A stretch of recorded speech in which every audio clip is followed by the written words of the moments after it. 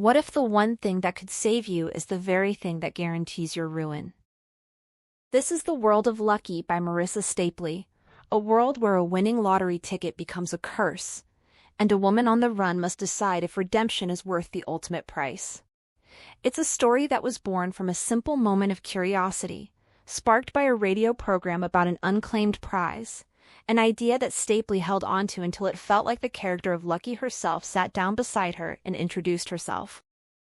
Published in 2021, the novel quickly became a phenomenon, landing on the New York Times bestseller list and capturing readers worldwide. It cemented Stapley's place as a master of emotional suspense, a writer who, after years of crafting stories like The Last Resort and Mating for Life, had found her breakout moment. Its success was so immense that it was adapted into an Apple TV limited series starring Anya Taylor-Joy, which premiered in the summer of 2026. The visuals you'll see are crafted with today's technology, designed to help you feel the world and atmosphere of the story as you listen. This is a cinematic retelling, an immersive journey through the novel's twists and turns, not a word-for-word reading. So settle in, let the atmosphere wash over you, and prepare to feel the weight of a second chance. The story begins.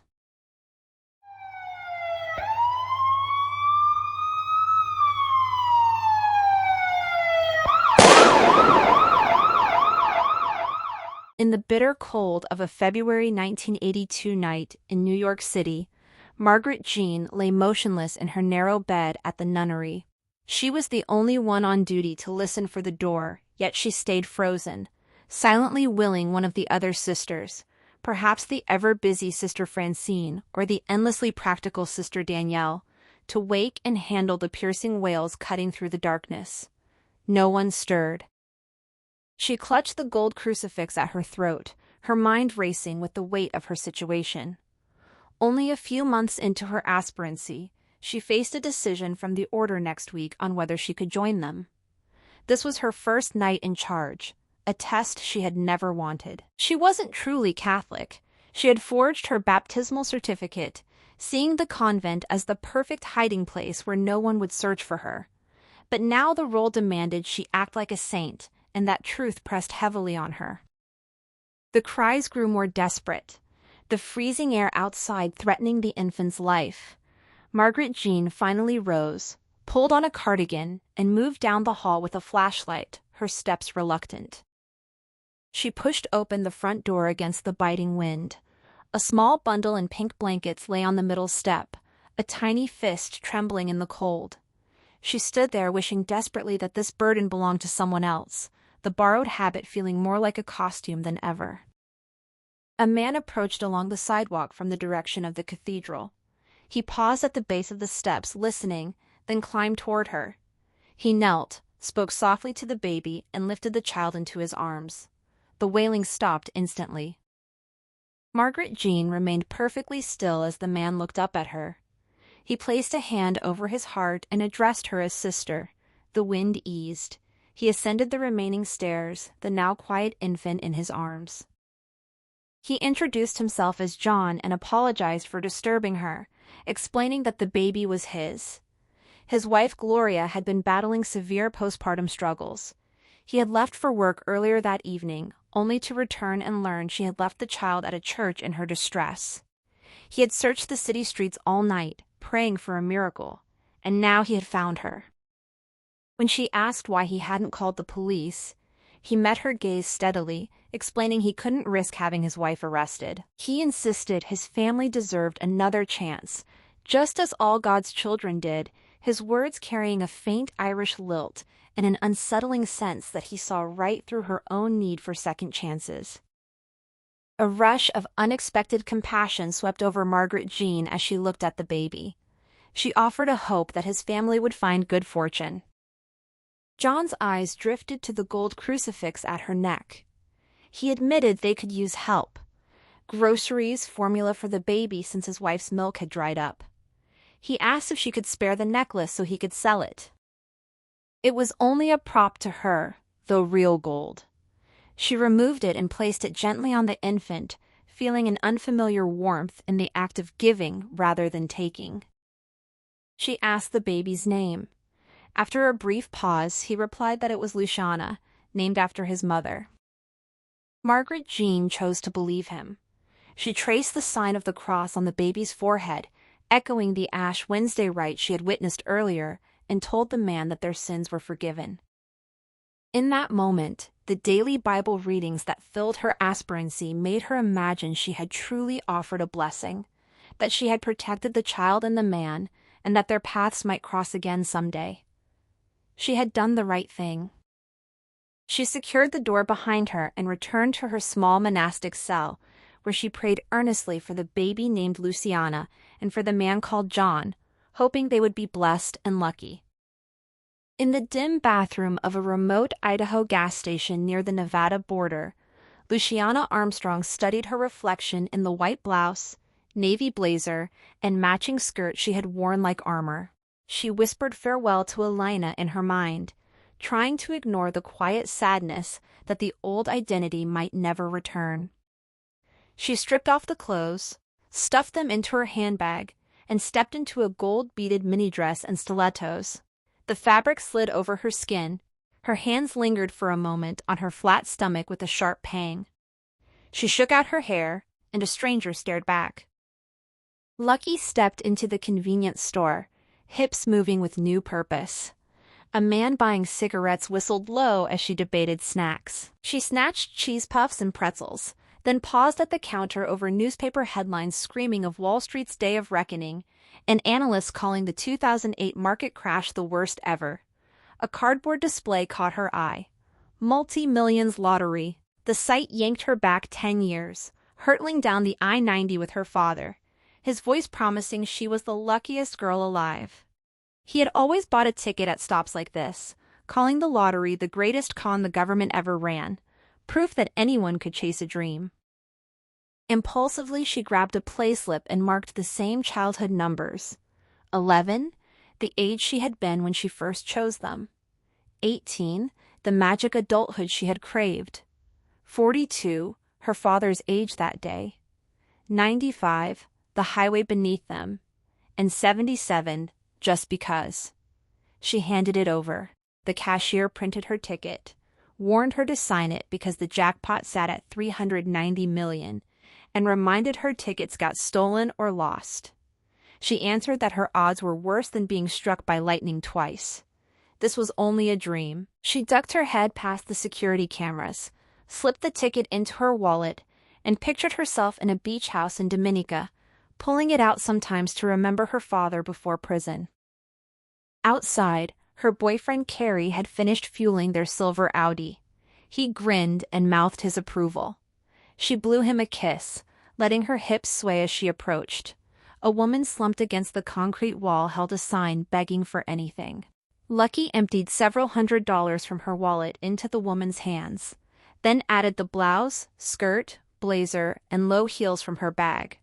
The woman asked where she would ever wear them. Lucky suggested selling them on consignment or using them to become someone else for a while. When confusion crossed the woman's face, Lucky simply told her to take care. Carrie was still grinning when she slid into the passenger seat. He caught her chin, kissed her hard, and told her she looked damn hot as Mrs. Anderson, the name they had used at the hotel. He liked that she had walked in dressed like an investment banker and come out as the girl he used to know. She never dressed this way anymore. He understood now why she had pushed so hard for Vegas. Then his tone shifted. He said it was funny how she kept trying to redeem herself by handing money to people like that woman. Soon she would not feel the need and would forget all about it. Irritation flared in her chest. She snapped that she was not redeeming herself and was not helping people like her. She was simply helping those who needed it. He asked why. She looked away as the woman waved from the wall. Carrie merged onto the highway, cranked up thumping techno, and smiled at her. She smiled back and said this trip was going to be fun, trying to convince them both. He agreed it would be a glory. She opened the pretzels and offered him some, telling herself they were just an ordinary couple on a road trip. She asked what their life in Dominica would be like, what kind of house they would have. Oceanfront, obviously. No pool, the ocean would be enough. They would adopt a rescue dog like Betty and walk the beach with her every day. The words caught in her throat at Betty's name.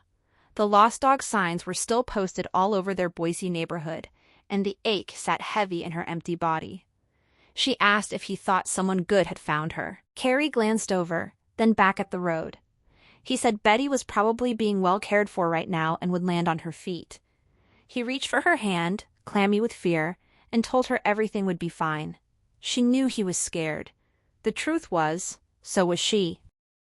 September 1992. The Adirondacks, New York.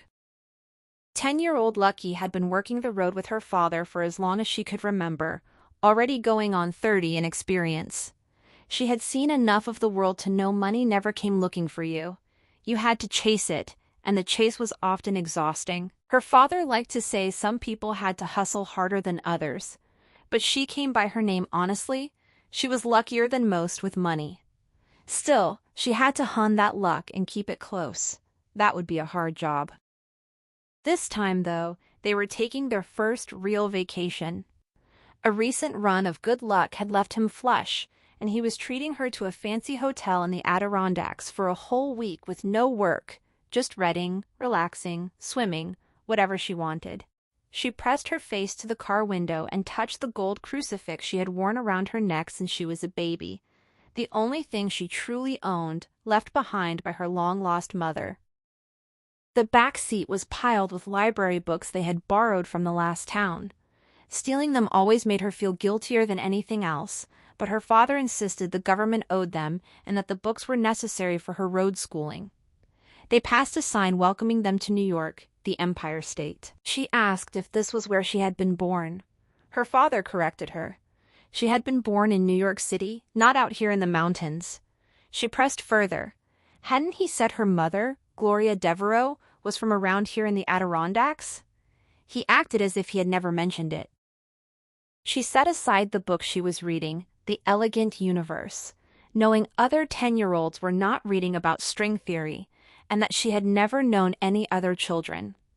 She reminded him that after a late poker game, he had told her the Adirondacks were her mother's home. He warned her not to ask questions when he had been drinking. She asked him anyway to tell her one tiny thing about Gloria. He had only ever said that he came home one night after buying formula, and she was simply gone, vanished as if she had never existed. Yet Lucky was certain her mother had to be somewhere out there. When she kept pushing, his answers usually turned sharp or sad. This time he asked what was in the book instead. She ignored it and asked why the necklace had been so special to her mother.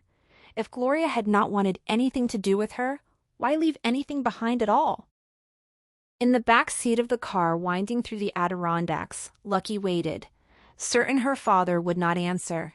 Then he did. He told her her mother had attended St. Monica's Parish, and the gold crucifix had been a gift from a nun who lived there. Lucky repeated the word parish, unfamiliar with it. He explained it was like a church. She had never been inside one and asked what happened there. After a pause, he said there was talk about being a good person, what God might do if you were bad, and where he might send you. Hell. She frowned. She had heard of hell but never thought much about it. People sometimes told her father to go there. She touched the crucifix and stared out at the velvety mountains, worrying that she and her father were definitely bad. They lied, they stole, they snuck around. From the books she had read, she knew which side they were on. A dozen more questions burned inside her, but she feared the answers. She picked up her book again as her father tuned the radio to the Yankees game. He told her they were an hour away and to relax. They were going to have a great week. They reached the elegant Sagamore Hotel on an island in Lake George, connected by a short bridge. Her father pointed out that Nixon had stayed there and delivered a short lecture, concluding that Nixon had done some good things, but they got lost in all the bad. That was usually what happened. Lucky admired the turrets, balconies, and stained glass windows, then scanned the faces of guests and staff, searching for her mother. She now had another clue. Her mother had gone to church and had a friend who was a nun. A valet approached. She rolled down the window and breathed the fresh air. This was going to be a perfect week. She could feel it. Upstairs in their room, with its sweeping view of the mountains and lake, her father dropped his sticker-covered suitcase, flopped onto the bed nearest the window in his shiny shoes, put his hands behind his head, sighed happily, and closed his eyes. Lucky unpacked her smaller suitcase and pulled out a yellow bathing suit. She asked if she could go to the pool. He told her she was on vacation and could do whatever the hell she wanted. When she worried that kids her age might not be allowed alone, he said to lie about her age, eyes still closed. Outside, Lucky wandered the grounds, bypassed the crowded pool, and walked to the lake. She stepped in to swim, but a lifeguard blew his whistle and shouted that she couldn't swim there. He pointed to the small, buoy-marked swimming area down the beach. She headed there, found it packed with shouting adults and shrieking children, then returned to the pool. She sat at the edge in the quietest corner she could find, legs dangling in the water, watching the splashing and dunking. One boy clutched the concrete, eyes closed in rapture, as a yellowish cloud bloomed below him. She looked away, repulsed. A girl about her age sat down beside her, chestnut brown hair smooth and shiny compared to Lucky's coarse curls. The girl slid her legs into the water. A toe ring glinted in the sun. She asked if it wasn't ridiculous. Lucky agreed at once. The girl complained about the beautiful lake and the tiny swimming area or the crowded pool, saying no thank you to both. Lucky added that she thought the boy nearby had just peed. The girl hooted with laughter and pulled her legs out. Lucky did the same and hugged her knees. The girl suggested they walk around the corner where the lifeguard couldn't see so they could swim properly. She introduced herself as Steph. Lucky loved the name. She gave her alias as Andrea, mostly called Andy, inventing the nickname on the spot. Steph liked it and led the way. They stayed out until sunset turned the mountains purple-blue. Steph said her mom would worry and she should get back. Lucky agreed, though she doubted her father would. Steph asked if it was just her and her dad. Lucky nodded. Steph said it was just her and her mom. She flopped back on the sand as the sky turned heavy blue and told Lucky her dad had died of a heart attack, even though he had been healthy. Her mom cried about the money they had, gave it to charity, and wished they were poor if it meant he were still alive. Sometimes Steph forgot he was gone and looked for him. Lucky said she was sorry and that she got it. Then she added her own lie like a matching earring. Her mom had died too. The story flowed easily because she wanted this friendship so badly. When she finished, Steph squeezed her hand. A star flickered on overhead. Lucky squeezed back as a tear slid down her cheek, not from sadness, but from happiness. For once, she had made a friend. The next night, her father reviewed the story. He was still Virgil, she was Andy for short. They were from Lansing, had driven up through Toronto for an end-of-summer treat and gone up the CN Tower. Her mother had died last year of a rare blood disorder. He called it brilliant. She explained she had only told Steph in case he talked to her. She didn't want him to ruin the story. Steph was her friend. He revealed he had chatted with Steph's mother, Darla, and arranged for the four of them to have dinner. They were no longer on vacation. They had a job now. These people were loaded. Darla wore a tennis bracelet and still her ring, but thanks to Lucky, he knew she was a widow. They would meet in half an hour.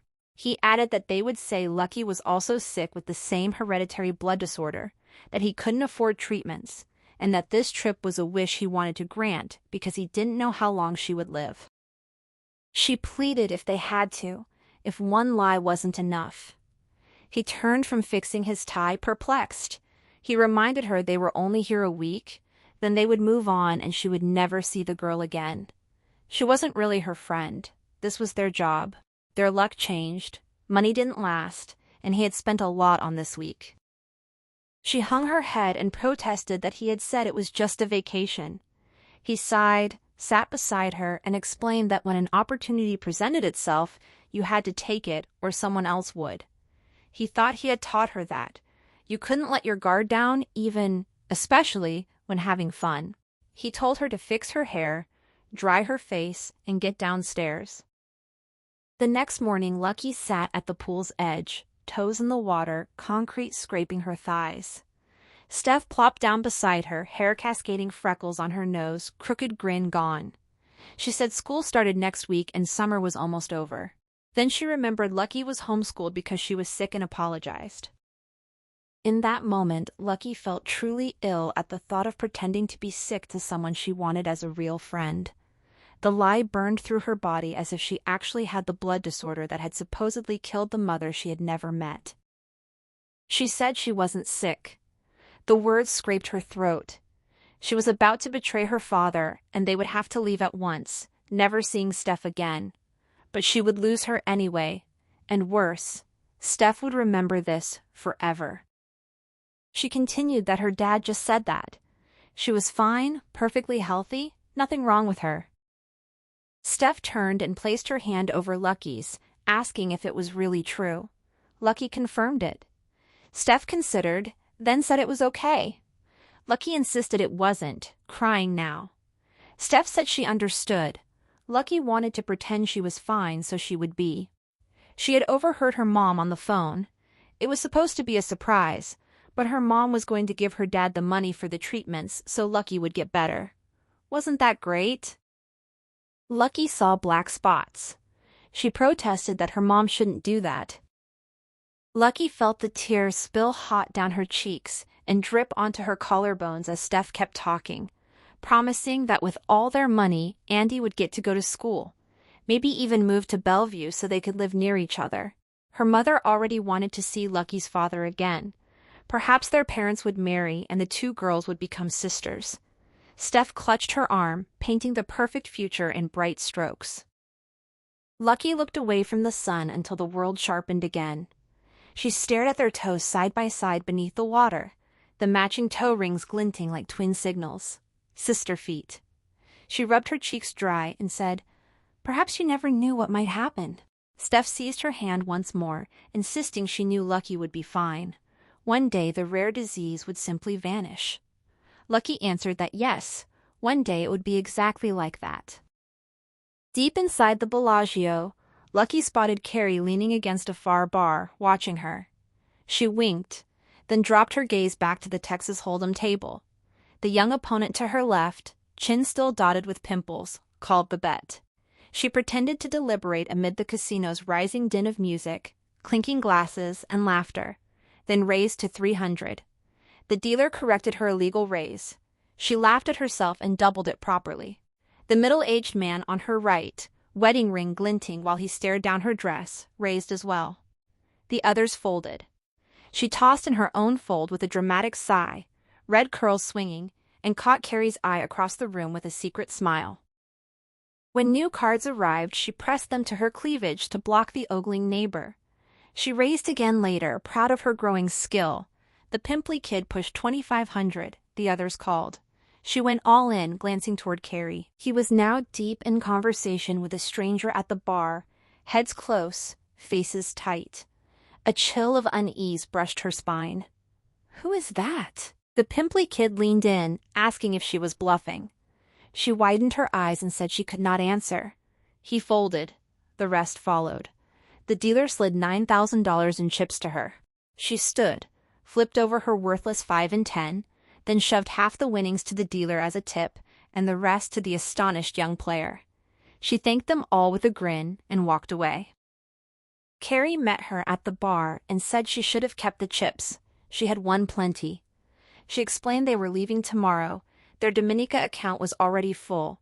Cashing in would need ID, and the shocked faces had been worth more than the money anyway. His expression stayed unreadable, the poker face she knew too well. She asked if he was all right and who the man had been. He brushed it off as someone asking for the bathroom, then stepped close and looked at her the way he had when they first met, as if she were one of the world's wonders. He told her he loved her so much and that she made everything fun. He pulled her to the bar and ordered a bottle of 1985 Dom Perignon. She protested that it was late and they had an early flight. He laughed, saying then they simply would not sleep. She had wanted the best night of her life before they left, and the night was still young. He grabbed the bottle while she reached for him, kissing him until he forgot the bar. He insisted they had time for everything else tomorrow. Tonight they would party like it was their last night on Earth. He made her repeat after him that she just wanted to party all night. She echoed the words dutifully. They left the table with the open bottle. When a security guard called out, Carrie slipped him $100 bill without slowing. Lucky kicked off her stilettos and carried them as she ran to catch up at the elevators. He produced a staff-only card, used it to access a restricted floor, and led her down a hallway to a door that opened onto the rooftop. The city lights sprawled below in a staggering view. Carrie walked to the edge, arms raised, bottle in one hand and glass in the other. She gently tugged him back. He stayed rigid a moment before stepping away and pulling her into his arms. He asked if she was ready for an unforgettable night. She said it already had been. She had bluffed the whole table.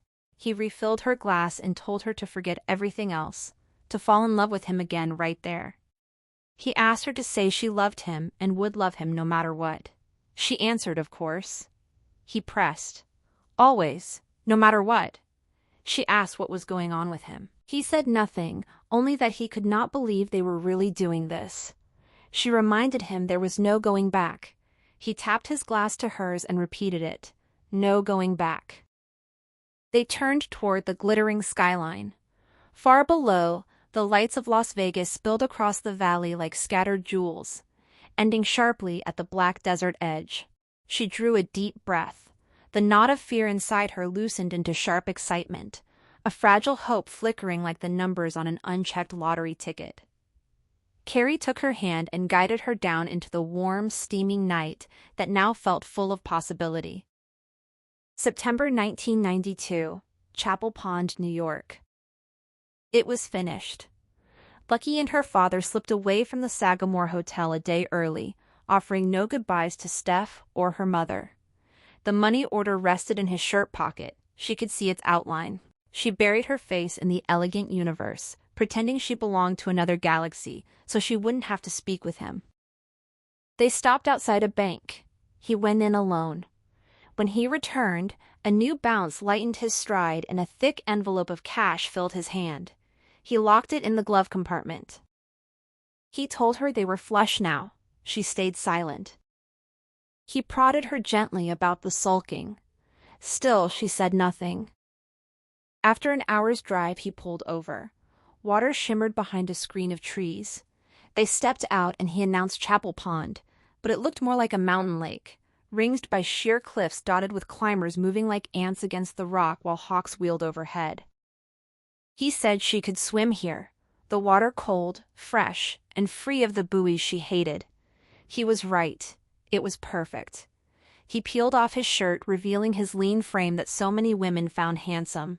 Steph's mother had certainly thought so, which had made charming her and taking her money far too easy. He declared this their classroom for the day and called her Luciana, the name he rarely used. The night before he had muttered that Steph's mother would hardly miss the money, given her late husband's wealth and life insurance. But Lucky knew the real loss wasn't the cash. Her father had pretended to offer love, and that was what the woman would grieve. He pointed upward, sharing fragments of knowledge about the famous climbers who had scaled those slabs. Even through her anger, Lucky found herself drawn closer, listening. He described an old fire that had raged so fiercely the rocks had cracked and plunged into the pond like Dante's Inferno, hissing and steaming on impact. Now the lake lay calm again, as if the blaze had never happened. He said the world worked that way. What shattered in one moment eventually mended. Everything passed. She suggested quietly that maybe they could be like the pond. Use this money for a down payment, settle down, and change. He answered with a soft, maybe. The water ran clear near the sandy shore and turned black in the depths. A flat rock protruded like a high table far out. She wanted to reach it, sun herself, and forget. When he asked if she was ready, she nodded and followed him down the beach past a bleached tree skeleton half buried in sand. She plunged in. The cold shocked her pleasantly. She swam hard underwater as long as her lungs allowed, surfacing in gasping breaths before diving again, driving toward the rock. It proved steeper than it appeared. Arms burning, she hauled herself up. Her father was already waiting at the top. At the final moment, he extended a hand and told her she had done excellent work. He was proud. She pulled away, shame flooding back, and prepared to dive off again, but he stopped her. He apologized, acknowledging how hard it had been for her to give up what she wanted for their sake. He said the world was stacked against them, so they had to seize every real break, even when it didn't feel right. This money would let them chase bigger dreams instead of scraping by. He was proud not because she was a good con artist, but because she had done something painful for them. He told her he loved her. She listened while watching a climber crest a ledge above, stand tall, and survey the world below. From up there, she realized, they must look like any ordinary father and daughter. He added that he was doing the best he could alone. She turned to him and reassured him it was okay. He said she was all he had. She answered that he was all she had too, and apologized again, though somehow she always ended up being the one who said sorry. He pulled her into a hug and told her she was tough enough to handle anything. She felt the truth of it settle inside her. The odds could not stay against her forever. One day they would shift, and then she would finally be the luckiest girl alive. She stretched across the king-size bed, fingers sliding over cool silk sheets in search of Carrie's warmth. She arched her back, murmuring a sleepy greeting into the quiet. No reply came. Her eyes opened to an empty room. In the wall mirror she caught her own reflection, tangled hair, mascara streaking her cheeks. She looked nothing like someone who belonged in a Bellagio suite. She looked like she had been dragged from the gutter. Nausea rolled through her. Far too much champagne the night before. She called his name. Silence answered. Their alarms had been set for 4 a.m. so they could reach the airport by 5. She rubbed her throbbing forehead. After they returned from the casino, the same man who had been talking with Carrie at the bar had appeared in the lobby. In her hazy state, she had asked who he was. Carrie had whispered for her to go upstairs, lock the door, prepare their bags, and rest until he returned. She had collapsed on the bed, expecting him to wake her. Sunlight now sliced between the curtains. The nightstand clock read 10:23. They should already be on a plane. She called out again. No shower sounds. Maybe the flight was delayed. Maybe he had stepped out for coffee. His suitcase still stood beside hers by the door. She dialed his phone. It went straight to voicemail. Her stomach heaved. She barely reached the bathroom before she was sick. What had been in that champagne? The thought flickered. Carrie wouldn't do this to her. It was only a hangover. She rose from the marble floor, tried his number once more, then switched on the television for the time. The news channel filled the room. The newscaster named David Ferguson and Elena Cadence, the identities they had used in Idaho, and listed the charges: bilking dozens of Boise seniors out of their savings, laundering money, posing as an accountant and restaurateur, suspected tour organized crime, retirement funds emptied, lives ruined. She turned. Their faces stared back from the screen. The banner read "Wanted" for fraud, embezzlement, racketeering. Panic surged as the report continued. Footage showed news vans outside their Boise house. The anchor kept emphasizing elderly victims, but that wasn't the agreement. They had only targeted the affluent, never the old. Her father's rule had always been clear: steal from those who could spare it. This was twisted. She hadn't done racketeering. None of it matched what they had planned. Carrie had done this. She killed the television. In the room safe, his passport remained untouched. He had prepared other documents, other names she would never guess. He had planned the betrayal for months, never intending to flee with her to Dominica. He had left her to face everything alone. A raw cry tore from her in the empty suite. She dropped onto the bed, face in her hands. She had been as blind as every mark her father had warned her about, the ones who believed in love or friendship or a sob story and handed over everything. Blind trust, her father used to say, kept the world spinning. When it came your way, you seized it. Carrie had clearly learned the same lesson. She had to run. She could not simply wait to be caught. From her suitcase, she pulled the zippered pouch holding her fake IDs, hair dye, and scissors. The lottery ticket from the day before lay inside too. For one brief second, hope flared again. What if? But she tossed it aside. In the bathroom, she hacked at her red curls until they fell away, forcing her mind blank so she could focus on building a new identity. She chose the name Bonnie Skinner, taken from a byline in the Gambling Insider magazine she had noticed in their suite. Bonnie was a freelance writer from Phoenix, in town for a business trip far more exciting than her usual life as a mother of two. She stuffed the shorn hair into a pillowcase, applied the dye, and rinsed until her hair dried in tight brown curls close to her head, an older woman's style. She packed a backpack with clothes, cash, loose change, and the abandoned lottery ticket. She added their passports and her phone to the pillowcase of hair, tied it shut, and left a few 20s on a pillow for the maid who would discover the mess. The door slammed behind her, and she was gone. October 1992. North Maine Woods. In the middle of the night, her father woke her, holding the small scissors from his mother's old sewing kit, the one with the rattan case woven with red and white roses. He told her it was time for a haircut and that they had to leave immediately. She turned her face into the musty pillow of the ramshackle rooming house cabin, heart sinking at the whiskey and cigar smell on him. She asked why.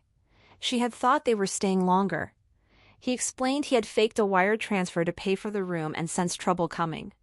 Worse, he had played blackjack with the wrong people, lost the rest of their money and then some. They needed to disappear before anyone came collecting. She reminded him she had warned him not to gamble. He answered that he had no choice. He had tried to win back what they lost after the robbery, but failed. This was their reality. They carried cash because they could not use banks. Sometimes you trusted the wrong person. Sometimes you were figured out. Sometimes it was simply bad luck. They had been robbed before, but never this much. She protested that she did not want to cut her hair. She only wanted to sleep. He asked her not to make it harder. He was upset too. She pointed out that no one was forcing him to cut his own hair. He dismissed it as only hair. She knew a real mother would have understood it was not only hair. She was at the age when she studied herself longer in mirrors and copied the styles of other girls. He told her she was still too young for such drama. She threw off the covers and glared, reminding him that he always said she was basically grown up and should be allowed to act however she wanted. He sighed with that familiar sad look that only fueled her anger. There was no choice, he said. They had to head back into the cities where money came easier. They always got so close to the border, to the honest life he promised in Canada, but he never seemed to know what honest meant. She wanted to scream. She wanted to cry. The feeling had been growing lately, the sense that her world made no sense at all. No other kids lived like this. She was finished. She fought to hold back the tears, but one slipped down her left cheek. While she was distracted, her father seized a thick lock of her long curly hair and snipped it off. The clump landed on the floor like something dead. He told her it was easy, no big deal. She leapt from the bed, shouting at him in fury. He flinched and urged her to keep her voice down. They were in trouble. She snapped back that they were always in trouble.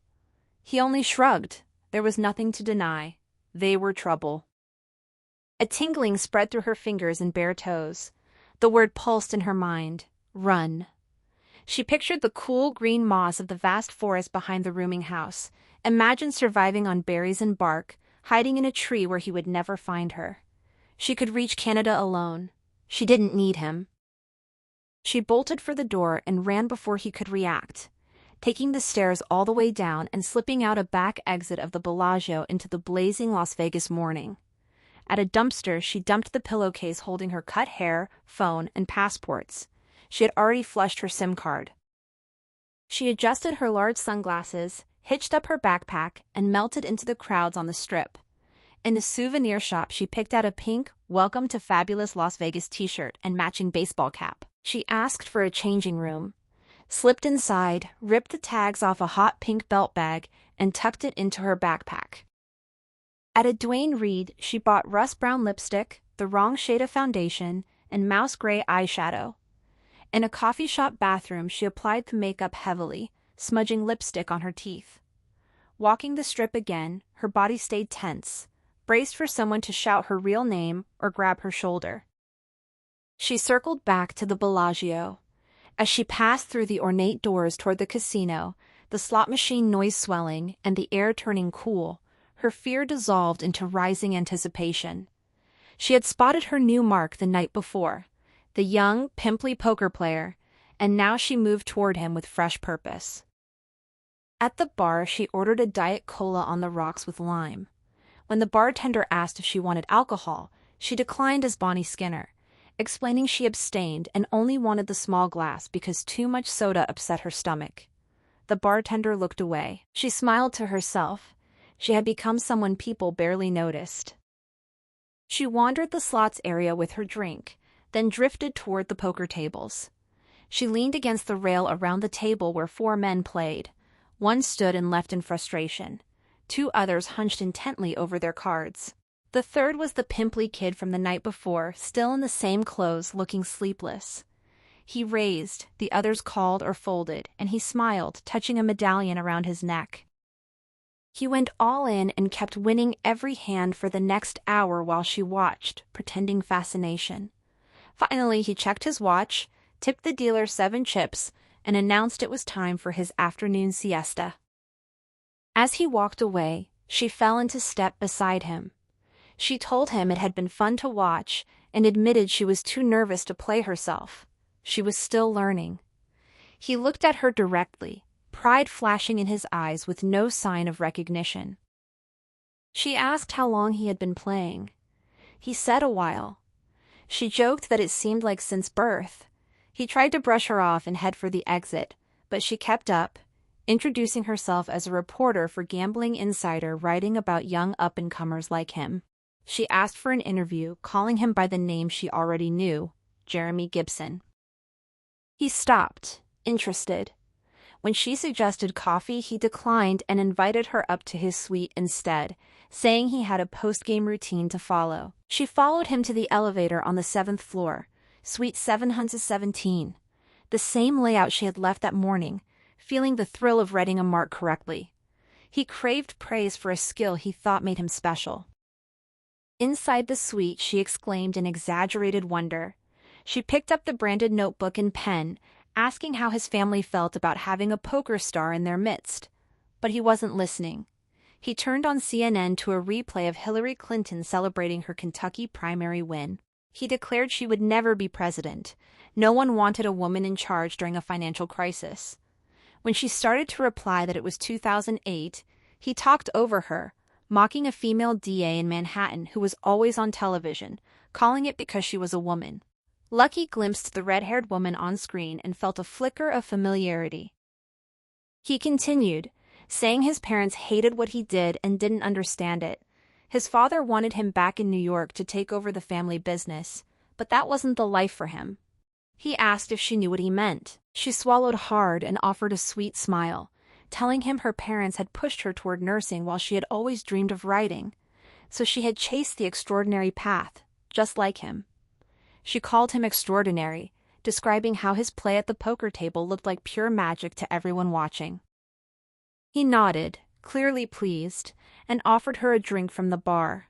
She declined. He cracked open a Coke, downed half, then gestured grandly around the suite as if it were his kingdom. He told her she was lucky to have met him and promised to make her article the best the magazine had ever run. He clicked off the news about the multi-millions lottery jackpot and led her toward the bathroom, still talking. As they passed the bar where he had emptied his pockets, bills, coins, poker chips, and his key card, she swapped it with her own in one smooth motion and followed him in. She exclaimed over the size and luxury of the bathroom, noting it was bigger than her entire room, their reflections multiplying endlessly in the mirrors. He suddenly remarked that something about her seemed familiar, especially her eyes. Her heart stuttered, but she kept smiling through the ache in her cheeks and brushed it off as a common reaction. She had one of those faces. He accepted it and wandered back out while she lingered, steadying her pulse before rejoining him with notepad ready. She asked about his post-game ritual and what he needed to guarantee a winning game. He settled on the couch and talked for hours while she scribbled notes, revealing his superstitions. He never played without the St. Cajetan medal around his neck, the patron of good fortune, whose feast day fell on the 7th of August. He always stayed on the 7th floor in a room with at least one 7 in the number, because the casino accommodated his big spending. He yawned, eyes red, and said he needed his usual daytime nap. She asked how long. He explained 1 or 2 hours of deep sleep, then a Red Bull, and he was ready again. She thanked him, said she had to pack for her flight, and promised to send copies of the magazine. Instead of taking the elevator, she slipped into the ice room down the hall and waited 25 minutes. Returning, she rehearsed her excuse in case he woke, that they had accidentally swapped keys and she was simply returning his without disturbing him. His snoring carried from the bedroom. She took only a few bills and chips from the bar, careful not to arouse suspicion, then moved quietly to the closet. Another loud snore, then steady breathing. The safe opened on her first try with 7777. At least $20,000 waited inside. She left most and took only 1,000, doubting he would notice. She switched the key cards back in the front room and slipped out, the door closing almost silently. October 1992. North Main Woods. She ran full speed down the stairs and out the front door of the rooming house, across the yard, over the fence, and into the woods beyond. The air shifted from the heavy scent of onions and lard to clean moss and pine. She gulped it in gasping breaths, feet tearing over the forest floor, chest burning, but she refused to stop. Only when she could go no farther did she drop to her knees, then crawl to a nearby stump and sit, heart hammering as she stared at the moss, sticks, rocks, and pine needles beneath her. As her pulse slowed, the night sounds returned, a cricket's chirp, an owl's call, fluttering wings, and a rustle that made her tense until a small vole peeked out, studied her, and vanished. The cold of the fall night settled in. She wore only a nightgown, her bare feet stung from the run and the chill. She touched the long red hair that had sparked the fight with her father and felt the first stirrings of panic. Which way had she come? She had twisted and turned to lose him. Had she lost herself too? She closed her eyes, then opened them. Something large crouched in the brush ahead and hissed low. Fear spiked, but she locked eyes with it and forced herself to stay calm. Remembering a past camping trip with her father near the Rockies and how he had taught her to face bears, she climbed onto the stump, stood tall, and told the lynx in her firmest voice that she was bad news. Lucky Armstrong, a redhead whose kind were deadly to animals, especially cats. She stepped down and backed away slowly, still warning it to stay clear. The lynx watched a moment longer, then slipped back into the brush. She kept retreating without turning until she bumped into something warm and moving. A scream tore from her. It was only her father. He had chased after her as fast as he could but had struggled to find her, until now. Lucky pressed her face into her father's chest, inhaling the comforting mix of vanilla cigarillos, spicy aftershave, and the faint onion smell from the rooming house. She had never heard him sound so scared before. For a long moment she stayed there, head bowed, before finally looking up. How had she ever thought she could manage on her own? She told him about the big, scary cat waiting out there. He said he had seen her standing on the stump confronting the lynx and how the animal had suddenly fled. He explained it was because she was more than just lucky. She was different from other kids, from other people. She possessed special powers. She was magic. He crouched, lifted her onto his shoulders, and declared that nothing could harm them as long as they stayed together. They had to remain together. Relief washed through her as the edge of the woods appeared and the trees thinned. Soon they reached the path she had taken earlier, and the log cabin-style rooming house came into view. He set her down just outside the back gate, which swung gently in the night breeze. He reminded her they needed to stick together.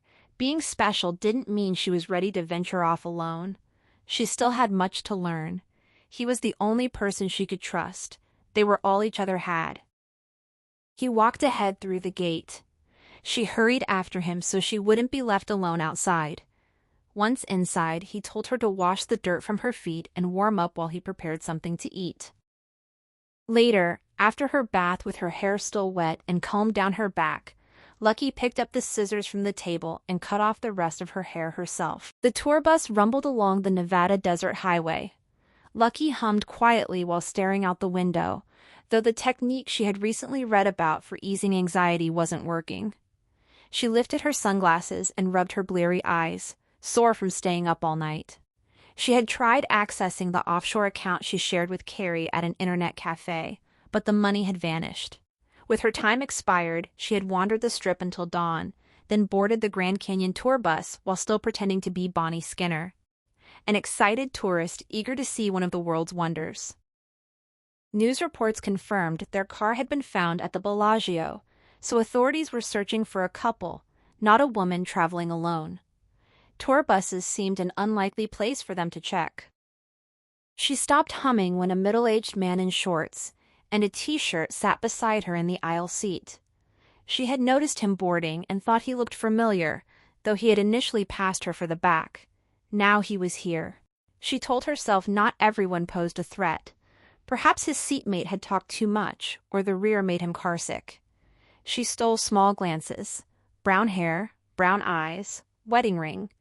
She had definitely seen him somewhere. Casino? Shop?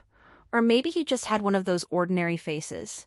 Perhaps his seatmate had talked too much, or the rear made him carsick. She stole small glances, brown hair, brown eyes, wedding ring. She had definitely seen him somewhere. Casino? Shop. Or maybe he just had one of those ordinary faces. When he caught her staring, she offered a tight smile. He didn't return it. She resumed humming and folded her hands protectively over her belt pack. Trying to seem chatty so he might leave, she remarked how exciting it was to visit the Grand Canyon, a definite bucket list item. He agreed flatly. She asked him to excuse her so she could use the restroom. He didn't move, forcing her to squeeze past, her leg brushing his. She recoiled inside, the urge to run surging though there was nowhere to go. In the tiny washroom, she checked her sallow, tired reflection, then unzipped her belt bag. She counted the bills and redistributed them into her bra, pockets, and shoes, leaving only her lottery ticket in the wallet. She glanced at it briefly, wondering about the draw date, before replacing it and clipping the bag back on. The bus slowed and turned. The canyon appeared in the distance. She exited with the others, relieved when the familiar man moved ahead and disappeared from sight. No crisis after all. He was just some guy. She lagged behind, pretending to organize her things, then slipped away unnoticed in the opposite direction when no one was watching. She walked half a mile along the roadside, seeing only a few trucks, following signs for Tusayan. The heat pressed down as she rationed her water. Eventually she stopped for a long drink, sliding off her backpack and bending to retrieve the large bottle she had bought before boarding. As she lifted it to her lips, someone struck her from behind. The bottle flew forward, spilling across the dirt. A vice-like grip clamped her forearm. Cold metal pressed against her neck, a switchblade. She looked into the eyes of the man from the bus and realized instantly where she had seen him. Twice, at the poker tables 2 nights ago and again yesterday while she scoped the kid. With his free hand, he ripped the belt bag from her waist and greeted her. She responded politely in her Bonnie Skinner tourist voice, asking him to let go because he was hurting her. He laughed harshly and told her to drop the act. He knew exactly who she was. A truck appeared far down the road, speeding toward them. He continued, noting her unforgettable eyes and figure even under the loose t-shirt. He'd seen her bluff everyone at the table and recognized her from television. He moved the blade slowly along her neck, pausing at each freckle, calling it his special talent for remembering faces. The knife snagged on her gold cross chain. He tugged, asking what it was. She claimed it was costume jewelry. He dumped the belt pack. The lottery ticket fluttered away. She instinctively stepped on it. He demanded the money she had stolen from the kid and the others mentioned on TV, then yanked her down an embankment by the arm. She stumbled forward, losing the ticket as it blew into sagebrush. He dragged her behind a line of trees, hiding the road from view. She weighed her options: knee him hard, run for the roadside, hope the truck stopped. But too many risks: bad timing, the driver ignoring her or recognizing her, or failing to disable him before he stabbed her. She had waited too long. The truck rumbled past. He pressed the knife harder into her neck, the sting sharp. She could smell his oily hair and sour breath as he threatened to do this the hard way or the easy way. He yanked at her t-shirt, tearing it at the collarbone, insisting she had more than she admitted. Lucky raised a trembling hand in feeble defense and agreed to cooperate. She reached into her bra while he watched intently, pulling out the first wad of cash, then the second from her pockets, and handed them over. He lowered the knife and counted. He called it bullshit. That wasn't everything. She insisted she had only taken what she needed from the kid, spent some on the bus ticket, and that her partner had run off with the rest from the Boise scam. He repeated his demand, ordering her to take off all her clothes so he could see what she was hiding. Lucky straightened to her full height, an inch taller than the man, and looked him over with cold dismissal. He was nothing to her. She told him he already held every dollar she had, a decent haul for one day's work, but she could offer him something far more valuable if he promised to release her. He started to interrupt with a crude remark, yet she pressed on, insisting he swear to let her go first. In return, she would share her secret: how luck worked, how money could be drawn to a person, how a small life could transform into something bigger than roadside threats with a cheap knife. She described the kind of man he could become, the one handed a suite at the Bellagio, pockets heavy with cash, beautiful women drawn to him, respect pouring in, if only he listened. His hand dropped to his side, the blade no longer aimed at her. Power surged through her chest. She demanded his promise again. He cleared his throat, squinted, then gave it in a husky voice. She drew a hot, dry breath and laid out the rules she lived by. Trust every hunch and follow it without hesitation. Truly believe the future you want is already yours.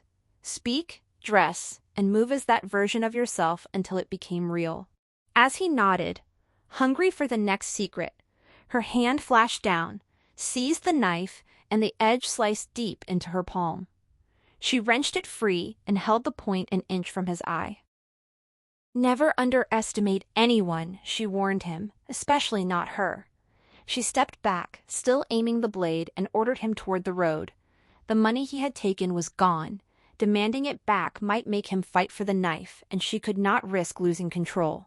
She needed this finished now. She commanded him to walk and promised she would not kill him if he obeyed. He spat the insult at her but kept his distance.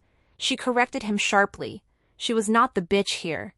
He was the lucky one for crossing her path at all. She pointed him back toward the canyon and followed until he was a shrinking dot on the horizon. Only then did she descend the embankment, retrieve her backpack and the spilled water bottle, and let the last drops trickle onto her tongue. Tremors rolled through her limbs. She touched the gold cross at her throat, and the shaking eased.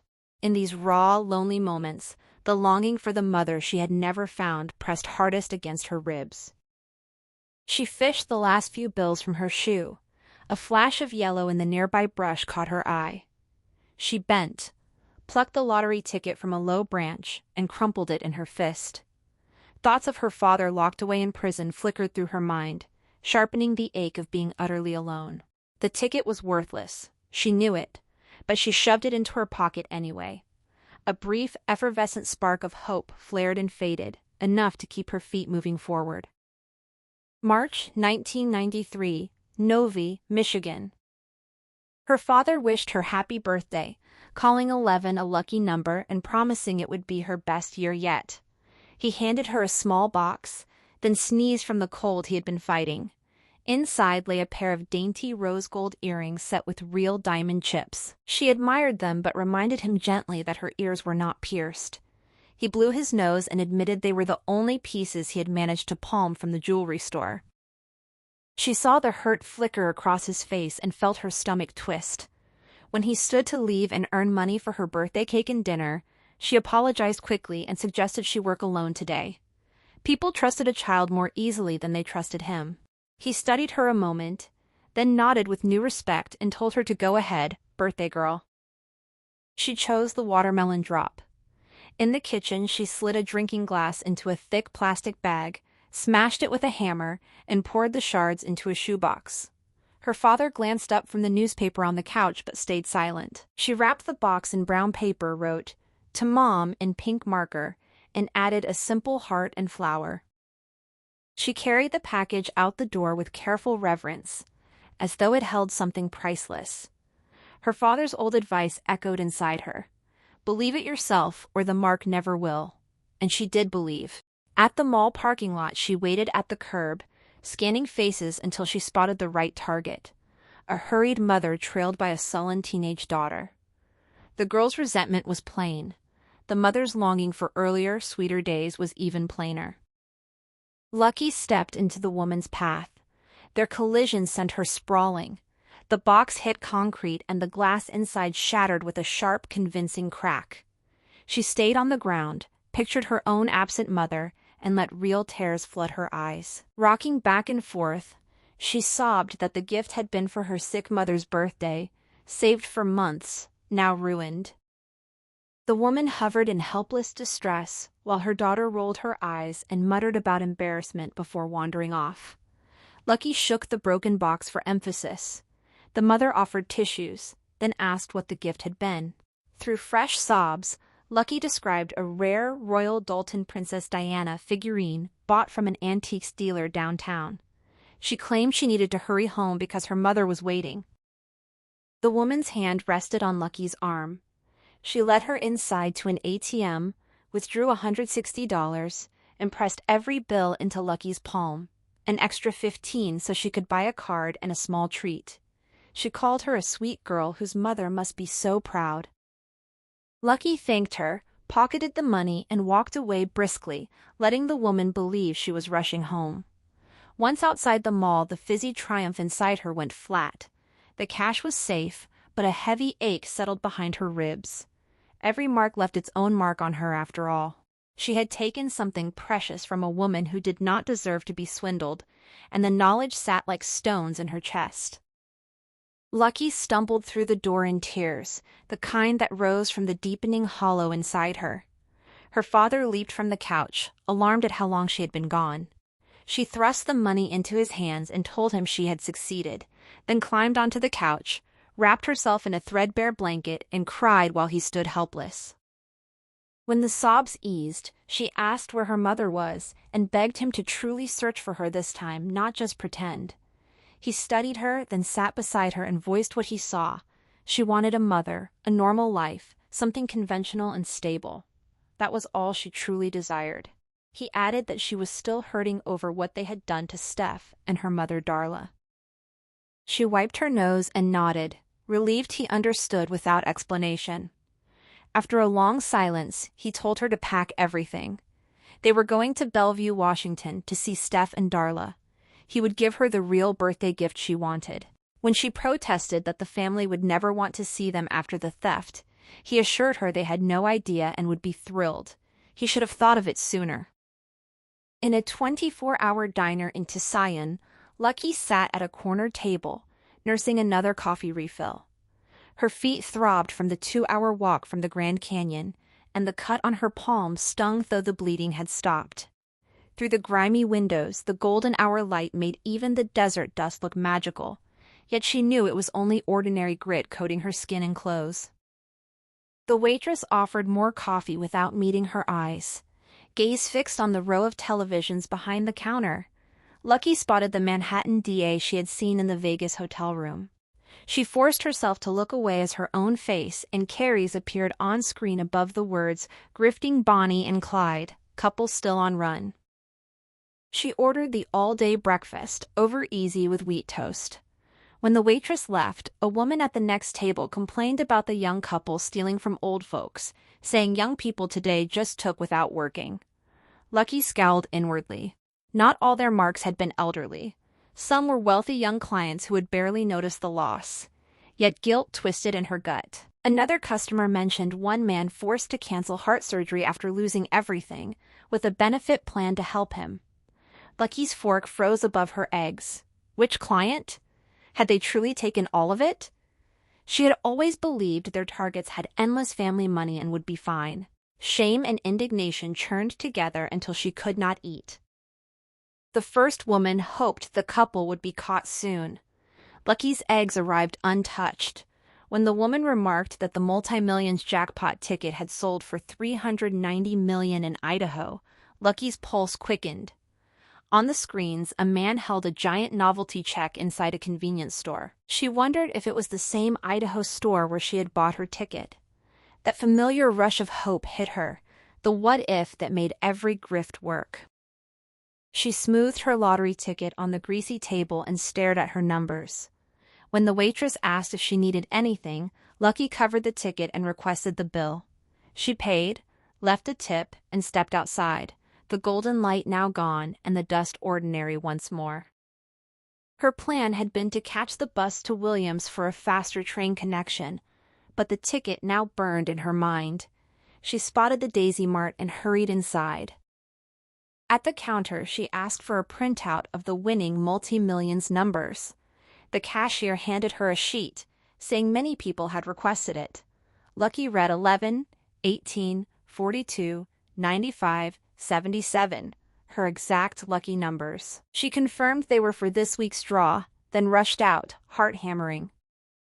She slipped into a nearby McDonald's restroom, locked the door, and leaned against it, breathing hard. The ticket felt like a relic from a dead world. She compared it to the printout, 11, 18, 42, 95, 77. They matched. She had the winning ticket. Joy surged, then crashed, claiming it meant arrest. She folded the ticket and tucked it into her shoe. Staring into the mirror, she searched for a new identity, a new plan, anything. All that came was her own reflection. She spat her own name at the glass like a curse, then walked back onto the darkening street, moving with forced purpose while feeling more lost than ever before. Lucky sat in the passenger seat as the Buick shuddered to a stop in front of Steph's split-level ranch house on March 20th, 1993. The manicured lawn stretched wide under a watery blue sky fading into dusk mountain peaks sharp in the distance. Streetlights flickered on while neighborhood kids drifted indoors, pausing to stare at the rust-speckled car with its rattling exhaust. Another backfire split the quiet and heat flooded her cheeks. She wanted to sink through the floorboards, yet she could not look away from the clean windows catching the last gold of sunset, the butterflies looping drunkenly toward the bushes, or the rich scent of grilling steak and baking pie drifting on the evening air. Nothing like the onion and lard smell of every rooming house she had ever known. Her father glanced over and asked if she was ready, calling her Andy. She stepped out. The front door swung wide. Darla appeared in silhouette, and a golden retriever came bounding down the driveway, barking once before pressing a warm, friendly muzzle into Lucky's palm. This had to be Blossom, the puppy Steph had described as the family's small comfort after her father's heart attack. The dog's tail thumped steadily against her leg. Her father greeted Darla, voice thick with what sounded like genuine remorse. He apologized for vanishing in the night, claimed fear had driven him away because his feelings for her had been too sudden and overwhelming, and swore he had thought of her every single day since. Darla answered with open relief, saying she had never stopped hoping he would return. Lucky felt her stomach twist. The lies poured out so easily, and Darla accepted every word. She knelt, burying her face in Blossom's soft fur to block out the wet sounds of their reunion kiss. Then Steph's voice rang out in pure delight. She raced down the driveway, exclaiming that she had feared they would never meet again, and asking whether the treatments had worked. Lucky drew a steadying breath and told her she was completely cured. A miracle, the doctors had said. Steph whooped with joy. The adults slipped around the side of the house for privacy. Steph rolled her eyes at them but grinned at Lucky, and Blossom stayed close, tail wagging in slow contentment. Darla reappeared moments later, lipstick faintly smeared, beaming as she studied Lucky and confirmed the good news. Her father added that the transfusions had restored her full health and credited Darla for making it possible. Darla brushed the thanks aside, saying she had forgiven him the instant the car pulled up. She pulled him into another embrace, this one fiercer than the first. Steph tugged Lucky toward the front door, the dog trotting behind them. This was everything Lucky had wished for: the house, the friend, the warm welcome. Yet the weight of the deception settled across her shoulders like a yoke. She understood now that some wishes came with a price only she would ever pay. 2 months slipped by. Each day Lucky tried to feel the happiness she saw around her, but the knowledge that none of it could last pressed heavier. Her father had never mentioned how long they would stay, and she knew their time here was temporary like everything else in their lives. Still, she watched him relax into the role Darla offered: home-cooked meals, a waiting drink, even a sales job at a local furniture store arranged through one of Darla's friends. Darla treated him like royalty and seemed lighter herself, no longer hovering over Steph with constant worry. Steph confided that she liked the change. Evenings now meant running through meadows with the neighborhood kids, catching salamanders, and walking home late without scolding. The approaching summer promised even longer nights. Lucky enrolled at Steph's private school under the name Andrea Templeton, the forged papers accepted after Darla wrote a large tuition check. At school she became Andy Fully, top of her 5th grade class, especially in math, and for the first time felt solidly real. Steph, a grade ahead, met her at every recess and lunch, treating her like a sister. One golden afternoon, the teacher, Mrs. Gadsby, told her she carried herself like someone far older and predicted she would accomplish remarkable things. Lucky thanked her sincerely. At least those words held no lie. She clung to every true thing she could say, even while the constant ache of knowing the entire life was borrowed never quite left her chest. Lucky sat in the Williams, Arizona bus station, the lottery ticket tucked safely inside her bra. She waited for a rush of elation at being the winner, but none arrived. The ticket felt like an impossible dream with no clear path to redemption, neither for the prize nor for herself. She had settled on one decision: California would be next, yet reaching it demanded more cash than she still carried. She left the station, bought fabric tape, hair gel, and a stale sandwich at a nearby store, then ate while heading toward the town's central hotel with its conference center. Inside the lobby she spotted the signs. One hall hosted a salon professionals and beauticians trade show, the other a small business sales summit. In a restroom she transformed herself. Dark cat eyeliner, matching brows, and gel-slicked hair that made the shortcut look sleek and intentional. Unable to wear a bra beneath her backless cocktail dress, she taped the lottery ticket securely to the inside of the skirt. She studied her reflection, becoming Lisa, the ambitious hairdresser from Minnesota, here to promote her deep conditioner and signature head massage technique. Now transformed, Lucky walked the hall with her backpack slung casually over one arm. She stood out yet blended perfectly among the attendees. After checking the layout, she rode the elevator to the 5th-floor bar, settled onto a stool, and spent the afternoon sipping club soda while pretending to study a discarded trade show program.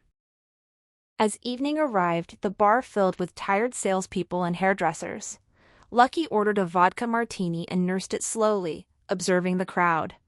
A pleasant but ordinary man in a gray shirt and butter-yellow tie took the stool beside her. No wedding ring, though the pale band of skin told its own story. He offered to buy her a drink exactly as she had anticipated. She declined, a sudden wave of grief twisting inside her at the thought of flirting or touching anyone other than Carrie. The betrayal still burned. He had been her only love, her only lover, despite the long con their relationship had become. The man shrugged, paid, and left. Lucky weighed her choices: this path or a night in a bus shelter, risking police pickup and the end of everything. Soon, another man sat to her left, middle-aged with a receding hairline, tired eyes, and a visible gold wedding band. He ordered a craft beer, then pulled out a copy of Dale Carnegie's How to Win Friends and Influence People. She mentioned she had loved the book, her voice soft and shy. When he looked surprised, she apologized for interrupting his rating.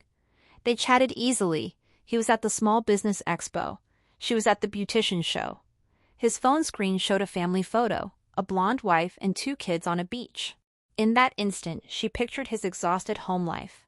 The arguments, the mutual fantasies of escape with a stranger in a hotel bar. She confessed it was her first work trip, then let tears well up. Embarrassed, she dabbed her eyes and suggested 2 shots of tequila to perk herself up, inviting him to join. He hesitated only briefly before agreeing. After the shots, he asked what troubled her. She hesitated, then introduced herself as Lisa, a beauty supplies seller, and leaned in to describe her special deep conditioner technique with its relaxing head massage that left clients loyal and hair visibly healthier. By the 3rd shot and 2nd demonstration of the massage, she had slipped away with his wedding ring, watch, and wallet, no kiss required. He told her it was the most fun he'd had in ages, still unaware of the theft, his voice growing serious and content. She let her pinky brush his, accepted his husky question about where she came from, and answered that she was just a regular girl from Wisconsin. When he insisted she was anything but ordinary, she suggested he meet her in room 505, after giving her 5 minutes to slip into something more comfortable. She giggled at the cliché, shot him one last inviting look, then sashayed out with her backpack. Down in the lobby restroom, she quickly changed, stilettos and dress off, ticket returned to her bra, t-shirt, jeans, and baseball cap on. Outside, she spotted the city bus, head down as she ran and boarded, settling in the back with her face turned from the window. Once the bus pulled away and several blocks passed, relief settled over her. She felt the cool metal of the stolen watch, wallet, and ring inside her backpack pouch. He would likely claim a robbery to his wife and never repeat the mistake. After all, he had already paid for his lapse in judgment. The bus followed the route she had scouted earlier until the bright lights of the Easy Pawn appeared. Inside, she placed the watch and wedding band on the counter. The clerk examined them, quoted prices, 2013 40/50 per gram for 14K gold, cash on the spot, and offered consignment or immediate cash for the watch. She also noticed Lucky's gold crucifix necklace and made a similar offer. Lucky hesitated, then unfastened the necklace that had belonged to her mother, only to snatch it back moments later. She couldn't part with it. Instead, she took the cash for the other items. Combined with the $200 from the man's wallet and the $100 she had kept hidden from her earlier robber, she now carried nearly $500. Outside the pawn shop, she refastened her mother's necklace, the hope of someday finding her burning stronger than ever. She had no idea where to start the search, yet she refused to let that dream die, especially now when she needed family most. Lucky turned and walked toward the train station. If her timing held, she would reach San Quentin by morning and step straight into the last place she ever wanted to be. Lucky and Steph returned home one evening in May 1993, Bellevue, Washington, after a full Saturday playing with friends.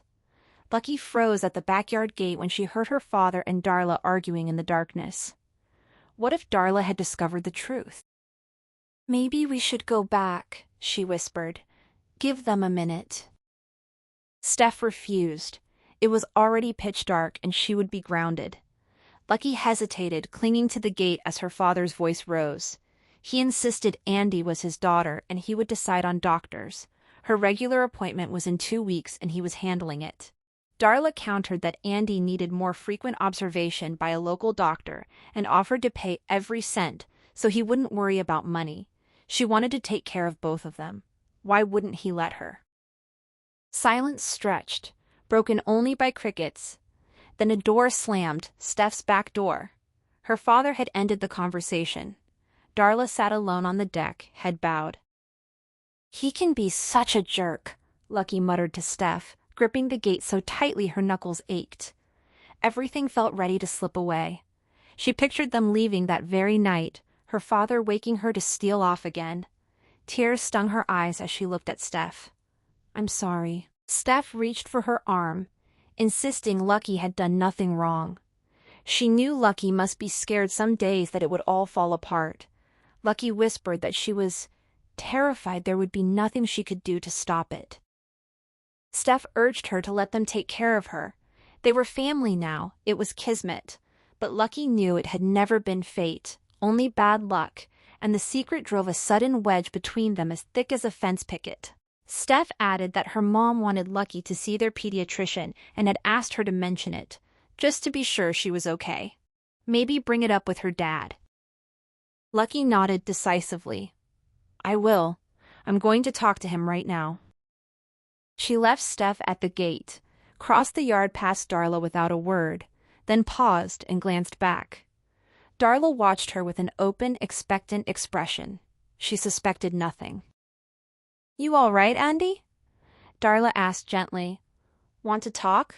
Come sit here with me. Lucky shook her head. I need to go talk to my dad. She turned away. Inside the master bedroom, she found her father sitting on his side of the bed.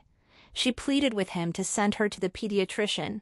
The doctor would examine her, find her in perfect health with no sign of illness, which was exactly right, miraculous even, and then they could stay. Maybe forever. Please. He answered in a low voice that it wasn't that easy. No matter what, they could never be happy here forever. Happiness would unravel eventually, even without the lies they had told to get there. The word we landed like shared guilt, partners in crime. Lucky protested that she was just a kid, though the words felt false. She had never truly been allowed to be one. That was why she wanted to stay, to finally be a regular person, not a thief or an 11-year-old con artist. She asked if he loved Darla even a little, the way Darla loved him. His face turned sad. No, he couldn't. He felt only disdain for how completely she had fallen for the con, hook, line, and sinker. He could never love someone that trusting. She understood, didn't she? Lucky refused to nod, but she did understand. In darker moments, she sometimes felt the same way about Darla, and even about Steph, wanting to shake her and demand why she wasn't paying attention. She whispered that he could go and she could stay. He switched on the lamp. Guilt flooded her at the sadness on his face. He said they needed each other. She knew that. Lucky swallowed hard, the lump in her throat feeling permanent. What if the lies inside her turned ugly? What if she really did get sick? She begged for 1 whole year in a single place, being Andy, and then they could leave.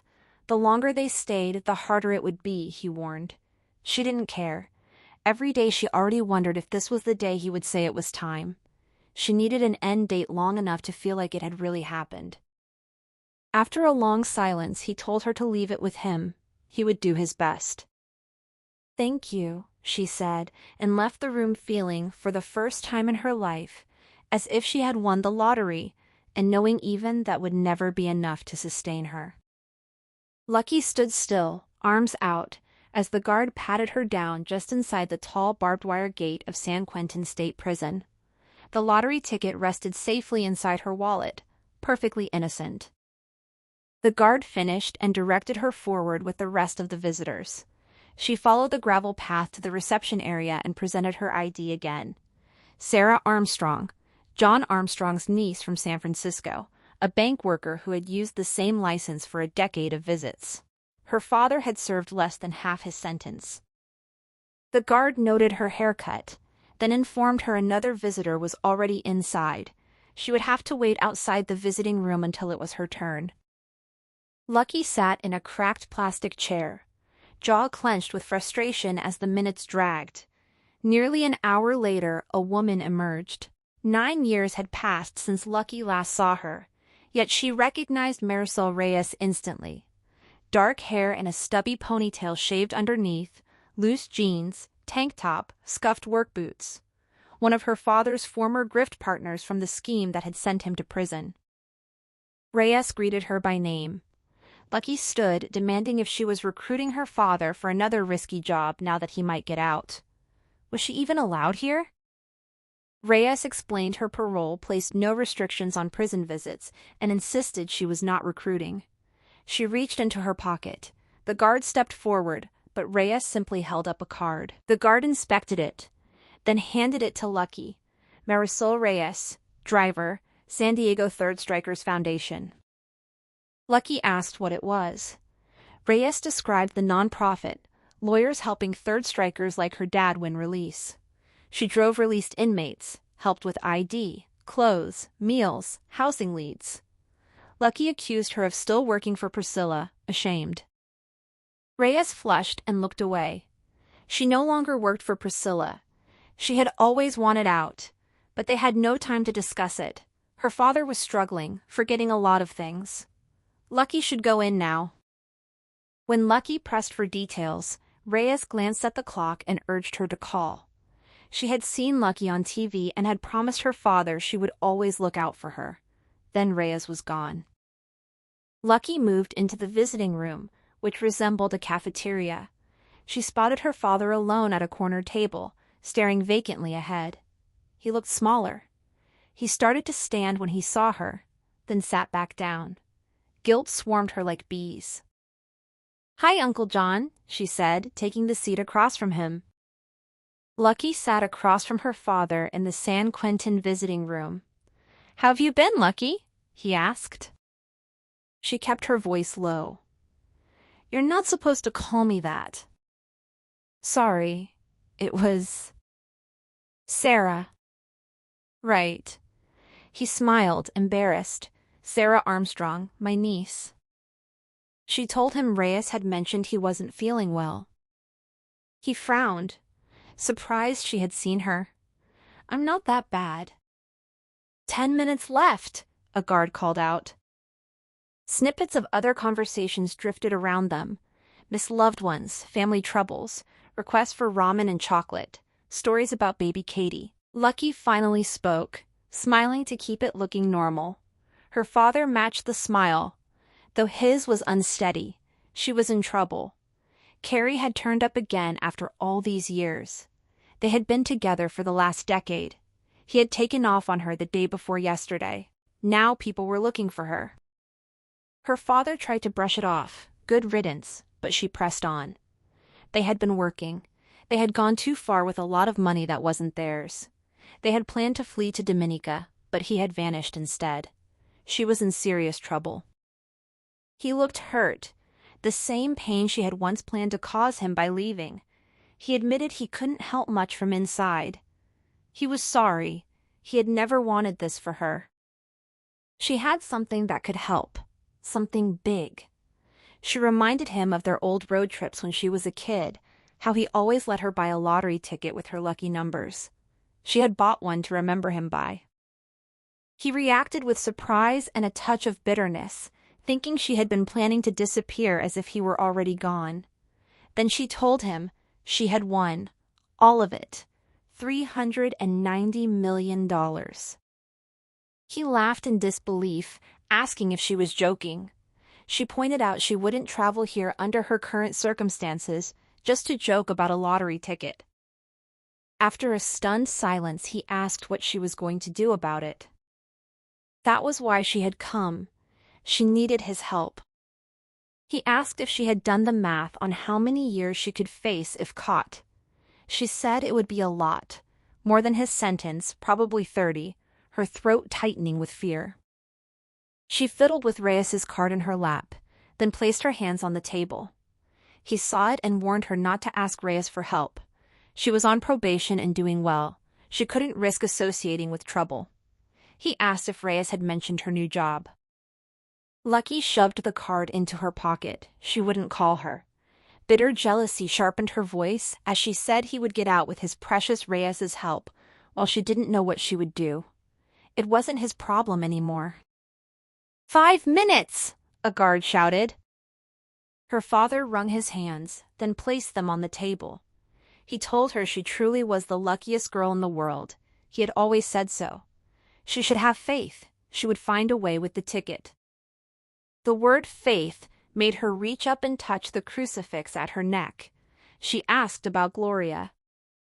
Confusion crossed his face. He hadn't thought about her in years. She was probably still outside Cooperstown, running the Devereaux family fishing camp she had fled to after leaving him. Unless she was dead, which he doubted. They were still technically married. Why was she asking? Then realization dawned on him. He had said too much. She suggested going to the camp and finding her mother. Wouldn't a winning lottery ticket make her want to know her daughter at last? Millions of dollars had to count for something. He sounded pained. She had never even met Gloria, and showing up in her current situation wasn't just about the money. Gloria was... 4 minutes, the guard shouted. Lucky accused him of always acting as if she had never had a mother, as if she had dropped onto the planet fully formed and never needed her. But he knew exactly where she was. He turned it back on her. This was the real reason she had come to grill him for information about her mother. She hadn't visited for a year, and now this. She insisted she had come for help.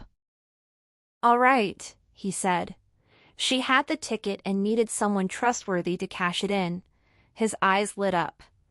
Darla and Steph, they had been like family once. She could go to them, explain he had ended up in jail while she had stayed clean. Steph had loved her like a sister. Appeal to their emotions. Tell them they were all she had left and she was in trouble. They would do anything for love. It was perfect. She didn't understand why he thought she had a better chance with them than with someone who had an actual blood connection. She needed a sure thing. Then try Priscilla. That woman could make anything happen. Hope drained from Lucky as she refused. Priscilla was a snake. He disagreed. She had changed, rehabilitated. Jail made people better or worse. Now she ran a women's shelter in Fresno. Plus, she would want to know where her precious Carrie had gone.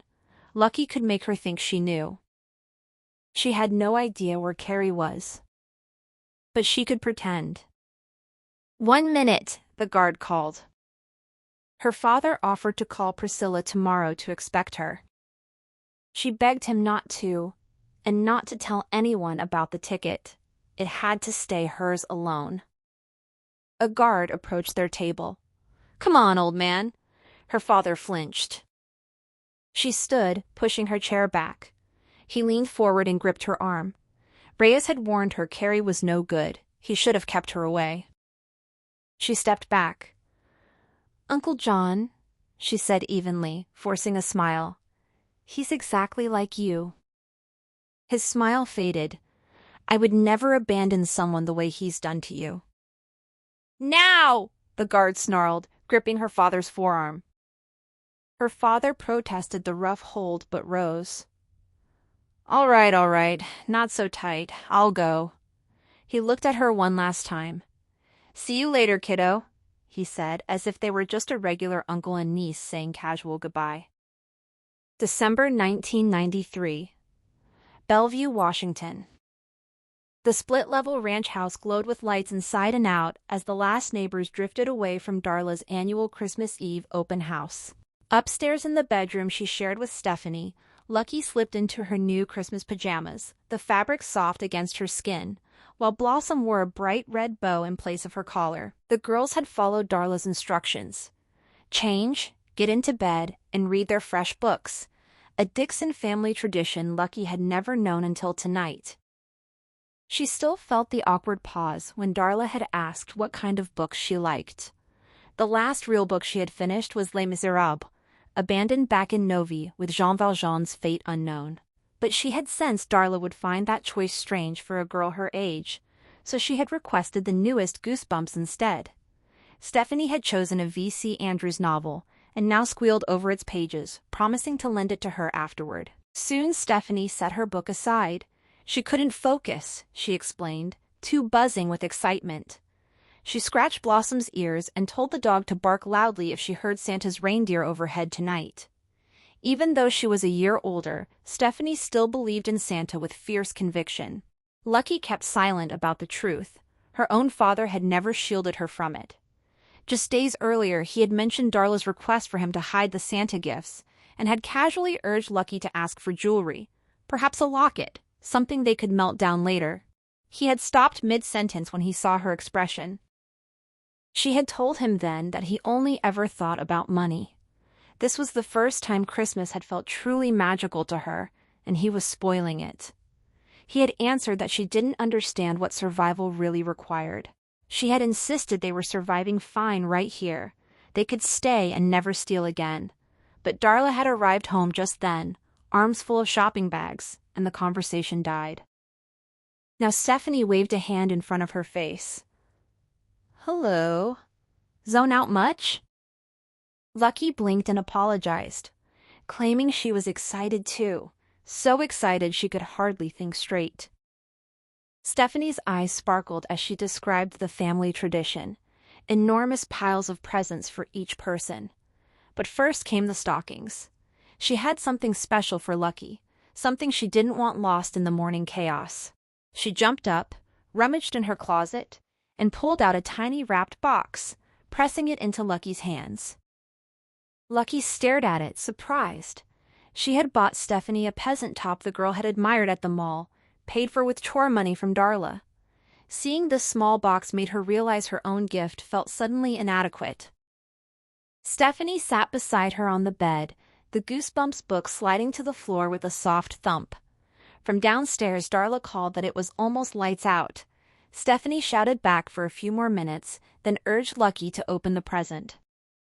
Lucky carefully peeled the tape without tearing the paper. Inside the pale blue jewelry box lay a golden charm bracelet.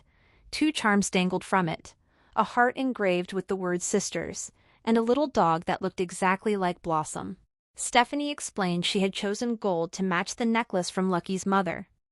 She planned to add a new charm on Lucky's birthday, and again next Christmas, one every year, forever. Tears rose in Lucky's eyes.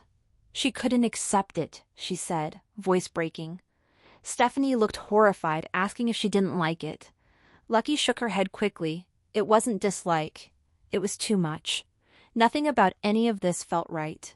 Any day now, Stephanie and Darla would discover all the lies she and her father had told. Everything would collapse.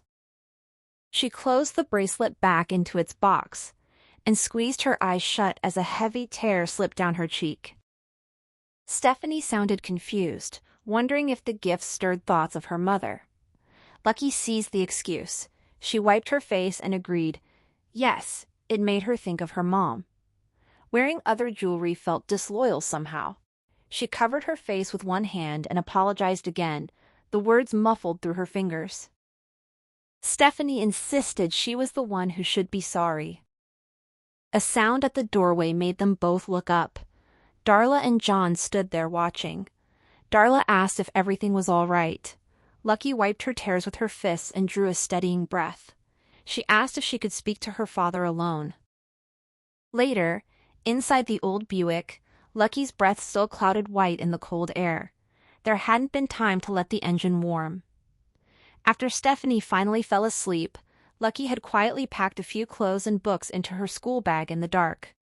She had also taken the bracelet and charms, knowing her father would scold her if she left them behind. As they crept through the living room with Blossom trailing behind, tail wagging, hopefully, her father had whispered that she could take a few of the presents. Lucky had ignored him, slipping past the pile and easing the front door open while he held the dog. One more thing she would have to forget about this place. Perhaps Stephanie mistook their departure for Santa's reindeer, or perhaps she slept through it entirely. It no longer mattered. They were already miles down the highway, never to see Stephanie or Darla again. Lucky exhaled a long white puff as her father accelerated along the empty road. No one else was out on Christmas Eve. Everyone else had already reached home. Only people like them drifted through the night, the Rolling Stones. He asked gently if there was anything he could do to make it feel better. After all, it was Christmas. She answered no. After more silent miles, he told her this was for the best. He lifted one hand from the wheel and rested it over hers. They wouldn't involve other people anymore. It was too easy for everyone to get hurt when feelings got tangled in. She asked what if they simply stopped this life altogether? What if they settled somewhere? He found a regular job like other fathers, and she went to school, real school, then high school, then college. She was smart. He had always said so. She could study, get a good job, and even take care of him. It didn't have to be like this. He switched on the radio, heard Christmas carols, and turned it off again. He said he knew she wished she could be like other kids, but what she truly wanted was for him to be like other dads, and he wasn't. This was the only life he knew. He couldn't imagine changing it now. What kind of job could he even hold? She insisted he could do anything if he tried. She had seen him accomplish far more. But he fell silent once more. As they neared the Washington-Oregon border, she understood the conversation had ended. He told her to get out the map. Good girl. Time to plan their next stop. Later, Lucky stared out the window of the bus, turning bad choices over slowly in her mind. When she reached the San Francisco station, she still hadn't decided. She scanned the schedule, considered Fresno for a moment, but realized she wasn't ready to face Priscilla, if ever. Yet the thought lingered. What if Priscilla knew where Carrie was? She pushed it away. She had to keep moving forward, past the pain of Carrie's abandonment and everything else that had wounded her before. Names she had tried to bury for years still surfaced as she studied the destinations. Darla, Steph. She had worked so hard not to think of them after driving away from their house that night. How could her father believe reaching out now would bring anything good? Hadn't they already hurt them enough? She traced the list of cities with her finger, rejecting each one. At last she closed her eyes and pointed blindly. When she looked, the finger rested on Baker City, Oregon. Before boarding, she bought a copy of the San Francisco Chronicle. Only one article caught her eye.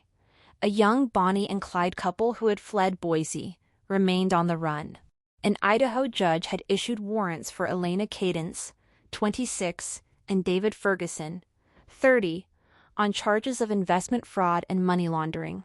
The FBI had joined the case, probing possible ties to organized crime and racketeering. Prosecutors in New York and California were now involved too.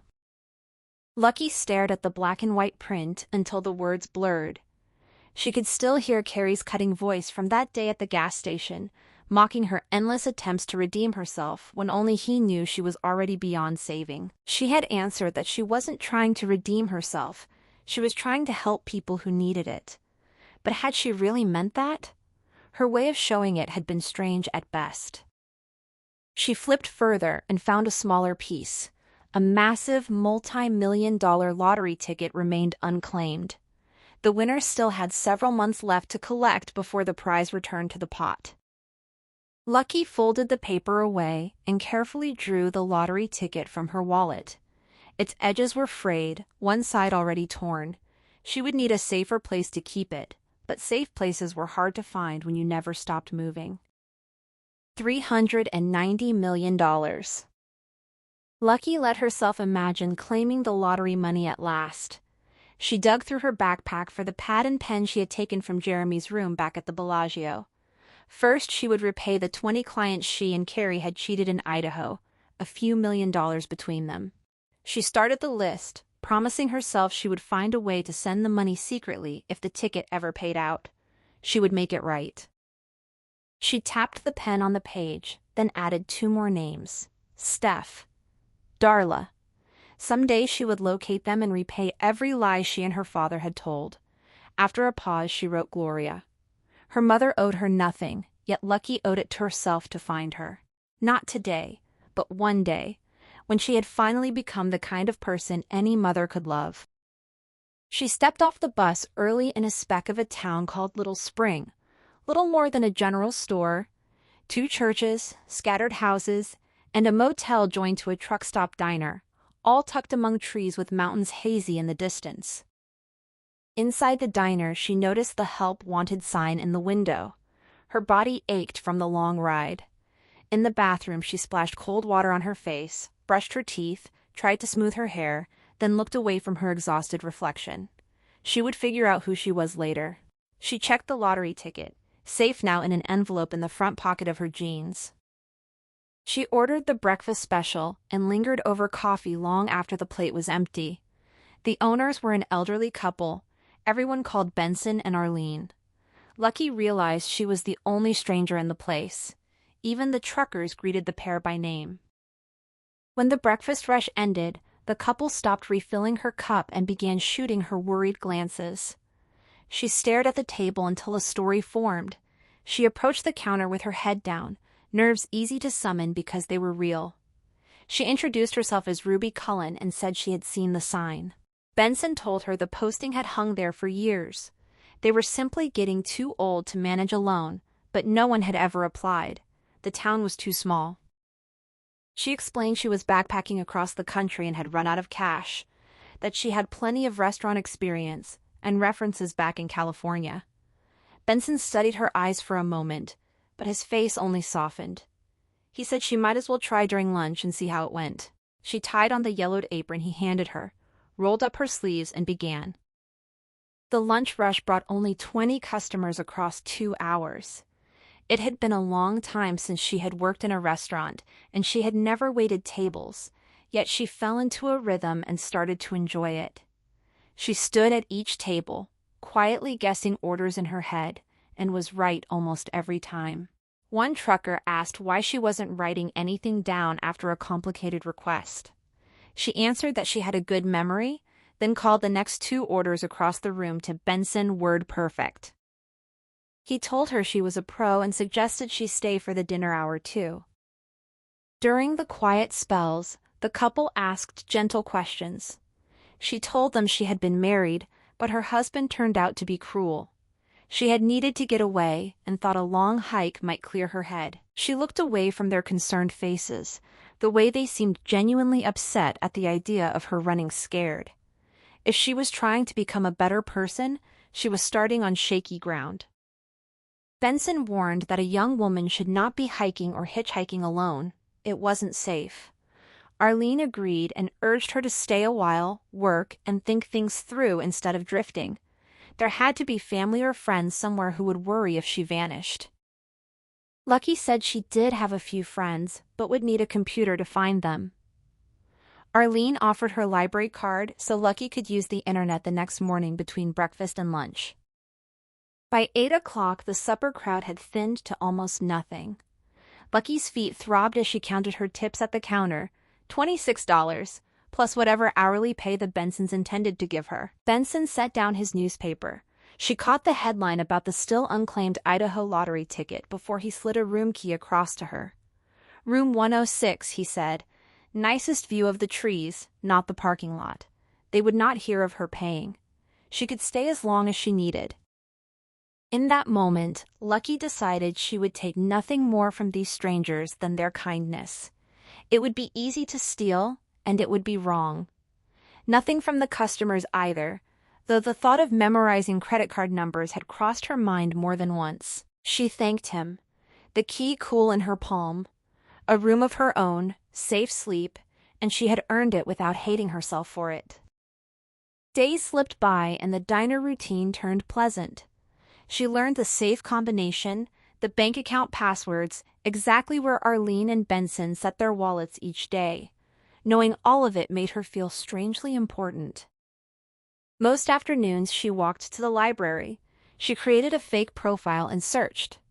Marisol Reyes brought up nothing. Priscilla Lachaise appeared at once. A Facebook page leading to her Fresno shelter with its oddly cutesy Priscilla's Place logo.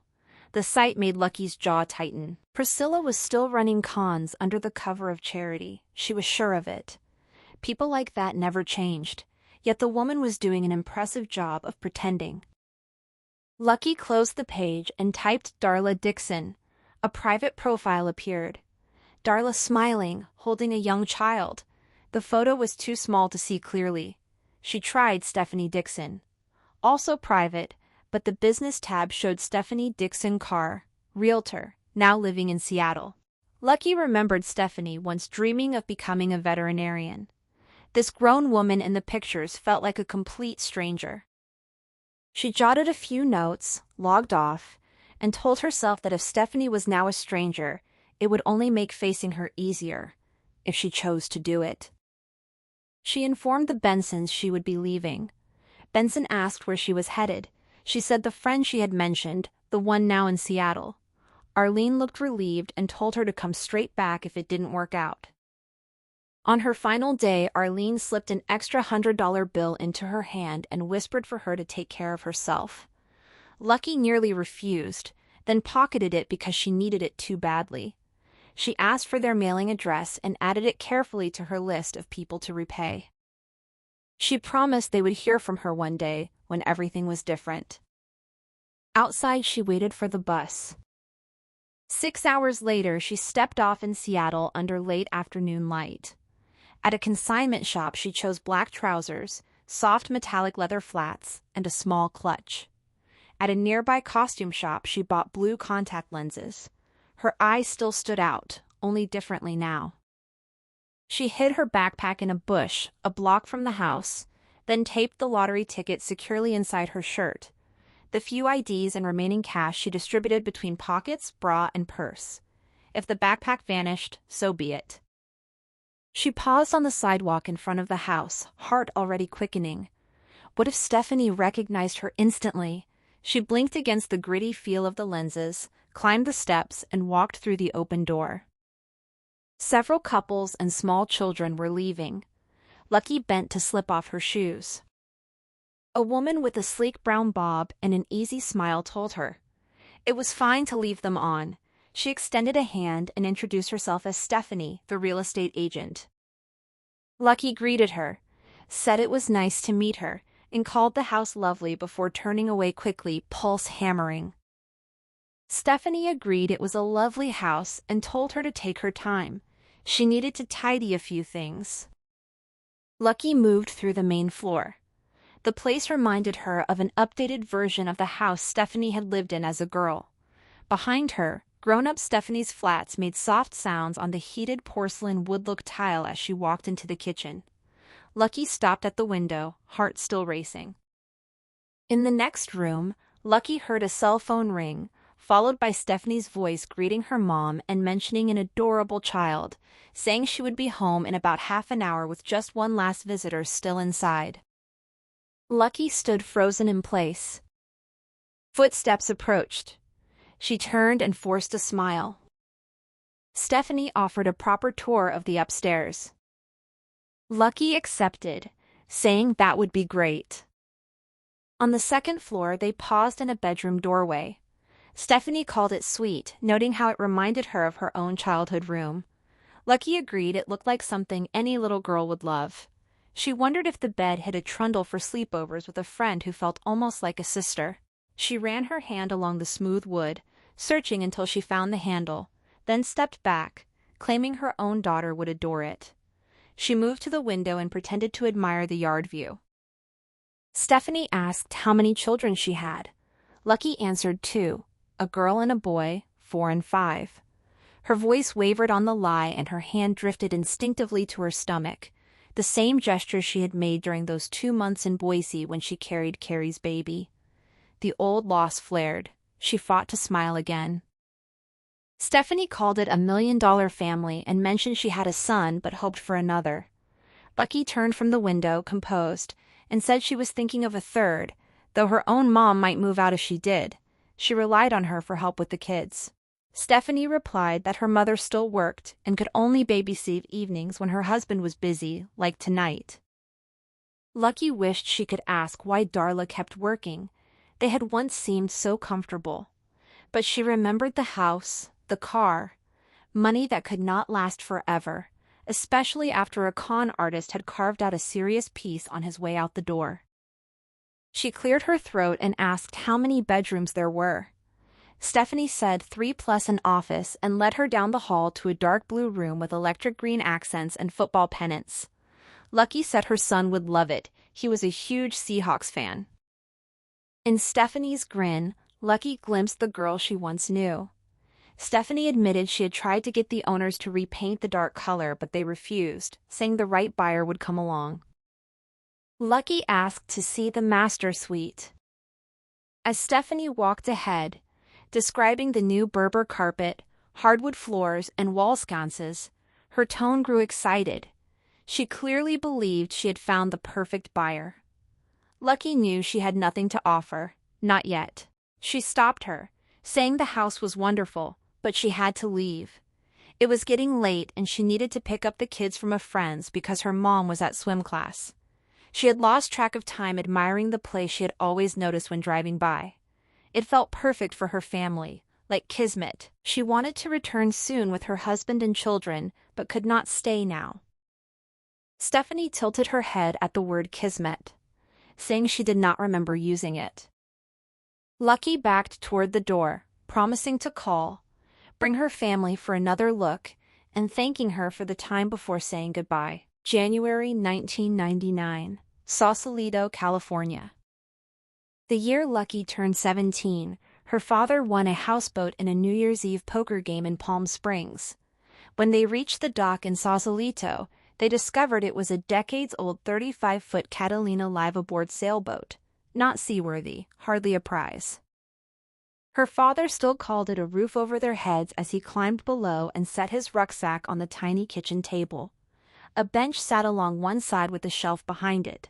A lantern-style chandelier hung overhead, a rusted icebox tucked beneath the bench. The sink did not work. There was a hot plate and kettle. The sleeping area consisted of a leaky porthole cabin with 2 long cushioned benches. Mildew crept from the seams. Lucky's heart sank as she looked around. The boat was dingy, but worse was the total lack of privacy. As she edged closer to adulthood, she craved it more than ever. From a neighboring boat, someone shouted about a missing corkscrew and called the place home. Her father stepped onto the deck. Lucky opened her backpack and began lining the kitchen shelf with her books. When she reached deeper into the bag, he poked his head back in. She zipped it shut quickly. He said the sun was setting beautifully, though a little chilly, and suggested she grab a sweater. She told him she would be out in a minute, set the backpack on one of the beds, and left everything else packed. When she joined him on deck, he turned to her and offered the bedroom to herself. He would sleep on the kitchen bench or out on deck once it warmed. She was a young woman now and deserved privacy. She said it was okay. He insisted, saying let him do this for her. She repeated that it was fine. He said nothing more, just gazed across the silver water of San Francisco Bay under a moody blue sky streaked with bright pink. Houseboats clustered in colorful rows. Lucky looked down at the waves lapping the hull and thought she glimpsed a sea lion grinning up at her for a moment before it dove. Grilled meat scented the air. Quiet laughter drifted from nearby boats. Maybe this could be it. He admitted it was not the dream house he had always promised, but it was nice, wasn't it? She agreed it was very nice. A sailboat passed and docked. A child called out for Mom. Lucky wondered again why her eyes were so green and her hair so red. Who was her mother? Where was she? She asked herself these questions constantly, but no longer spoke them aloud. Her father never answered. Seeing mothers and daughters together made her ache for the soft, safe warmth she had never known. She thought of the stolen items hidden at the bottom of her backpack. A Discman, a trendy watch, dangly earrings. She had kept them from her father even though he knew she stole and did not care. These felt private, belonging only to the person she secretly wanted to become. She was hiding something else from him too. It was time to tell him. She began by saying she had not been in school since they lived in Bellevue, but she had kept studying on her own. She wanted to test if it was enough, take the high school equivalency, then the SAT if she did well, and apply to college. Her father nodded slowly, unsurprised. He said she had clearly thought it through. She told him it was all she thought about lately. He guessed the hidden items in her backpack were more books. She lied and said yes. He told her she did not need to hide it. He understood, and it was fine. He would handle things so she could focus on studying.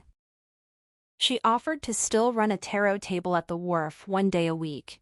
He dismissed it as small potatoes. If she was going to college, he would need real money, but she should not worry. He would figure it out. She could hardly believe how easily he had agreed. She had expected refusal, anger, resistance to her stepping away as his partner. Instead, he seemed unbothered. Now she could begin building a normal life on her own terms, studying, school, diplomas, jobs.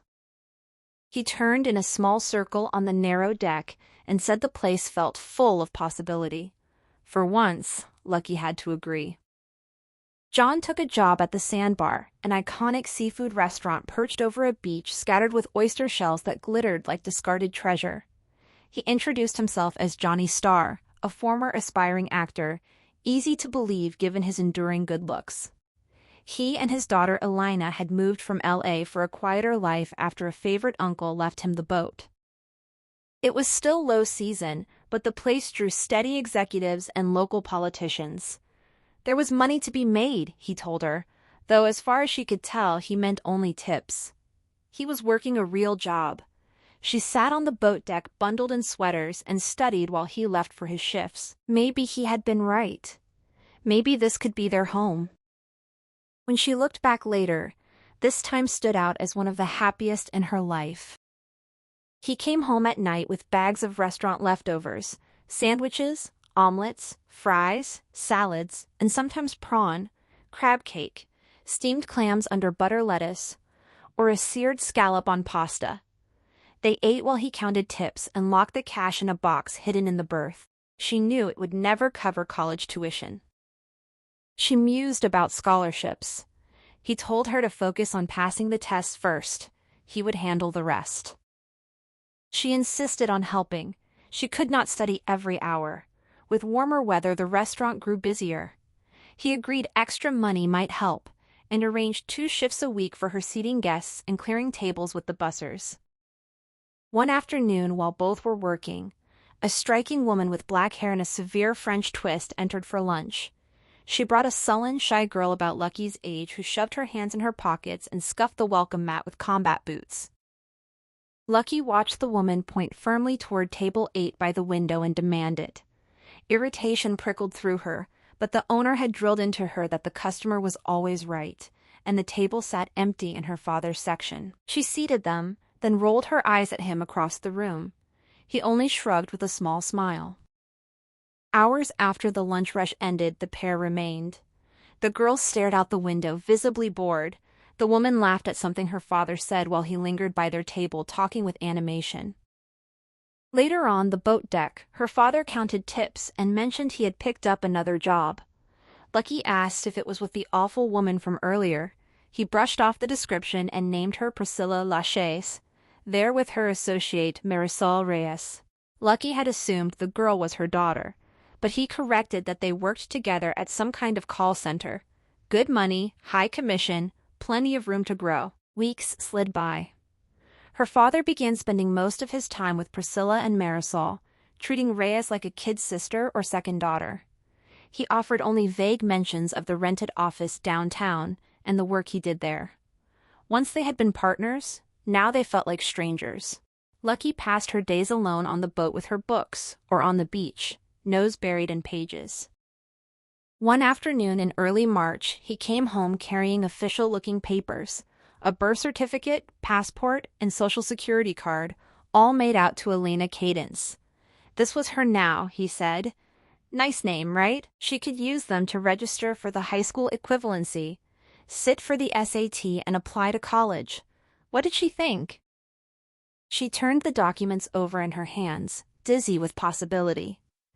Not just school, not just college. These papers meant travel, anywhere, anything. She managed only a stunned thank you. Questions crowded her throat. What exactly did he do for Priscilla at that call center? Why did he always make her disappear when they met on the boat? Why did Reyes never meet her eyes? But she swallowed them. She never asked. One day she would regret that silence. She passed the equivalency test cleanly, then threw herself into SAT preparation. Warmer weather pressed in, sharpening her sense that time was running out. She had barely a month left to test and apply. She lifted a bikini from a stall near the dock and spent long afternoons on the sand with books and a towel. Her skin bronzed under the California sun. Her red hair lightened with pale streaks and grew longer, tumbling nearly to her waist. One evening, her father mentioned that Reyes had noticed her drawing plenty of attention on the beach. Lucky bristled at the idea of being watched. She asked if Reyes was spying. He admitted he had asked her to keep an eye out because she was street smart. He urged Lucky to be nicer, to pay the girl some attention. She shot back that she never saw Reyes anymore. He was either working with her and keeping Lucky away, or holding meetings with both women and keeping Lucky away. Did he even still work at the restaurant? Only 2 shifts a week, he said. She told him she barely knew him anymore. Reyes probably knew him better. He sighed and warned her not to be jealous. Reyes was not a bad kid, just had a rough life. They would make great friends if Lucky gave her a chance. Lucky had never had a real friend, not since Stephanie, and even that had been built on lies. She told herself college would change everything. Elena Cadence would have plenty of friends there. She scored a perfect 1,600 on the SAT and finished her college applications just in time. Her father said a score like that opened any door, but his voice carried nerves. The lockbox held money, yet not enough. Not yet. He asked where she wanted to go. She suggested staying local for practicality.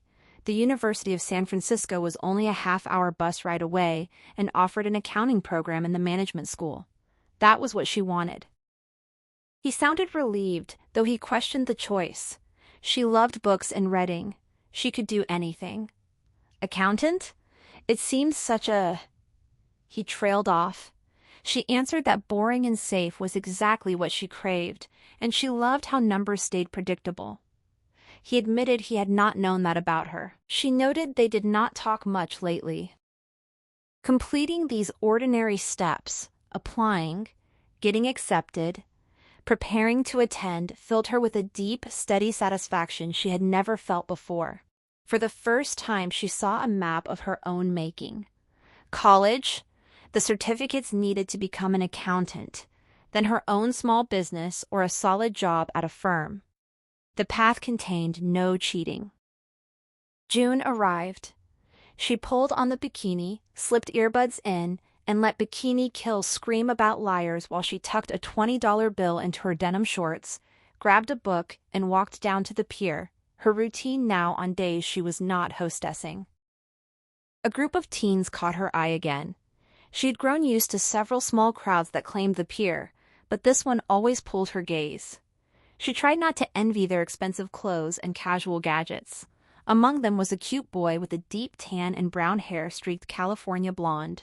He was the only one who ever looked her way. When he did, her heart skipped in a way she had only read about.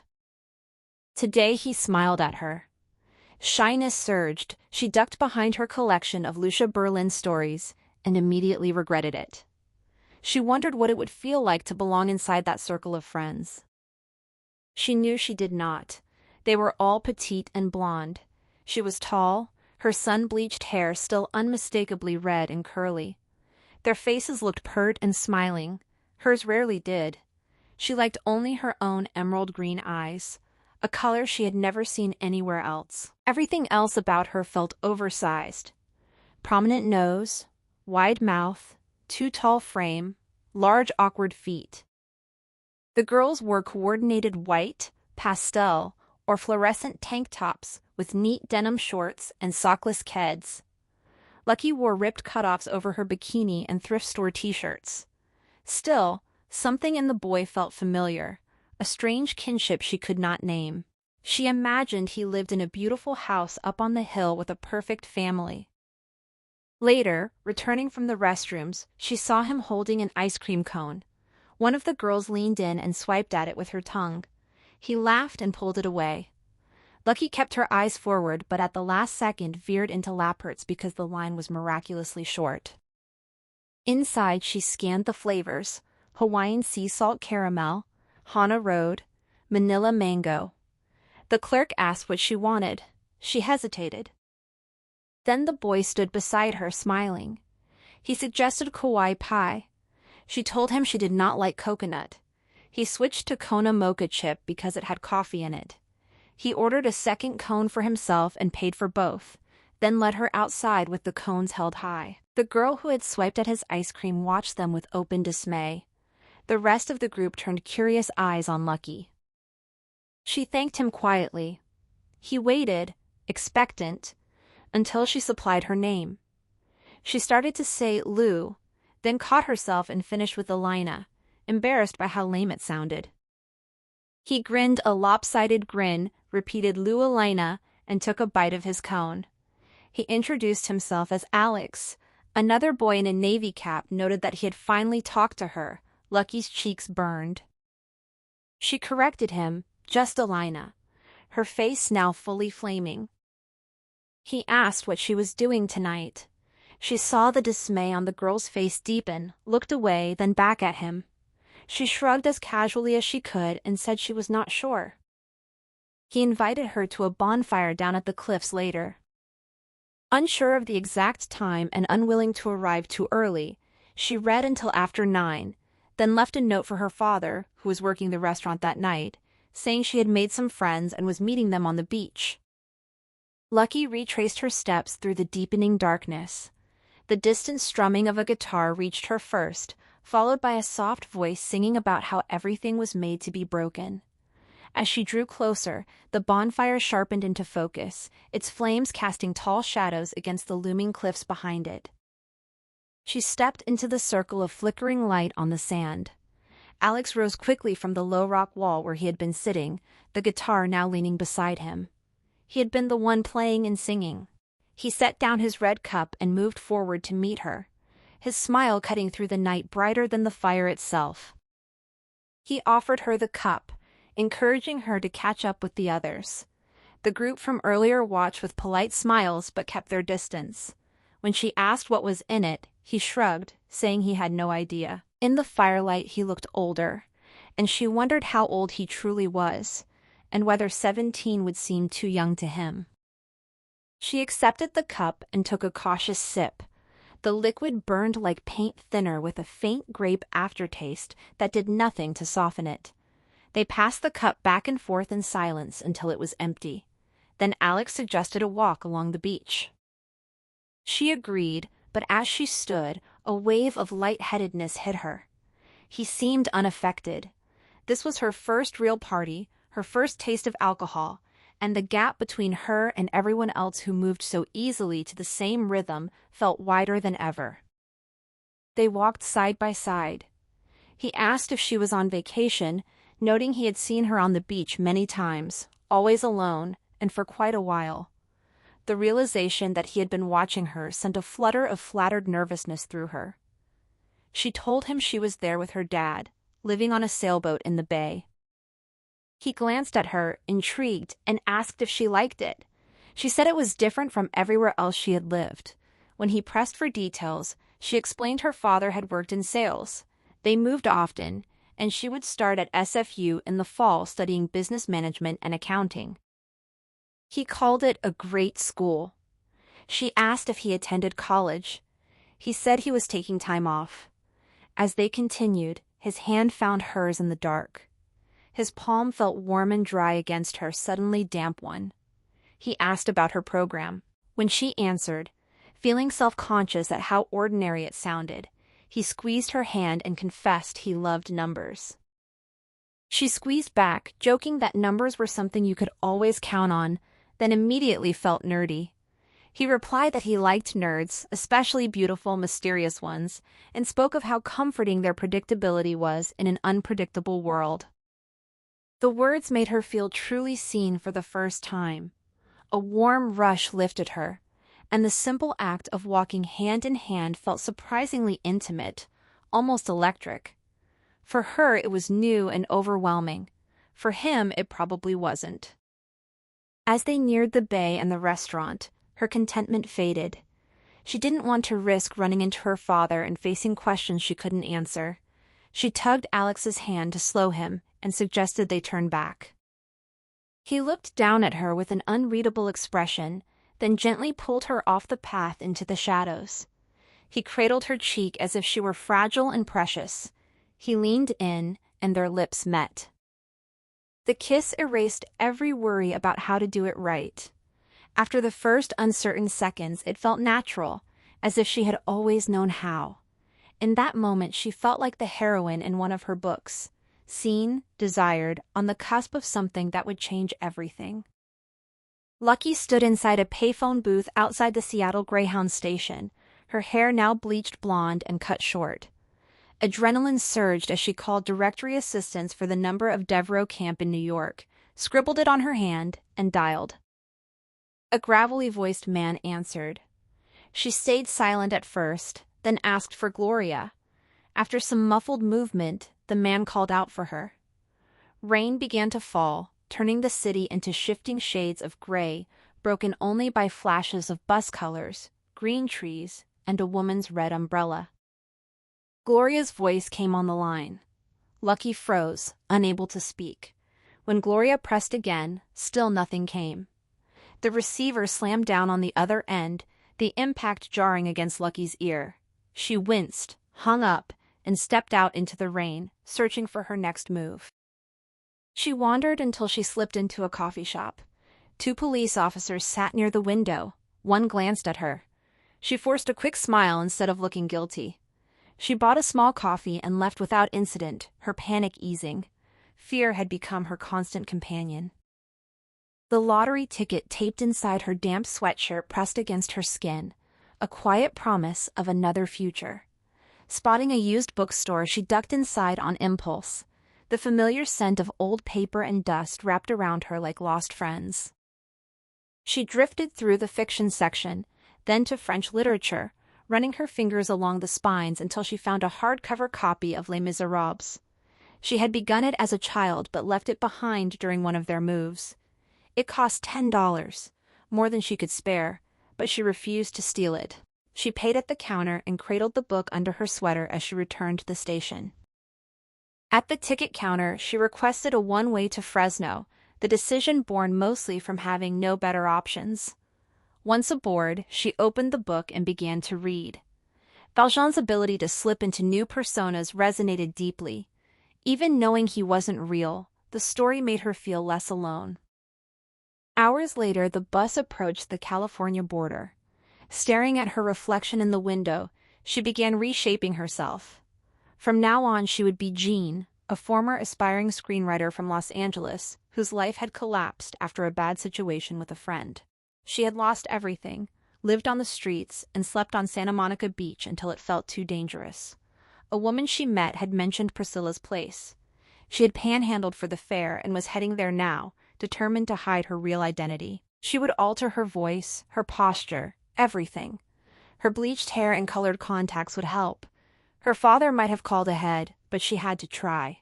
She couldn't simply walk in as herself. By the time darkness fell, she was hungry and stiff with nothing to eat. She touched the lottery ticket through her shirt, aware of how vital it was, and how risky to carry into the shelter, where they would likely search her for contraband. It was too important to lose. She needed to hide it safely first. At a storage facility, she approached the counter and asked for a 5x5 unit, sliding 2 Sarah Armstrong IDs toward the young man. He barely looked at them before returning the documents along with forms. She mentioned seeing their deal in the paper, assuming one existed. He confirmed the rate, $21 for the first month plus a $10 service fee, and explained the code lock and 24-hour access. She told him she was moving out of her boyfriend's place and only needed it for a month. Outside, she had already collected discarded boxes from the dumpster to make her story believable. He showed little interest. She paid cash with her last 20s, filled out the form, and pocketed the pen when he wasn't looking. He gave her the code for locker 44 on the second floor and instructions for after-hours entry. She was officially broke, but the ticket was now safely stowed. Lucky carried the first box up to the locker, then the second. She entered with the code and stood still inside the empty space. A millipede darted from behind one of the boxes and startled her. Her gaze swept the walls and ceiling until she spotted the fire alarm above her head. Standing on a box, she slid her fingers through the metal cage, loosened the plastic cover, and tucked the folded lottery ticket inside. She stepped down, pulled out the pen she had taken from the counter, and wrote the locker code on an old receipt in encrypted form that looked like a shopping list. 16 mushrooms, 2 pounds of spinach, 3/4 pound white beans, 170 ounces rice. From her backpack, she took the tape and X-Acto knife, sliced open the inside cover of Les Miserables, slipped the receipt in, and taped the paper shut. She left the knife behind in one of the boxes. She slid the book into her backpack, locked the unit, and returned to the front of the building. At the payphone, she found Priscilla's place address in the directory, then set off on foot. It was August 1999 in Sausalito, California.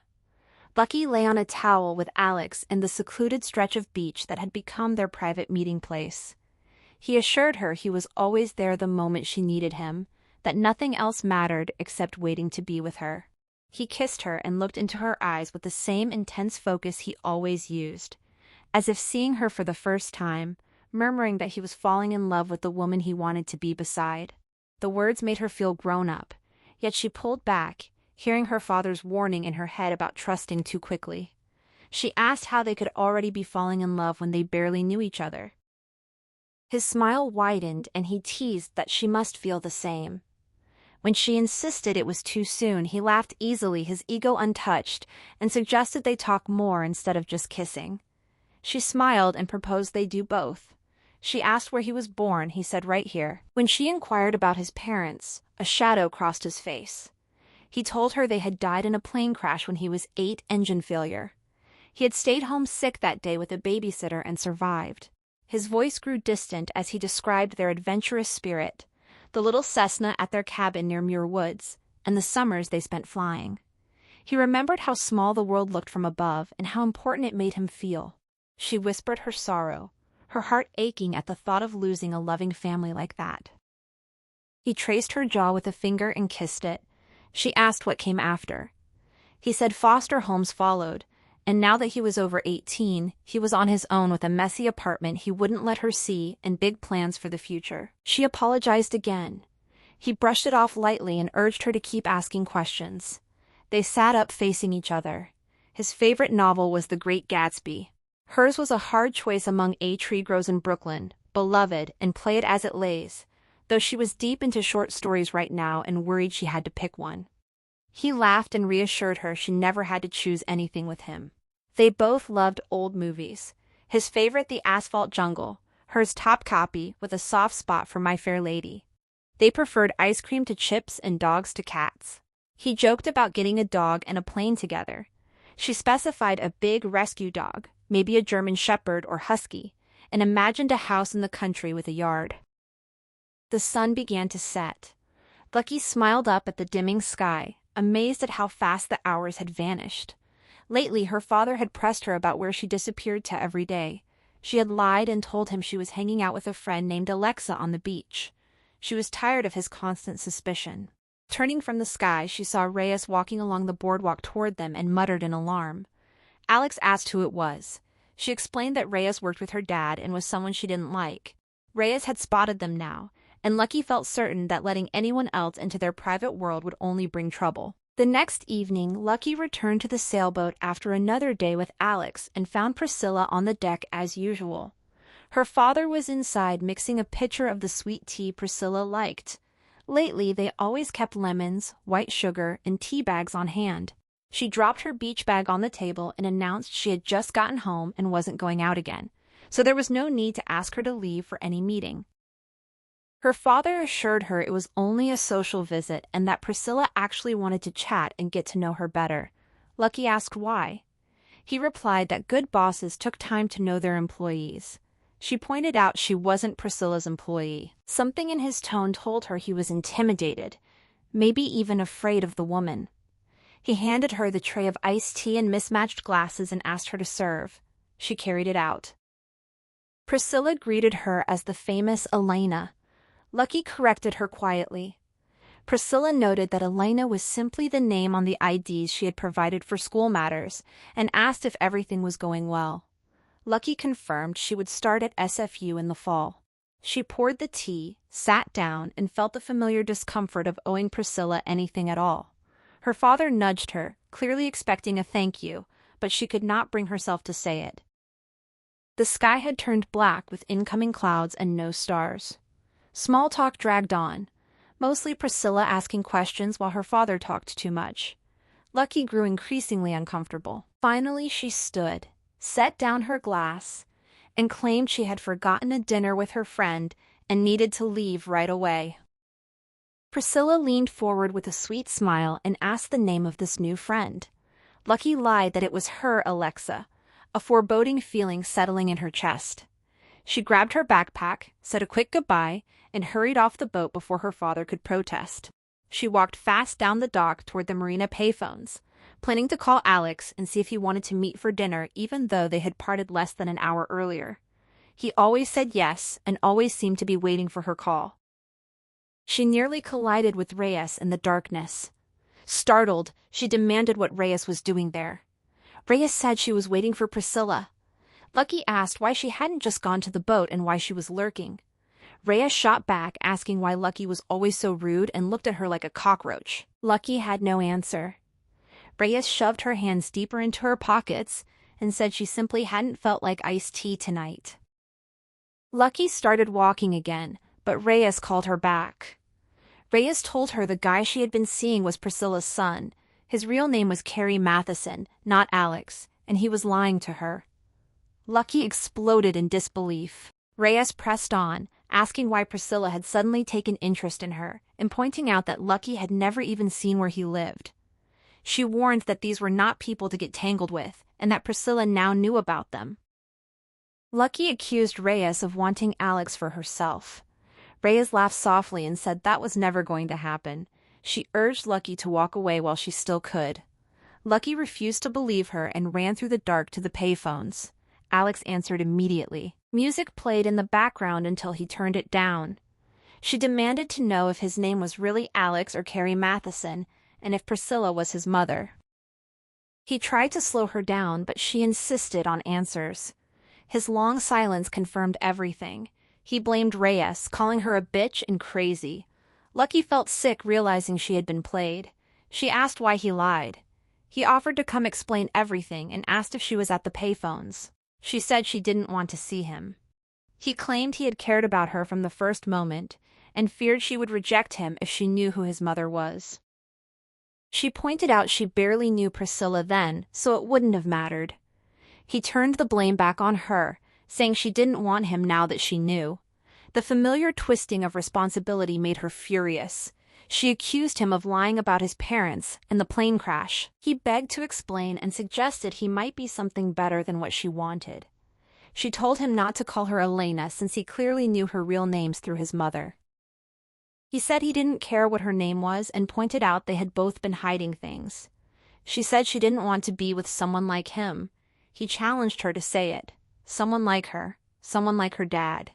She told him she never wanted to see him again and hung up. The next morning, Reyes waited outside the boat as Lucky left. Lucky snarled that she had broken up with him and asked if Reyes was happy. Reyes looked startled and said she wasn't. Lucky accused her of wanting exactly that. Reyes explained her father had asked her to watch out for Lucky and that Priscilla finding out could cause problems. She insisted she took no pleasure in it. Tears filled Lucky's eyes. She turned away, then stopped and demanded that since Reyes had ruined her life, she owed her the truth about what she and her father actually did for Priscilla. After a long pause, Reyes said it was a charity for foster children and that she was the poster child. She admitted the foundation wasn't real and they just collected donations. She glanced around nervously and confessed she was getting scared. The money was getting big and she feared Priscilla would pin everything on them if they got caught. A noise interrupted them. Lucky's father emerged from the boat, looking pleased to see them talking, but then asked if everything was okay. Reyes quickly said they were fine and reminded him the bus was leaving soon. Lucky watched them go. She had planned to read on the beach all day, but no longer wanted to risk running into Alex. After the unsettling talk with Reyes, she needed more answers. She spotted a bike locked to a fence with a cheap combination lock. Her father had once taught her how to crack by listening for clicks. No one was nearby. It took a few minutes, but she opened it, jumped on, and rode to the bus stop, trailing at a distance as her father and Reyes boarded. She followed behind through heavy traffic. They got off at Chestnut and Windermere, crossed the street, and entered a low-rise office building. She waited, then followed inside. The directory listed San Fran Foster Kids Association at the bottom. She crossed the street again, sat in a cafe, and watched. Hours later, Reyes emerged and started walking. Lucky caught up. Reyes asked what she was doing there. Lucky said she had followed because she was worried about her dad. Reyes told her there was nothing she could do and that in a few more months they would shut it down. She advised Lucky to stay out of the way and go home. Lucky hated obeying, but saw no alternative, so she rode the bike back to the marina. In the days that followed, she stayed on the boat deck alone, avoiding the beach in case she ran into Alex. She tried to think of a way to get her father out of the scheme but found no ideas, except running away again, which would mean giving up her dream of college. The day it happened started normally. Lucky sat on the deck reading when her father's cell phone rang. His voice came through panicked and fast. He thought they were in trouble. He told her where the lockbox was, gave the code under his mattress, and said he had left her something inside. Then he cursed, and the line went dead. Lucky stared at the phone, then jumped off the boat and ran for the hidden bike. She rode hard, gasping for breath, until she reached the office building. Just as she pulled over, 3 police cars roared up with sirens blaring and stopped at the entrance. From a distance, she watched as first Reyes and then her father were led out in handcuffs. Priscilla was nowhere in sight. She wheeled the bike closer across the street. Her father spotted her as he was guided toward a police car. He shook his head, mouthed, "Go get the lockbox. Run," then ducked inside. She could no longer see him. Lucky rode back numb, the reality refusing to settle. She half expected her father to be waiting on the boat, already talking his way out of trouble again. But the deck was dark and empty when she arrived. She felt under his mattress until her fingers found the lockbox code, written as a fake recipe for John's famous Cajun rub. 3 teaspoons cayenne, 1 teaspoon salt, 2 teaspoons dried thyme, 3 teaspoons garlic powder. Tears blurred the words. She wished, not for the first time, that he had ever been the kind of father who actually made famous recipes or held family dinners she could count on. She opened the box. A letter lay on top of a stack of money. It told her that if she was reading it, he had been arrested. It instructed her to take the cash, get a motel tonight, then find a cheap apartment. There was enough for her first tuition payment, and he could not tell her what to do about the rest. Only hoped he would be around soon to help, because sometimes charges did not stick. Above all, she must never tell anyone she was his daughter, and never try to help him. She was better off alone. He loved her, and promised they would see each other again soon. She read the letter again and again, searching for the part that explained exactly what to do and how everything would be all right. It was not there. There was no magic formula. She was on her own. She locked the box, slipped it into her backpack, packed as many clothes and books as would fit, and stepped off the boat. Carrie stood waiting on the dock, a small brown and black puppy wriggling in his arms, so skinny its ribs showed. He set the puppy down and introduced her as Betty, the exact shepherd-husky mix they had once dreamed about. The puppy tumbled across the tops of Lucky's feet. She told him to leave. He was the last person she wanted to see. He said his mother had been arrested too. When she pointed out she had not seen Priscilla in handcuffs, he explained the police had taken her first at his house, then she had told them exactly where Lucky's father and Reyes were. He apologized for what was happening to her dad, though not for his mother or Reyes. He confessed the full truth. Months earlier, his mother had mentioned the man working for her who had a daughter named Lucky and was trying to put her through school. Curious, he had come to the beach, found her, and fallen in love at first sight. He had lied about his name and family because he feared it would weird her out or make her dislike him. The feelings had always been real. That was why he kept lying. He had been terrified of losing her. Betty wove between Lucky's legs, nosing at her feet until she nearly tripped. He said the puppy was hers. She told him he could not buy her with a dog. He smiled that familiar lopsided smile and joked that he could not afford a plane instead. Against her will, she felt herself softening. He insisted they were meant to be together, that they did not have to repeat their parents' mistakes, that it was destiny. She said she had thought she was with someone named Alex who did not exist. He asked if she really wanted to be alone now that her father was gone and unlikely to get out soon. She doubted him. Betty yapped. Lucky crouched and patted the puppy's head. Carrie crouched too and pleaded for forgiveness for the early lies. He swore on his life and on Betty's that he would never lie to her again about anything. He needed her, and she needed him. Supporting herself through school would be nearly impossible, but he wanted that future for her because he loved her and knew she loved him too. She said it was not a good way to begin a relationship when neither knew anything real about the other. He suggested they could make it up as they went along, a blank slate. She replied that she had been too many people already to have any blank slate left. He answered that they could start fresh anytime he chose, that he would love every version of her, take care of her so she never had to be alone. She insisted she was fine on her own, though she had never truly been alone in her life. He said together they could do anything. Betty wagged her tail hard. He lifted her chin, told her he knew all her real dreams and wanted to make them come true. He asked her not to walk away alone. She stood. He placed Betty's leash in her hand. Together they walked away from the boat, heading up the hill toward the empty mansion and the brand-new life waiting there. Later that summer, the papers reported the arraignment of the foster kid fakers, Priscilla, John, and Reyes, laying out every detail of the fake charity. Priscilla was negotiating a plea bargain because she had information on another case. Lucky sat at the kitchen island in Priscilla's mansion, reading the article, and told Carrie she was worried. When Priscilla got out, she would not be happy that he had used her bail money for Lucky's tuition. Carrie stood at the stove tasting dinner, then turned and said he had not expected his mother to rat out all his father's old drug and mob associates for a lighter sentence. It was crazy because they would kill her the moment she was released, yet she clearly had a plan. Lucky kept reading. Reyes, a first-time offender, could face up to 5 years. Her father, with 2 priors, could get 25 years to life. She had not known about the priors. Carrie said those were the rules in California, his tone light. It grated on her. She told him she loved her father and missed him. It was not the same as his relationship with his mother, and her dad did not deserve this. Carrie asked whether she really believed everyone always got what they deserved. He came around behind her and began massaging her neck, but she kept her body rigid.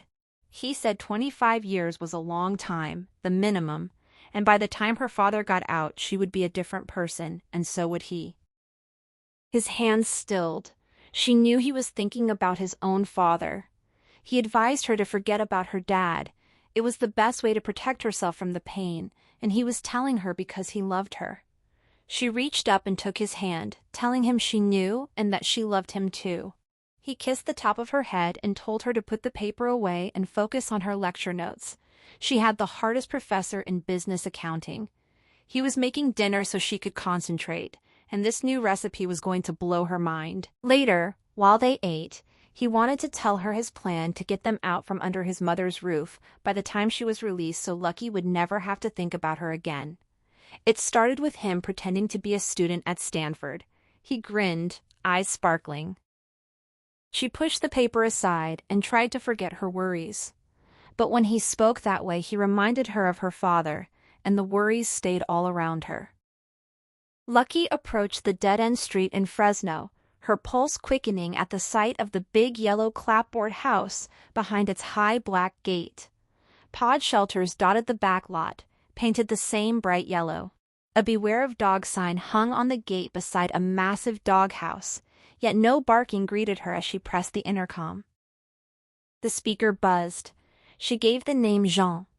The voice instructed her to enter the gate, check in with security, then proceed to the waiting area. Inside, a large man with a shaved head, dark sunglasses, and a leather Lakers jacket stopped her. She repeated the name Jean, then Fantine for the last name. When he asked for ID and she admitted she had none, he studied her face. Her heart hammered until he finally waved her through. In the small reception area that carried a faint dog smell, Lucky faced a thick glass window. A woman with tight braids glanced up, typed briefly, then slid the window open and welcomed her. Lucky explained she needed a place to stay and confirmed she was currently homeless for about a month. She gave the name Jean Fontaine. The woman introduced herself as Sharon and asked about ID again. When Lucky said she had none, Sharon checked if she could read and write, then handed over intake forms on a clipboard. Lucky sat and filled them out, noticing the security cameras and a photo of Priscilla cutting a ribbon in front of the house. Once processed, Sharon guided her through the kitchen, eating area, living room, and recreation space, then out to the yard. She handed over a key for Unit 12, a single pod, and mentioned dinner at 5. Tomorrow would bring counseling with her and possibly a meeting with Priscilla, who was currently out walking her dog, but expected to appear tonight, maybe at dinner. Lucky's stomach twisted, yet she kept her expression steady and thanked her. She headed to the dining area where butternut squash soup, salad, and fresh bread waited. The food looked appealing after days of scant meals, but anxiety stole her appetite as she waited for Priscilla to appear. Her colored contacts irritated her eyes like grit. A woman with short bleached orange hair and wide blue eyes sat beside her, one hand trembling as she ate. She introduced herself as Janet. Lucky gave a brief smile and the name Jean, then looked down, hoping to discourage conversation. Janet remarked on their similar names and assured her it would get easier here, that this was a safe place. Lucky forced a thank you and made herself eat a tomato slice and a spoonful of soup. Janet seemed pleased. Suddenly, the room quieted. Lucky lifted her gaze and saw Priscilla enter. Her dark hair was now shorter and feathered softly around her face. She wore casual jeans and a cozy cable-knit sweater. Priscilla turned slowly, smiling warmly at each woman, nodding encouragement to the shy ones. Lucky repeated silently to herself that she was Jean Fontaine now. Priscilla could not possibly recognize her. Outside, a dog barked. Her knuckles whitened around the spoon. Janet asked if she was all right. Lucky set the spoon down and claimed she was fine. Priscilla addressed the room, welcoming the new faces to Priscilla's place, a safe haven for homeless women in Fresno and beyond. She emphasized kindness, respect, and the idea that everyone here formed a family. As she moved among the tables, she announced tonight's theme as dignity, what it meant to each of them. She shared the dictionary definition of deserving honor and respect, openly admitting she herself had not always lived in a way that earned any. Laughter and murmurs rippled through the room. Lucky thought bitterly that she could certainly agree with that part. Janet whispered whether she had seen the documentary about Priscilla's transformation. Lucky shook her head, jaw tight. Priscilla continued, her voice rising with evangelist passion. She spoke of the second part of dignity, taking pride in oneself and respecting oneself, even when basic needs like shelter and food were out of reach. She assured them there was no shame in needing help or asking for it. Her familiar perfume, Poison, drifted close as she passed Lucky's table. Janet whispered how fantastic Priscilla was, an incredible person. Lucky echoed "yeah" softly, her mind twisting the word incredible into something far less flattering. After more impassioned words, the talk ended. Priscilla began moving table to table, chatting with the women. Lucky turned to Janet and said she felt too tired to stay, planning to turn in early. Janet noted she would miss meeting Priscilla. Lucky insisted she wasn't up for it tonight, then buzzed her plate and headed for the back door. She heard the front door open and Sharon speaking warmly, likely to the dog. Just before she reached the exit, a hand touched her arm. Priscilla stood there, eyes deep brown and penetrating, inviting her upstairs to her apartment for a cup of tea instead of rushing off. Lucky turned, forcing herself to meet that gaze, and began to reply that of course she would. A large bundle of brown and white fur burst into the room, Sharon hurrying behind and calling out. The dog leapt up on Lucky, barking with pure joy, tail wagging furiously. Lucky instinctively told her to get down. The dog obeyed at once. Of course she did. She was Lucky's dog. Lucky returned from school in late September to the immaculate mansion in San Francisco, still unable to think of it as home. Carrie waited in the entryway holding a short electric blue cocktail dress on a hanger. The pool glittered, fairy lights twinkled across the backyard pergola, and champagne buckets lined the countertops. He told her guests were coming for her birthday party and she needed to change. When she started to protest it wasn't her birthday, he kissed her, took her book bag, and insisted she was turning 19.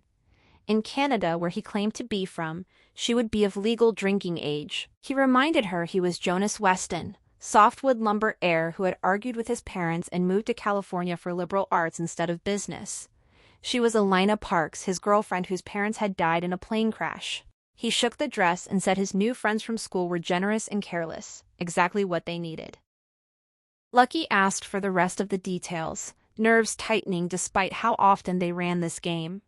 He repeated the story, then cleared his throat and looked away while fiddling with a champagne bottle, apologizing for reusing the plane crash detail. Betty bounded into the kitchen, jumped up on her, and barked happily, tail wagging. The dog had grown sleek and wolf-like, her brown coat now laced with white hairs that gave it a reddish cast. A blue bow matching the dress and Betty's eyes was tied to her collar. Carrie urged her again to put the dress on, promising it would be fun. Upstairs, Lucky changed and pinned her hair up, but it was already slipping down her back when she came downstairs. Guests had arrived. Aaron and Magnolia double air kissed at the door, followed by Hugh and Will, the latter carrying a box of cigars.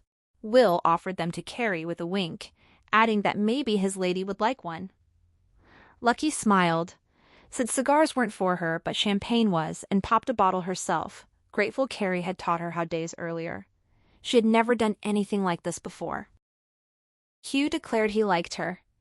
Carrie rested a hand on the small of her back, kissed her ear, and whispered approval. Magnolia cooed about the famous Elena, said Jonas talked about her constantly and called her a genius. She complimented Lucky's looks, took her hand, and asked to see the pool while admiring Betty, guessing she was a Shepsky from a German breeder.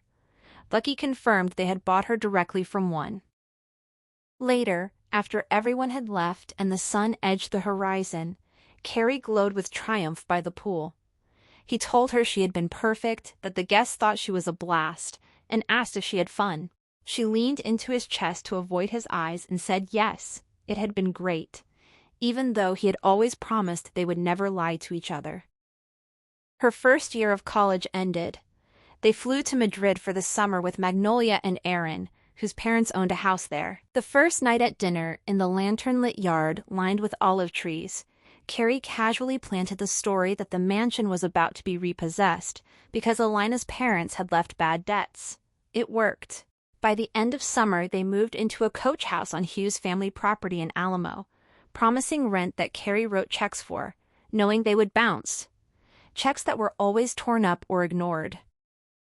One night in bed, Lucky whispered her fear that the friends would discover who they really were. Carrie asked what she meant by that and suggested this was who they really were now. She realized she no longer knew the answer. At school, she stayed carefully distant from everyone, no matter how much she longed for real friends. With Carrie's Stanford circle, she played the part of Elena. Once a month, she used a fake ID bought with stolen money to visit her father at San Quentin as Sarah Armstrong, his niece. Carrie knew nothing about the visits or the prison. He asked if she wanted to leave their old selves behind and become great. She said of course, but inside she wondered whether great meant rich at any cost, even morally bankrupt. She kept silent because she had her own plan. She would stay the course until he saw there was a better way to build a life, one without constant cheating and lying. Time moved on. Carrie announced he was dropping out of school because they could only afford one tuition, and Elena was the genius. Their rich friends offered loans. He refused, saying he wanted to work for his money and that school wasn't for him anyway. What Jonas really wanted, he told them, was to open a club. At Hugh's Matrix-themed birthday rave, black leather techno, laser tag, themed food, everyone agreed Jonas threw the best parties and they had to fund the club. The friends invested. Carrie insisted it had to be done slowly. He spent months supposedly searching for the perfect location, which carried them to the start of Lucky's final year. Then Jonas traveled Europe hunting furniture and visiting vineyards and distilleries. Soon all of San Francisco buzzed about Jonas Weston's upcoming club, which he named Lucky. In reality, he used almost none of the money on the club itself, covering Lucky's tuition instead and hiding the rest. When she voiced her fears again, Carrie told her the friends were having the time of their lives and would barely notice the loss when they disappeared right after her graduation. To them, it was just fun money. On the night of her SFU graduation in June 2003, Carrie sat in the front row with a huge bouquet of red roses. An empty seat waited beside him at the start of the ceremony. When Lucky crossed the stage for her diploma, Priscilla occupied that seat. She faltered mid-step but kept walking. Afterward, she hissed at Carrie, asking what Priscilla was doing there. He looked genuinely rattled and said he hadn't known. She had just been released from prison, shown up at the house while Lucky was already gone for the ceremony, and he had no idea how she found their address. He hadn't had to explain her to anyone because the others were at Stanford's graduation. Priscilla returned with plastic cups of cheap sparkling wine and told them not to shush each other. She already knew everything. She explained she had kept associates watching them while in prison. One phone call could expose the entire con to their friends before they vanished tonight. She asked why they had waited. Carrie said Lucky had wanted her diploma and they couldn't leave a forwarding address. Priscilla congratulated her on the business degree, making the achievement sound small. Then she announced she was there as a stand-in for Lucky's father. She had promised him a toast and a hug, though she doubted Lucky would allow the latter. When Lucky asked why her father was even speaking to her, Priscilla said she was rehabilitated, and part of her penance was making amends. The only thing her father wanted was to know Lucky was happy. Lucky had been happy an hour earlier, excited about the future. Now Priscilla's presence felt like a pin slipping into a balloon. Carrie pulled Lucky close. "Of course she's happy," he said. "We both are." Priscilla tossed her plastic cup aside. "Let's go somewhere for a decent drink and a proper talk." Carrie sighed. "Don't drag Lucky into this, Mother." "Mother, that's a first." Priscilla smiled. He turned to Lucky and told her to head home and keep packing. He would have a drink and talk with his mother, then join her in a few hours. As he kissed her cheek, he whispered that he would pick up the rental car on his way back, and they would leave as soon as he returned. Lucky took a taxi to the coach house, packed, and waited anxiously with Betty at her feet, both of them watching the door. Carrie didn't answer his phone. When he finally stumbled in around 2 a.m. drunk, she demanded to know where the car was and why they weren't leaving. He collapsed onto the love seat. "We can't leave. We have to stay for the summer. I have to open that fucking club. Mother says so. I have things to take care of for her, or..." Fear flashed in his eyes before he closed them and leaned back. "I have no choice. I'm sorry." He fell asleep. Lucky sat staring into the darkness until Betty nudged her snout against her, reminding her she wasn't alone. It was Christmas Eve. The club stood empty except for Lucky and Carrie. She sat on a corner couch in one of the short, tight dresses he had bought her, helping count the night's cash. He locked the cash box, smiled, and said it had been a great night, not just for the money. It was time for her Christmas present. He produced a card. When she reminded him Christmas was tomorrow and her gift for him was at the house, he said they weren't going back. She opened it and found a folded title deed for a house in Boise, Idaho, in the name Elena Cadence. Carrie pointed out it was hers. Official papers, passport, birth certificate, business degree, and now this deed. She had always wanted a simple, normal life, and Boise was the place. Their future started tonight. When she mentioned Priscilla, he said they were done with her. He had kept his end of the bargain so she would let them go. They were leaving tonight. She wouldn't follow. She asked where the house had come from. He said it didn't matter. This was their fresh start, the life she had always wanted. He had made her wait long enough. He picked up the cash bag, glanced around the dim room, and admitted he might actually miss the place. Turns out he hadn't minded running a club, even if it was just a front. He offered his hand. She took it and stood. The car waited outside. Everything she needed was already in it. She asked about Betty. He smiled and said they would never leave their girl behind. She was in the supply room. He asked if she was with him. She smiled, kissed him, and let hope push aside the fear. "Of course I am, always."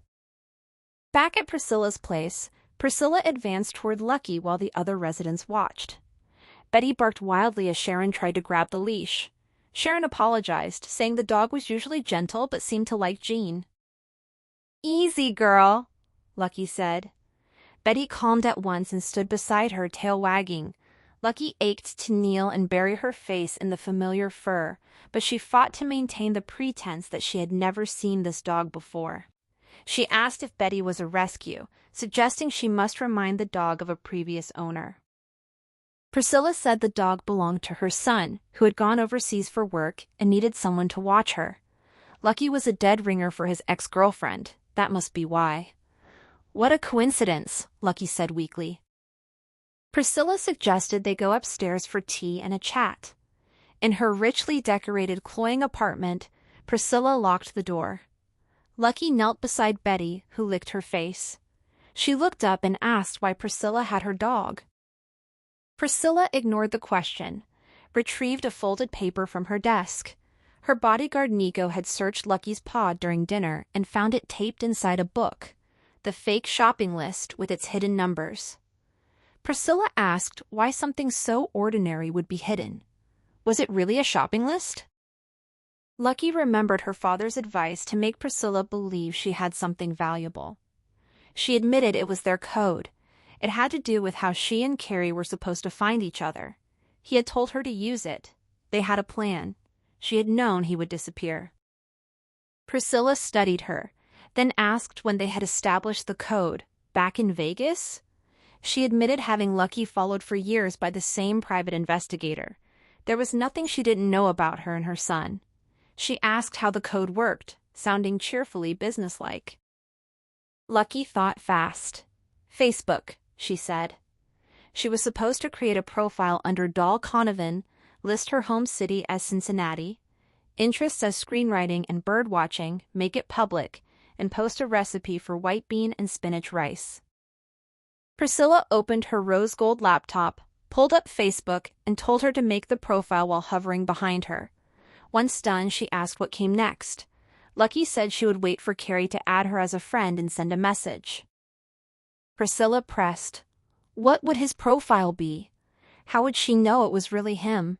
She had thought of that, hadn't she? When Lucky stayed silent, Priscilla snapped the laptop shut, squeezed her shoulder while Betty growled, and said it was time to drop the charade. She was getting bored. They moved to the couch. Betty curled at Lucky's feet, but the dog no longer felt like protection. Lucky knew she had never been safe around someone like Priscilla. Priscilla crossed her legs, smiled, and leaned forward. She offered to have Sharon bring tea, noting Lucky looked pale. In her condition, she wanted to make sure she was properly cared for. Lucky echoed condition? Priscilla said not to hide it. She knew about the baby. Lucky felt sick. Priscilla had clearly had them followed, gone through their garbage, maybe tapped phones. She struggled to smile as if the pregnancy were still a bright spot. In truth, she pictured a stranger pulling a positive test from her trash and delivering it to Priscilla. Priscilla noted she had been pregnant for almost 3 months and should start showing soon. Lucky slid her hands to her flat stomach and pushed it out slightly. It hurt to pretend the baby was still there, to imagine that lost golden dream. But if Priscilla believed she carried Carrie's child, she had leverage. Priscilla was a criminal, but she couldn't kill her own grandchild. There were things a detective could never see. Heartaches, blood on a bathroom floor. Priscilla's voice dripped fake empathy. This must be tough. Pregnant, on the run, no idea where her son was, future uncertain. Lucky pressed her lips together and nodded. Priscilla poured water from a carafe and offered it, urging her to stay hydrated. Lucky accepted but didn't drink. Priscilla sipped her own to prove it wasn't poisoned, then laughed at Lucky's expression. She explained she had asked Carrie to bring the dog last month as collateral for the money he had been laundering for her through his restaurant. She laughed again, surprised he had kept Lucky in the dark. It made sense. If Lucky had known, she wouldn't be here. When Lucky asked why not, Priscilla leaned closer. The people she and Carrie worked for were ruthless. For a moment she looked afraid. Then the mask returned. If Lucky had known the truth, she would have stayed hidden. Priscilla claimed she wasn't the height of evil and could be trusted to warn her when she was in danger. She was probably the only person Lucky could trust right now. Lucky said flatly, "I will never trust you." Priscilla's voice softened with dramatic sorrow as she claimed the heartbreaking truth.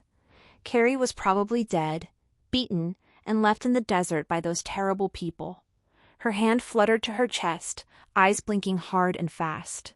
Lucky searched her face for any sign the tears were real, but the words refused to land. "Carrie, gone like that?"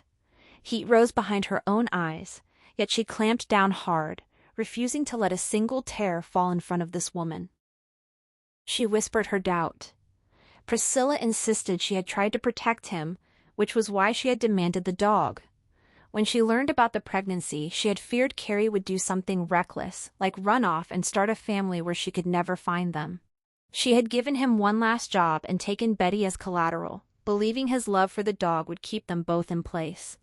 Instead, he had taken the money he was laundering for her associates and hidden it somewhere, along with everything else they had stolen in their scheme. She pressed for the exact destination they had planned. Lucky lied that it was Grenada, blinking away the last of the tears she would not shed for Carrie in this room. Her heart hammered now, fingers tingling. She needed to get out, but the way forward was still hidden. Priscilla's tone turned steely.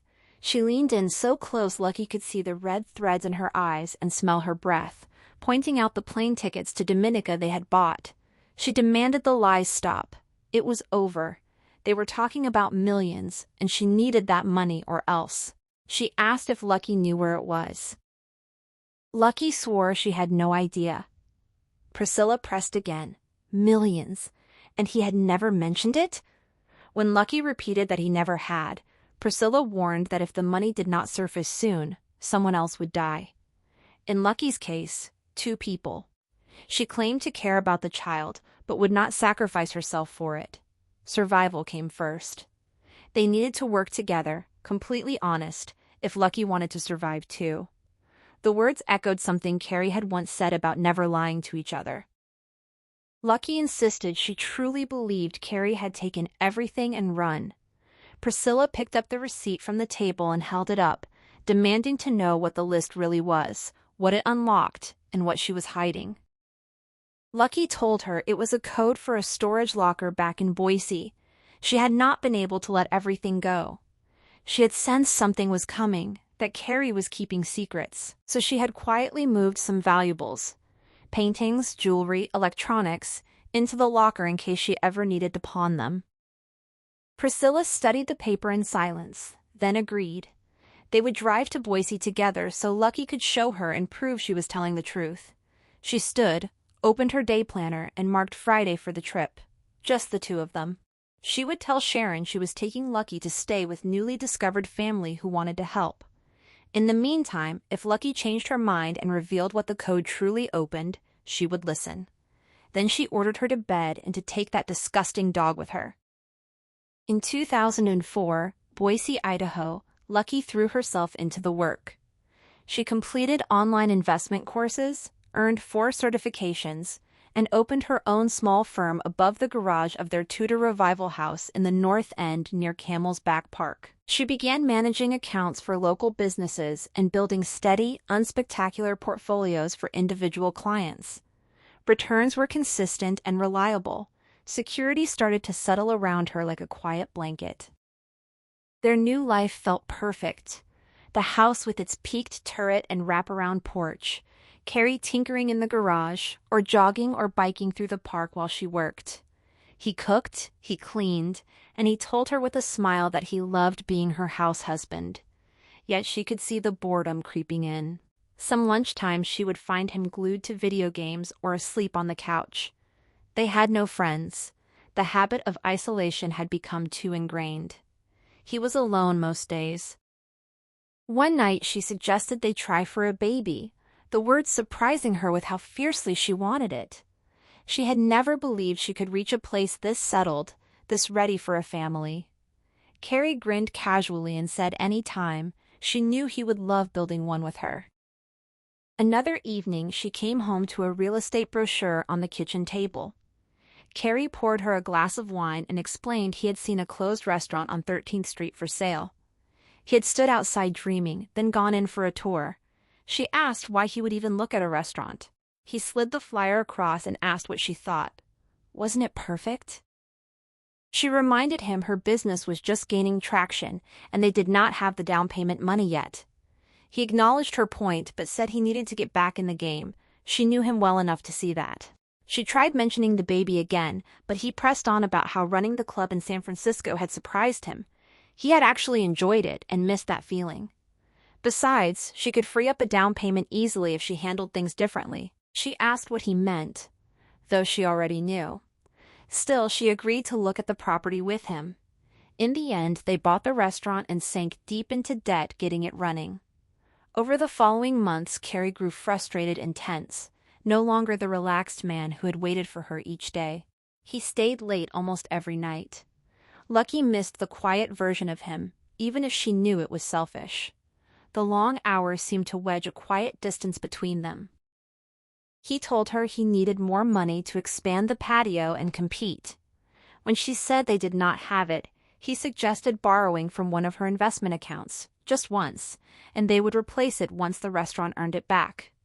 He reminded her some new clients had plenty and would not notice. She told herself no real harm would come. Dividends would still be paid, withdrawals covered. No one would suffer. But it was never just once. Stealing slid into place so naturally she barely registered the act anymore. Carrie relaxed again, and their life steadied, except that after a year of trying, she still was not pregnant. They saw a doctor and learned she had endometriosis and blocked fallopian tubes. In vitro fertilization was their only chance. The treatments and medications would cost tens of thousands, so she borrowed more from the accounts. They tried twice. Both implantations failed. Looking in the mirror, Lucky no longer recognized the tired, drawn face staring back. The hormone shots left her swinging between tears and sudden elation. One night, Carrie begged her to stop if it was making her miserable. She shouted that she was not miserable and could not give up now. She just needed to relax and work less. But that was impossible. They were already too deep in debt. She told him she would get pregnant. They would try again, and at some point it would work. She would make it happen the way she made everything else happen. Lucky lingered in the shadows beside Priscilla's place, eyes fixed on the guardhouse and Nico inside. Just as she had the day before at noon, Sharon emerged from the main house carrying a plate of food. Nico propped up his feet, pulled out his phone, and started eating the sandwich and salad, his thumb scrolling across the screen as he lost himself in a game of Texas Hold'em. She watched a moment longer, then glanced up at the window of Priscilla's apartment. Over the past 2 days she had studied the woman's routine, mornings of fasting followed by wandering the grounds, chatting with residents, sipping green juice. Priscilla watched her almost constantly, except at lunch when she went upstairs to eat and train with her muscle-bound personal trainer Dee. Time was slipping away before the trip to Boise would expose her lie about the storage locker. Coming here had been a mistake. If she wanted to escape, she had to risk it now. Lucky slipped into the yard where Janet sat eating at a picnic table. She sat beside her and complimented the Angels baseball cap, mentioning how someone had stolen hers back in Santa Monica. Janet offered to let her borrow it. Lucky suggested a trade for the day, her fabulous Las Vegas cap for the Angels one, saying it would make her happy. Janet agreed warmly, noting how the dog had taken to her and how much more at home she seemed, with Priscilla rarely leaving her side. Lucky gave a vague reply, then insisted on giving her expensive sunglasses as thanks. Janet protested at first, but accepted them and handed over her own cheap mirrored aviators in return. Lucky put on the sunglasses and asked how she looked. Janet said she looked cool, then checked her watch and realized she was late to walk Betty. Lucky explained they had been switched. Sharon had assigned her the dog walk and Janet the dishes. Janet laughed, teasing that the sunglasses were payment for stealing her easy job. Lucky forced a laugh and asked if they were still friends. Janet assured her it was fine, that Betty would be happier with her anyway, and handed over the leash. Betty rose from her nap at the doghouse when she saw Lucky approach. Lucky put on the cap and sunglasses, clipped the leash, and walked past the guardhouse with her head down. Nico barely glanced up from his luncheon phone, giving a casual two-finger wave just as Janet would have. She opened the gate, stepped onto the sidewalk, and heard it clang shut behind her, the sound echoing her racing heart.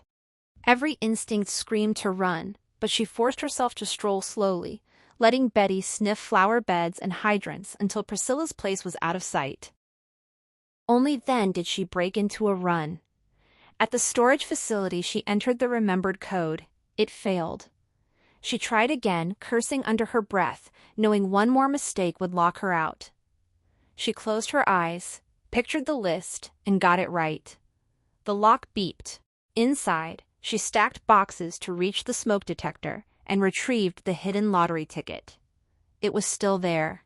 Relief washed through her, but only briefly. She wasn't safe yet. She opened her wallet to store the ticket and Reyes's card fell out. She read it. Driver, San Diego Third Strikers Foundation. She muttered to Betty that it would be nice if she had a car. The dog tilted her head. Lucky sighed, locked the unit, and headed for the payphone in the parking lot. She called Reyes and asked where she was. Reyes said she had just dropped someone in Bakersfield. Lucky told her she needed a ride and that she was less than 2 hours away. In Reyes's white SUV later, after she had explained as much as she dared, the scenery blurred past outside Fresno, heading west. Reyes broke the silence, asking why she had gone to Priscilla instead of calling her first. Lucky muttered that she had no one else and questioned whether she could trust Reyes any more than Priscilla. Reyes drummed the steering wheel to the radio and chuckled that anyone was more trustworthy than Priscilla Lachege. Lucky turned from the window and admitted she had needed to learn if Priscilla knew anything about Carrie's whereabouts. Reyes asked what she had said. Lucky replied that Priscilla thought he might be dead. Reyes said she wasn't sure how to feel about that. Lucky admitted the same, closing her eyes as Carrie's face appeared in her mind. It hurt now for new reasons. She started to say he had been her, then stopped, unable to voice that the man who had betrayed and fooled her for years had once been the love of her life. Reyes understood, saying she had loved him and probably still did, and that the heart rarely listened to the mind. Miles of highway rolled by before either spoke again. Reyes asked where she was dropping her. Lucky said the bus station ahead. She was heading to New York State. Reyes pointed out buses didn't allow dogs. Lucky realized with a jolt she couldn't take Betty. Reyes offered to drive her all the way, but had a job in Oakland in 2 days. She could keep the dog instead. Lucky hesitated, then accepted, saying she would retrieve her in a couple of weeks at most, and by then everything would be different. Reyes agreed to keep Betty as long as needed, noting she liked long car rides. Lucky asked how Reyes could reach her if needed. She shook her head, unwilling to reveal her destination yet. Reyes pressed, mentioning possible issues with Betty or her dad's hearing, which was moving quickly. Lucky finally told her she would be at Devereaux Camp near Cooperstown. Reyes nodded, recalling her dad had mentioned an ex-wife out there. Lucky confirmed it was her mom and that she had something she hoped her mother could help with. Reyes wished her luck and asked if she needed money. Lucky said she was fine, though she did need it. At the bus station, she buried her face in Betty's fur, promising to see her soon, then grabbed her backpack and stepped out. She told Reyes she would pay her back someday. Reyes said no payback was needed and wished her good luck with whatever she was hoping for. Lucky hitched her backpack higher and watched as Reyes rolled up the window and drove away, leaving her standing alone once more. Lucky lingered on the porch with Carrie in the warm August 2008 evening in Boise, plates pushed aside after a long day. She was just over a month pregnant from their third implantation attempt, fragile, unreal, and her mind kept drifting elsewhere. She admitted her worry. The markets were collapsing, clients demanding their money back, and she feared she had stolen too much from the accounts. If they kept asking, she would have nothing left to give, and they would be ruined. Carrie dismissed it simply, saying they would run first. She protested that they could not just run. He pressed why not. She rested her hands on her still flat stomach and looked away, voicing her dread of losing the house, the restaurant, their entire life, and possibly facing arrest. He countered that they could take what they could and get out. Their family mattered now, and the financial crisis was only worsening. He had already been thinking about it and urged her to move money to offshore accounts that night so they could make a plan. She insisted it could not be that easy. He replied it was until caught, so they simply would not get caught. When she asked where they would move the money and where they would run, he laid out the full plan he had clearly been developing for some time. Secret accounts and the Caribbean island of Dominica, which had a lax extradition policy for financial criminals. That night, they went to her office together and began shifting funds while he booked plane tickets. In the days that followed, fear gripped her tighter. Every knock at the door or ring of the phone made her heart seize, certain the police had already figured it out. Sleep abandoned her. She worked almost non-stop, staying in the office above the garage until the early hours, desperately covering her tracks, even though she knew the only ones that truly mattered were those leading to their escape. Late one night, sharp cramps jolted her awake. The sheets beneath her felt warm and wet. When she stood, she saw blood in the moonlight streaming through the bedroom window. Carrie was not there. He was still at the restaurant preparing for their departure. She did not call him. Instead, she went to the bathroom, sat on the toilet, and fought back tears, hoping it would stop. It did not.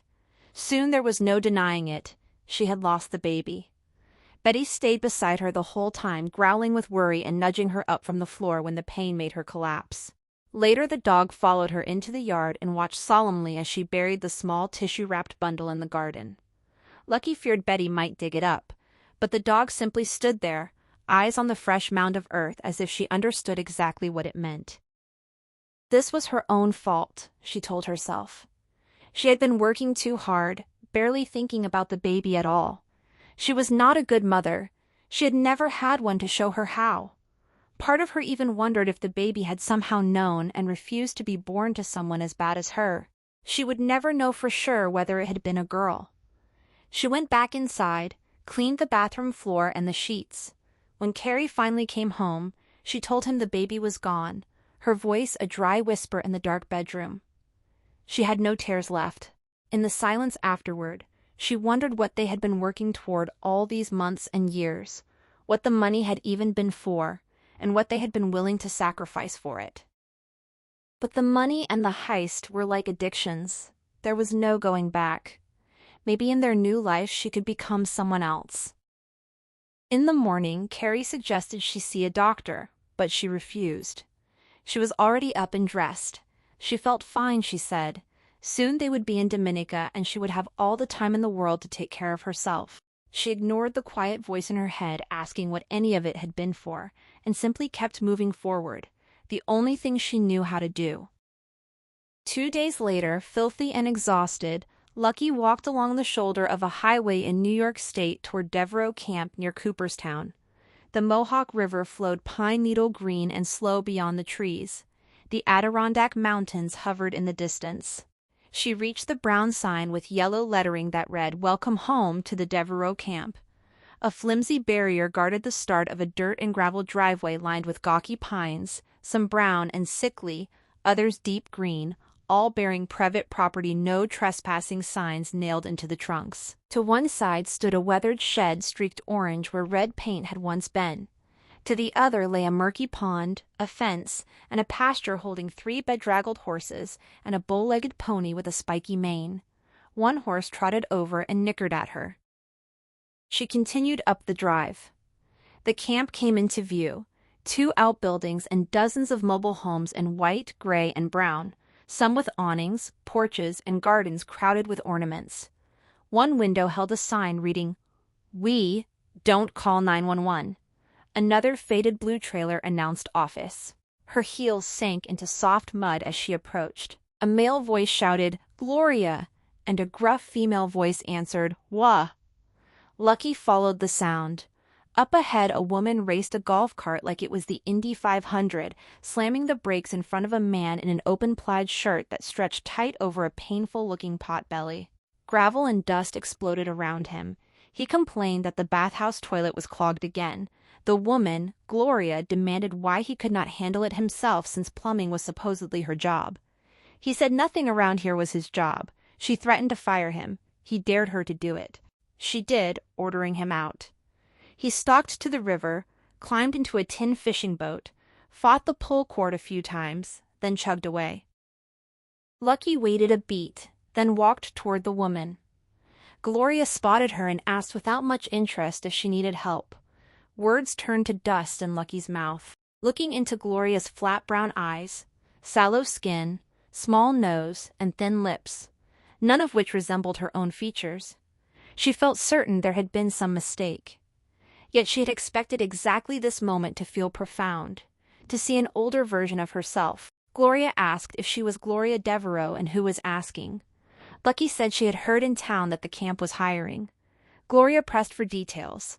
Lucky improvised that she had overheard talk in the diner about Gloria finally firing Gus today. Gloria looked amused and asked for her credentials.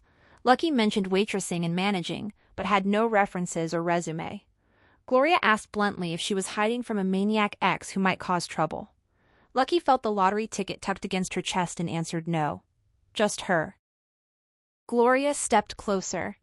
Lucky caught a fetid smell, either breath or the plunger in her hand. She asked Lucky's name. "Sarah Armstrong," Lucky said. No reaction to the last name. Gloria described the place as a simple fishing camp and trailer park. Nothing fancy. The horses not much to look at, and the work no fun at all. To prove it, she said Lucky's first task, if she really wanted the job, was to unclog the bathhouse toilet. She thrust the plunger forward. Lucky took it and asked if she succeeded. Was she hired? Gloria confirmed the deal. $50 a day in cash, paid weekly, with lodging in an empty cabin whose toilet did not work. She could use the bathhouse once it was cleared.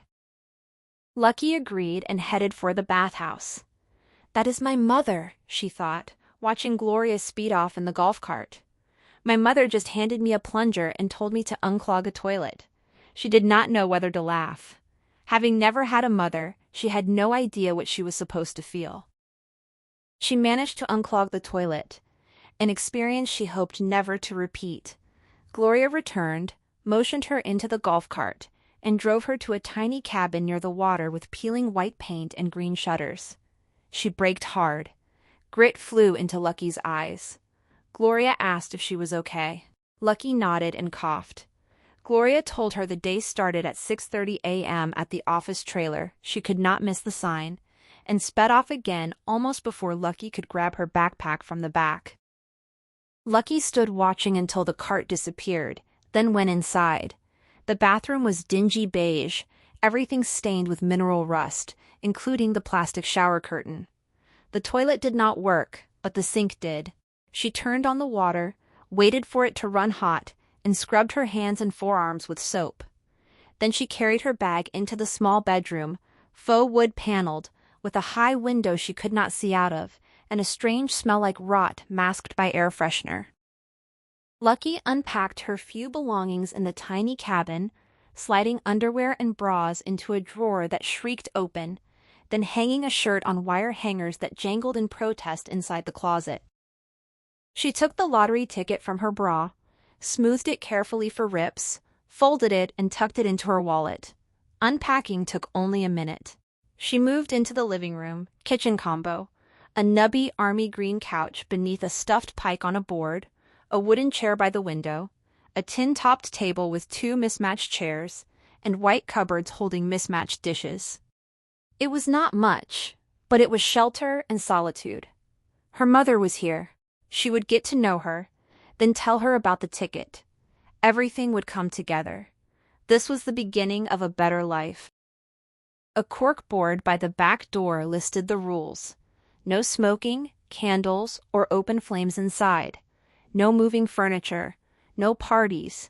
No loud music after 10 or the police would be called.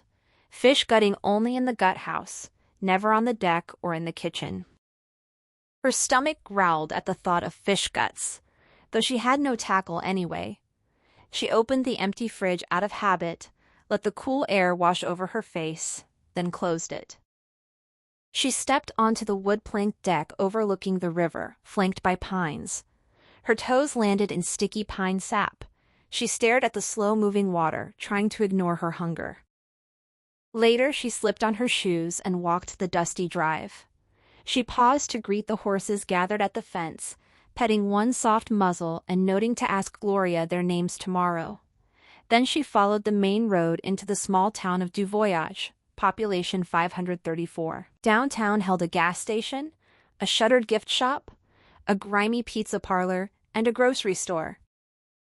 Inside the store, she filled a basket with coffee, peanut butter, sale apples, bread, macaroni and cheese, bagged salad, granola bars, and milk, keeping the total under $20 in her head.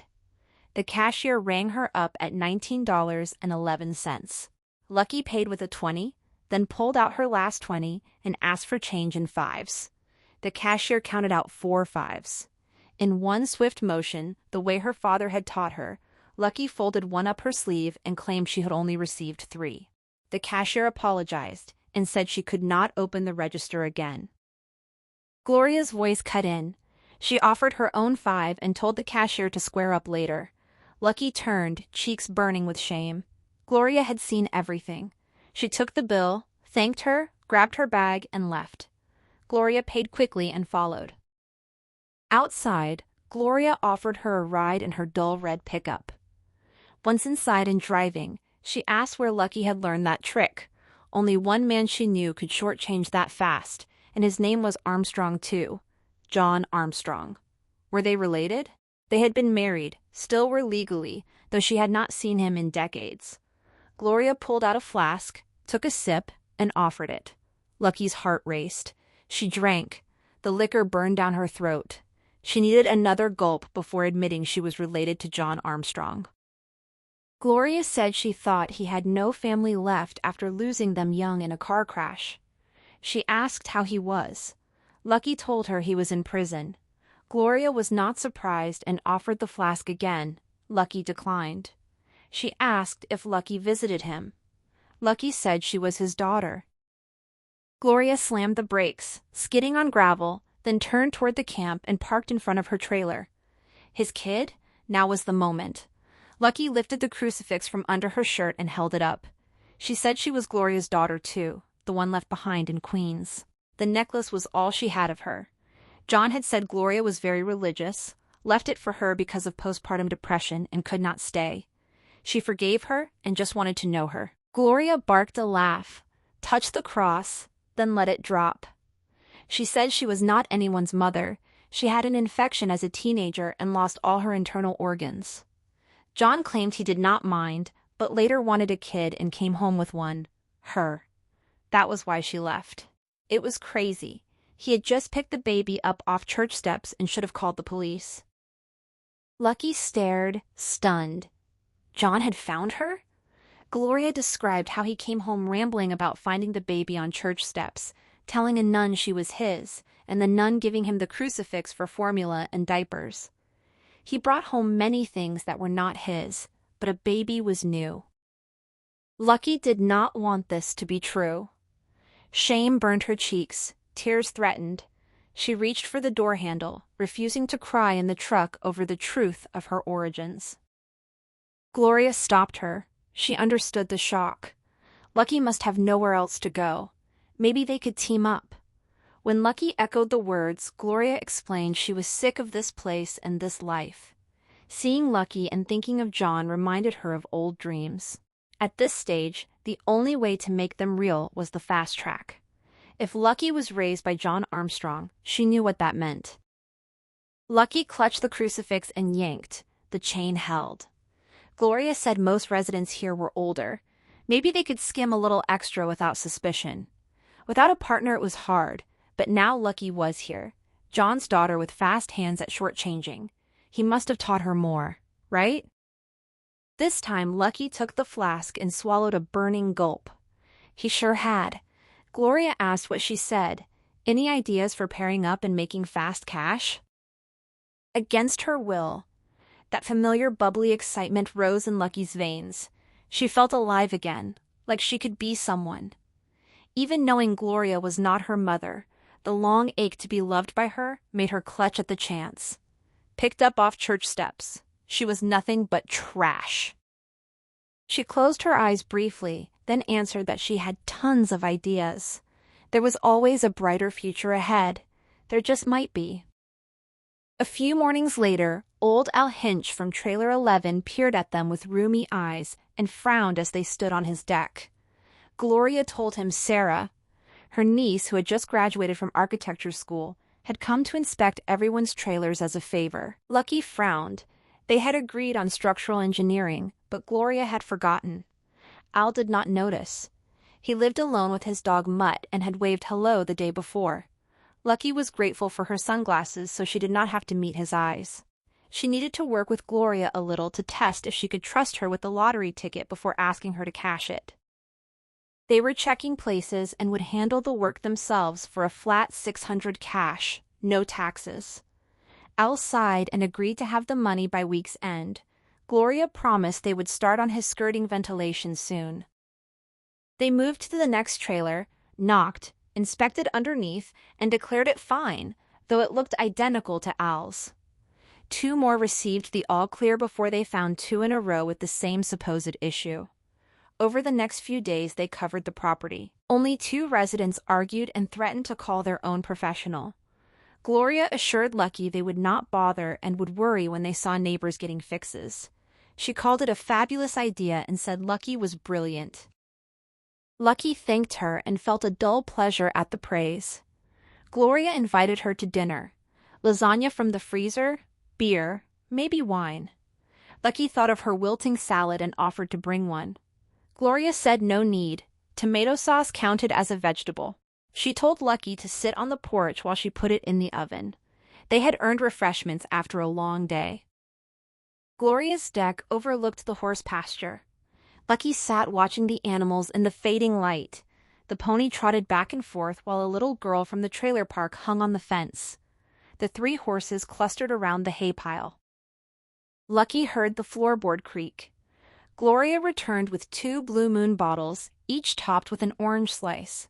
She announced she had gotten fancy for her rare guest. Gloria pushed the orange inside and drank. Lucky copied her. Gloria recalled seeing the trick at a restaurant and liking the taste.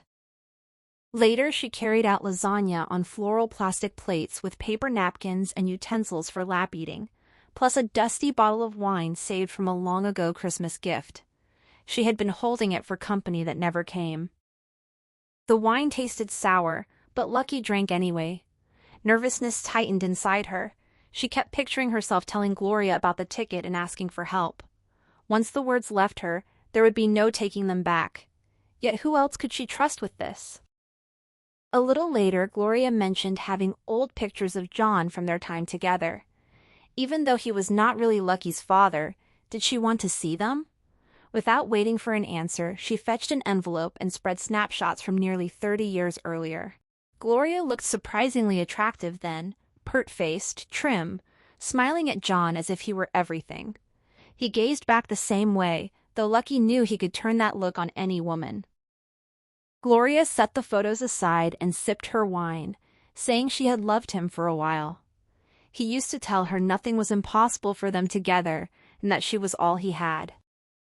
Lucky emptied her glass. Gloria refilled it. Lucky said he had told her the same thing. Gloria expressed regret for the rotten hand Lucky had been dealt and wished she could do more to help. She shook the nearly empty bottle and offered something stronger to dull the edge. Lucky agreed. Moments later, she took the moonshine, drank it down, and held out her glass again. Gloria called her a good girl and promised it would fix everything. Gloria's lips and teeth had gone purple from the wine, her hair more mussed than usual. She leaned back and kept talking. The liquor hit Lucky hard, her vision softened. Gloria described telling John he needed to take the baby to the police station and leaving him when he refused. That had ended them. She never saw him again, but sometimes wondered what became of the child, hoping he had done the right thing. She figured a few days of diapers and sleepless nights would change his mind. Apparently, it had not. Lucky closed her eyes. Gloria's voice blurred into the crickets, cicadas, and distant highway trucks. At some point, she felt a blanket settle over her knees. Then everything went silent and dark, and she slept. September 2008. Boise, Idaho. Lucky's panicked shout brought Carrie pounding down the stairs. She told him Betty had vanished. She had let the dog out in the yard only minutes earlier. They spent hours walking the neighborhood streets, calling Betty's name. They printed signs and taped them to poles. Carrie finally returned to the restaurant. Lucky stayed by the phone, staring at the document she had prepared to take Betty to Dominica, crying without end. Just like the miscarriage, this was her fault. She had been too distracted moving the money offshore. She pushed away the thought that she had done nothing different from any other day. When Carrie came home, she told him it felt like someone had stolen Betty. The dog would never run away. Carrie suggested maybe Betty sensed they were leaving and did not want to go. He urged her not to worry. She could not fix it and they had to keep moving. She asked how she could stop worrying. Betty was all she, then caught herself. She had Carrie. She had the money. She needed to start believing those things still in her grasp mattered. Betty never returned. Days slid by until it was time to leave. Lucky asked if they could delay just a few more days in case someone found her. Leaving now felt like bad luck, as if any chance of a happy life would vanish with them. She still hoped for a call about the dog. She proposed stopping in Las Vegas first. What could be more fun? It was safe. They knew how to stay invisible. It felt like the perfect reset, a way to buy a little more time. They had lost so much. They deserved something special, a blaze of glory before disappearing forever. Carrie pulled her clothes and asked if it would truly make her happy again. He hated seeing her this sad. She said yes. He agreed. One more night in America would not hurt. No one would find them in Nevada. The next day, they climbed into their silver Audi and drove. February 1982. New York City. Margaret Jean returned to bed the night the baby cried on the steps of St. Monica's Cathedral, and the man with shiny shoes claimed it as his own. Sleep would not come. At dawn she approached the sisters about her aspirancy. They confirmed she could join the order. Relief washed through her, deep and almost rapturous. This was what she wanted now, to redeem herself and to redeem others. Weeks later, as Sister Margaret Jean, she learned a young woman in the parish was asking about a baby left on the steps. The sisters asked if she had heard anything while on watch that night. She said no, of course not, and they believed her. Who would lie about something like that? They pitied the young woman, saying she must not be in her right mind. Sister Margaret Jean knew the grief had driven her mad. In this new life as helper and redeemer, different from the woman who had once cheated people out of money and hidden to escape the consequences, she would help her. She reached the cathedral steps. The young woman stood at the bottom, walking slowly with slumped shoulders, the picture of dejection. Her flame-red hair made her easy to follow. Sister Margaret Jean trailed her, searching for the right words. When she was close enough, she reached out and touched the woman's shoulder. The woman started to pull away. Sister Margaret Jean reassured her she meant no harm and only wanted to help. Please come with her. Hope flickered in the woman's unusual green eyes, the color of emeralds or the lime candies she had bought as a child for pennies. The woman asked if she knew where her baby was. Sister Margaret Jean offered to buy her breakfast so they could talk. They went to a cafe she remembered from her old life, when she had befriended lonely sick or elderly people, eased into their lives and their wills. It had become systematic, addictive. She had made more money than she knew what to do with, telling herself she brightened their final days. Bible study had taught her stealing was simply stealing. The young woman stayed silent, eyes haunted and wide. Sister Margaret Jean ordered for both: pancakes, eggs, potatoes, fruit, coffee, orange juice, and watched her eat with obvious hunger. Then she asked her name. Valerie Mann. She noticed the front of the girl's shirt was wet with leaking milk and gave her own cardigan to cover it. She wanted to ask who the woman was, where she came from, and why she had left her child on the steps. But that would reveal she had seen the baby and allowed the stranger to take her. She sought redemption, yet not capture. So she did what she did best. She invented a story. Sister Margaret Jean hesitated, gathering herself before she spoke. She described her holy vision of the baby, a beautiful child with hair like Valerie's and a strong, determined cry. Valerie set her fork down, her green eyes sharpening with sudden intensity. The nun gently corrected her. The image had come in a dream. Still, she confirmed she believed the girl had left the infant at the parish. She knew the baby had been there. Valerie pressed for more, desperate to learn where her daughter was now. Sister Margaret Jean assured her the child was safe and deeply loved. She closed her eyes as if picturing the little girl, convincing herself of every word she offered.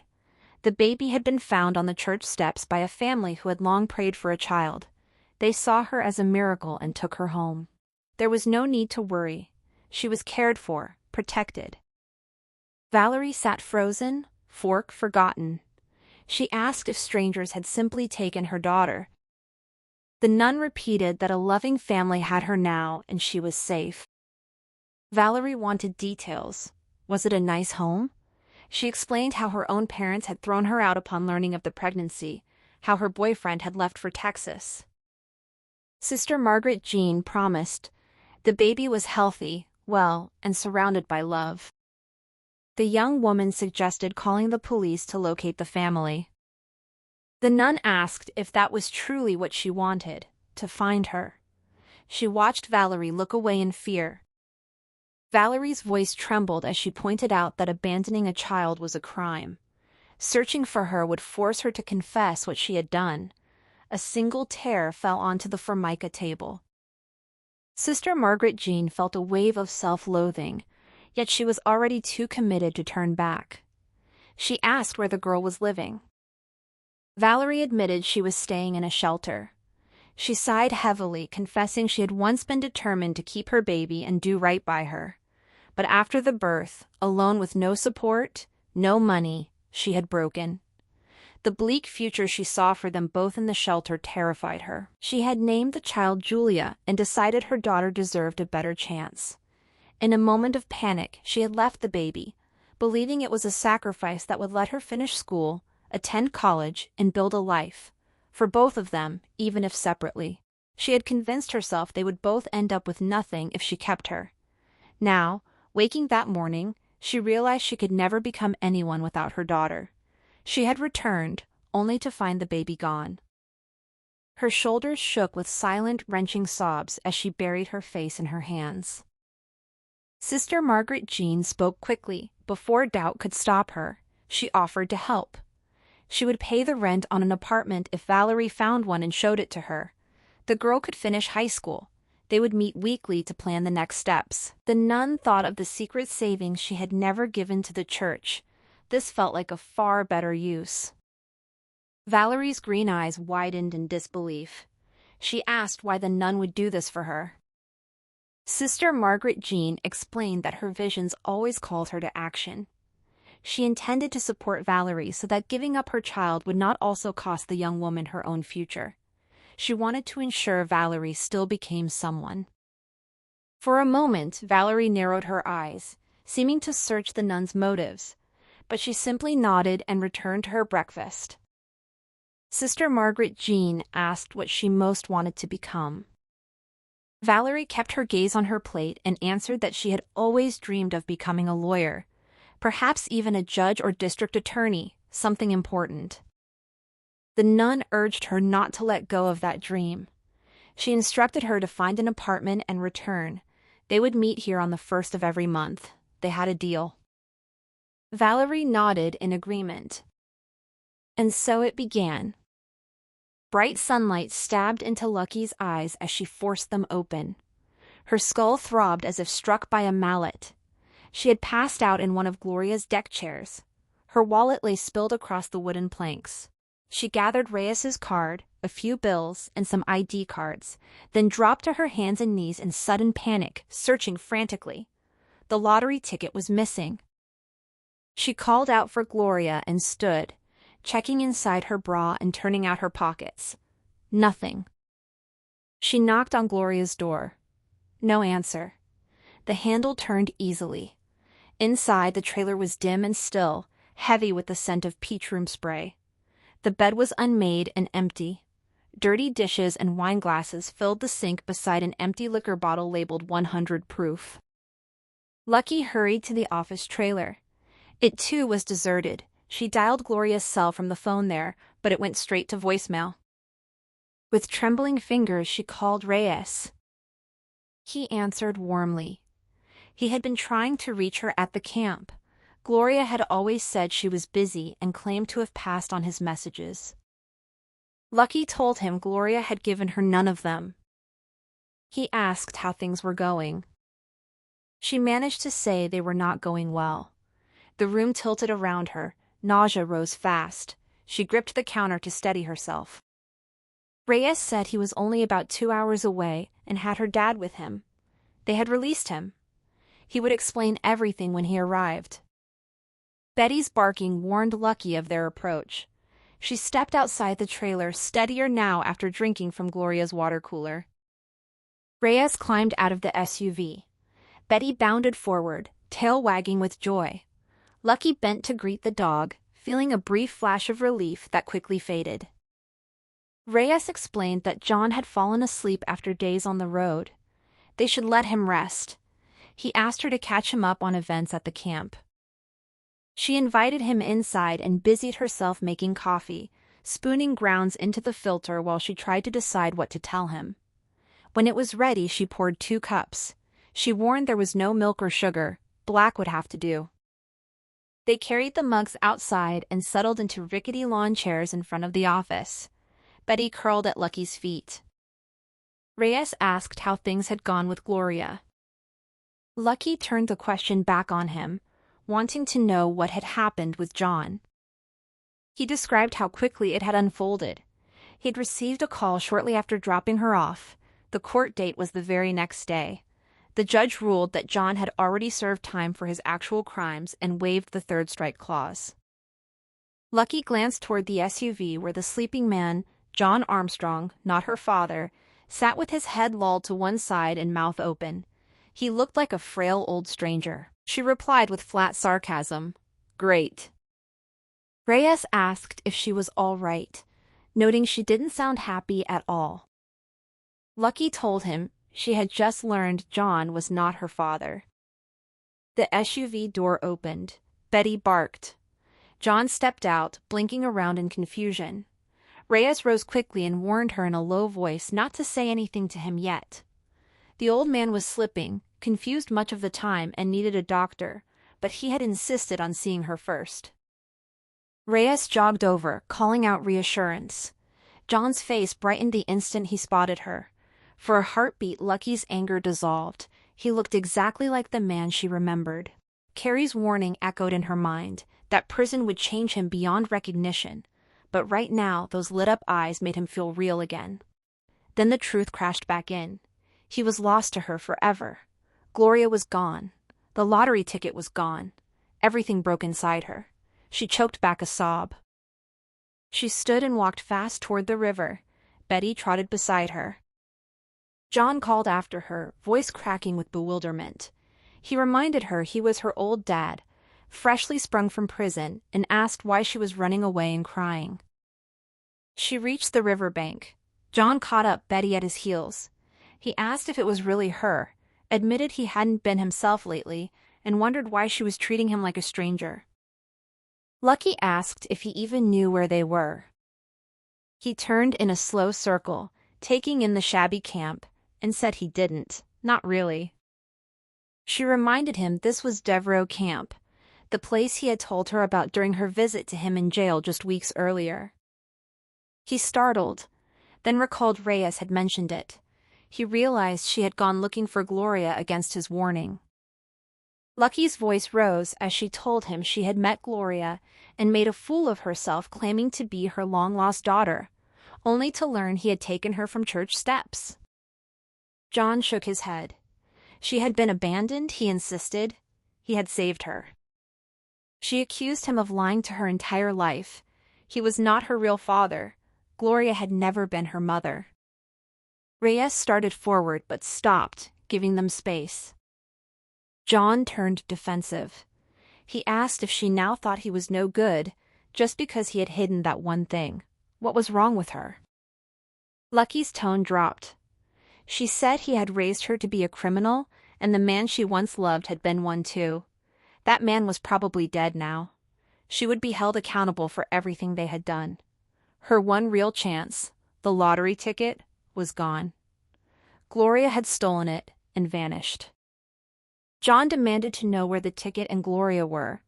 He offered to cash it immediately, take not a single penny, and make everything right. The police would never find her. She repeated that Gloria had stolen it. He said they would track her down. Lucky asked how they could possibly reach her before she cashed it. John gazed at the river, then back at her. He said he had loved her the second he saw her. It wasn't what she thought. He had only wanted to take care of her, and he had. He had called her his daughter because that was how he had always felt. In her mind, Lucky answered that he had seen only her potential, a tool to mold and use in his cons. Nothing he could say would fix this. He continued, voice faltering. When she was 4 or 5, she had asked about her mother for the first time. He froze and named Gloria because she was the first woman who came to mind. The lie had simply grown from there. He had never imagined she would actually find her. Lucky said she did not want to talk to him anymore. She wanted to be alone.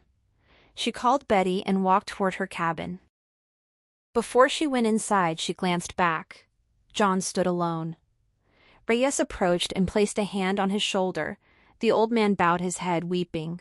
Not her father. Betty whined softly.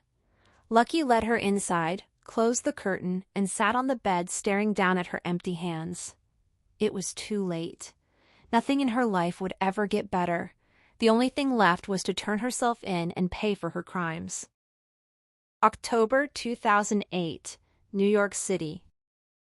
Valerie told Sister Margaret Jean she still dreamed of finding her daughter someday. It would be a miracle. The nun agreed that yes, it truly would. Over nearly 30 years, Sister Margaret Jean had quietly emptied the secret bank account of its ill-gotten money until almost nothing remained. She had paid for Valerie's college and law school, watched her long climb upward. Valerie had become a lawyer and was now Manhattan's district attorney. The nun felt a fierce pride. It was the greatest joy of her life. She had done this. The world was better because of Valerie Mann, and therefore because of her. She told herself she was forgiven, even though she knew only God could truly forgive her.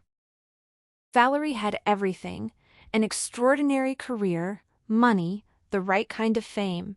Yet she remained lonely and unhappy. She had never married and seemed to have no real friends. Her secret weighed too heavily. She no longer spoke to her parents, who had thrown her out when she became pregnant. The ache of abandoning her child had never left her. It kept her isolated from everyone. Month after month, year after year, at the same unchanging luncheonette, Valerie said she looked for her daughter everywhere.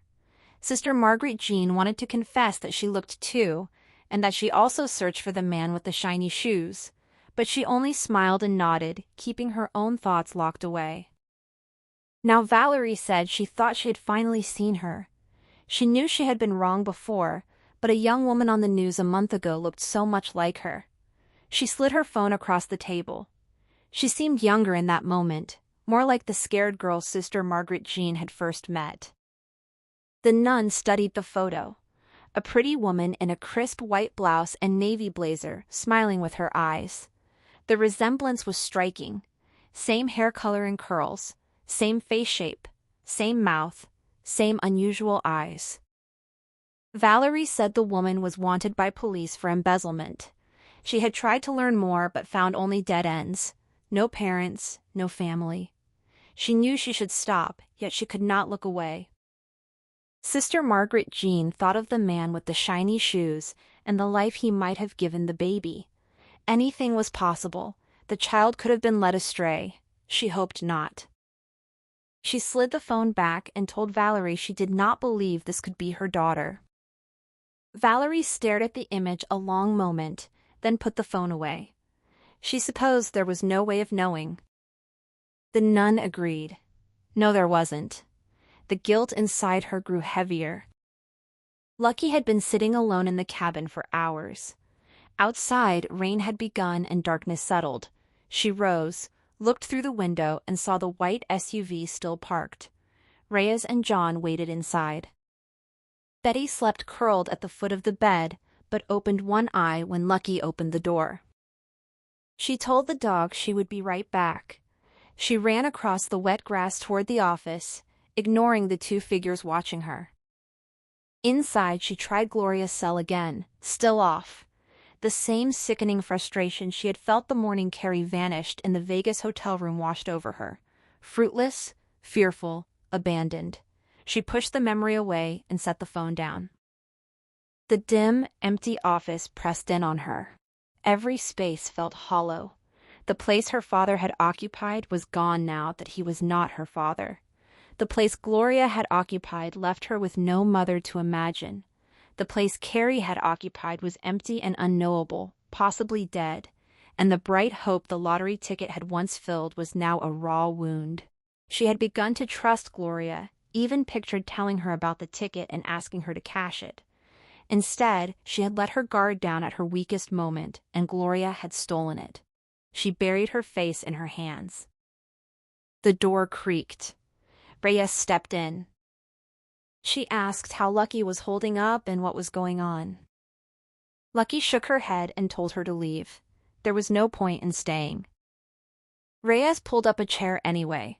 She said she had had no idea. John had never told her either. They had spoken about it earlier. In his clearer moments, he seemed to understand what he had done and what Lucky had discovered. He desperately wanted to help.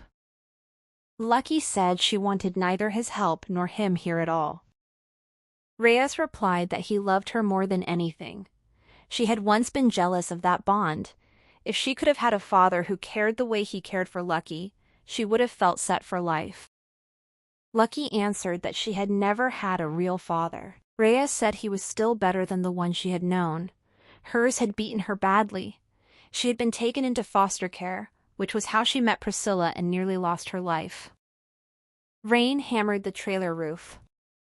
Reyes went on. Prison was brutal. It stripped a person down. One only had to look at John's condition now to see it, but it also taught the value of second chances. Lucky said she could never forgive him for lying about who she was. Reyes insisted he was a good man. Lucky gave a short, bitter laugh and said Reyes clearly had not met many good men. Reyes told her John had been kind when no one else was. He had stayed working for Priscilla partly to keep her safe. Lucky said she had thought it was only to pay her tuition. Reyes replied that had been only part of it. Silence returned, filled by the steady rain. Reyes told her that her dad had mentioned the lottery ticket. Lucky looked up. "Ah," she said, "now I see why you're being so nice to me." Reyes laughed, shaking her head. She asked if Lucky really believed she was helping only for a long-shot chance at recovering the stolen ticket. She reminded her what she risked by even being here. Direct violation of her parole terms, the drive to the bus station days earlier, and the danger from Priscilla once she found out. She had known nothing about the ticket then. Lucky would have to learn to trust people eventually. It would spare her a lot of pain. Lucky replied that trusting people had only brought her disaster lately. Reyes suggested she let people prove themselves through actions first, not words. Lucky felt the anger drain out of her. She knew she was being harsh and unfair. She apologized and thanked Reyes for coming to pick her up. Reyes brushed it off. People deserved second and third chances. Everyone made mistakes. Without forgiveness, everyone would end up alone. Lucky said she already was alone. The rain stopped. Silence filled the small room. She wiped the tears from under her eyes with her fingers and smeared them on her jeans. Reyes told her she wasn't alone. Lucky said it was time for her to turn herself in. Reyes refused. Not yet. She had a friend in New York City, a private investigator she had met through work, who owed her a favor. They could drive there tomorrow morning to see if she could help track Gloria and the missing ticket. Giving up now was too soon. John had also suggested taking Lucky to the church where she had been left. Maybe someone there had answers. Lucky doubted anything would help, but she agreed to the plan. As they drove the next morning, the mountains slowly gave way to rolling hills, then houses, big box stores, and scrubby trees. John asked if he could turn on the radio. Lucky had not spoken to him or met his eyes that morning. He acted as if nothing had happened by the river, making her wonder if he had already forgotten the conversation. His decline was clear. Lucid moments came less often than profound confusion. Reyes told him to go ahead. John scanned stations until he found a Yankees game. Lucky touched the cross at her neck. In city traffic, the announcer crowed that the Yankees had won. John pumped his fist and said, "Well, how about that?" Lucky found herself smiling, an old reflex.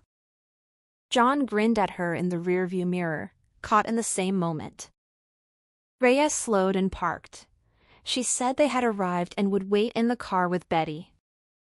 St. Monica's stood tucked among apartment buildings and high-rises, its spires reaching upward unnoticed. Betty popped her head over the seat and licked Lucky's hand. John said he thought he remembered the nun's name from that night. Something Jean, maybe Mary Jean.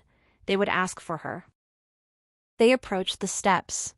John stopped and pointed. This was exactly where he had found her, cold and crying. He had thought she was a miracle. Lucky could not bear it. She hurried past the spot, refusing to imagine the mother who had left her there alone in the dark. Inside the church, the air felt cool and smelled of wood and dust. Lucky gazed up at the stained glass and high ceilings. John walked to the front, lit a candle at a table of red glass holders, and bowed his head.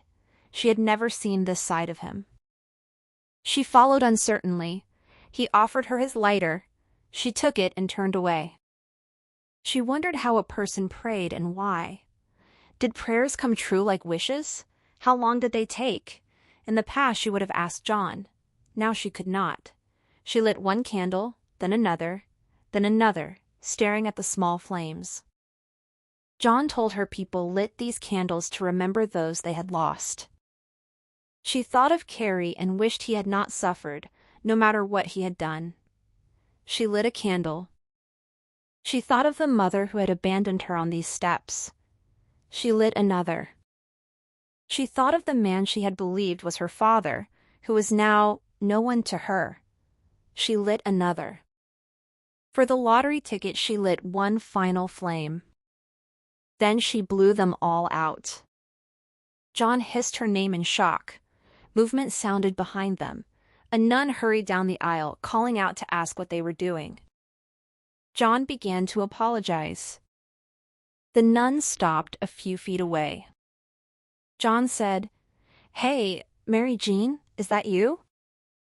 Lucky saw a flash of recognition cross the nun's face, but the woman replied that she had no idea who he was talking about. She turned and walked quickly out the front door, leaving them alone with the extinguished candles. October 2008, New York City. Sister Margaret Jean had recognized them instantly. She had been standing near the door, enjoying the fall breeze when they entered. The man's voice saying Lucky struck her at once. She opened her mouth, but no sound came. She took out her cell phone, pulled up Valerie's number, but did not dial. She could not be sure yet. She watched them approach the candles. The man looked much older, less sure of himself, but his shoes were still shiny. The young woman was beautiful despite the ragged haircut and bad dye job. She watched in silence as they lit candles. Then the young woman suddenly blew them all out. The nun snapped out of her daze and hurried toward them, calling out without knowing what she would say. Any remaining doubt vanished up close. The young woman's eyes were the same vivid green as Valerie's. For nearly 30 years, Sister Margaret Jean had hoped for a miracle in Queens. Now it stood before her. They had returned. Her gaze dropped to the gold cross necklace around the young woman's neck. It felt like a sign. Everything could break if she chose wrong. Then the man called her Mary Jean. She answered that she had no idea who he was talking about. She hurried out the door, paused on the steps to note the SUV's license plate, then stepped into the street and hailed a taxi. 15 minutes later, she stood before the stately gray office building where Valerie worked.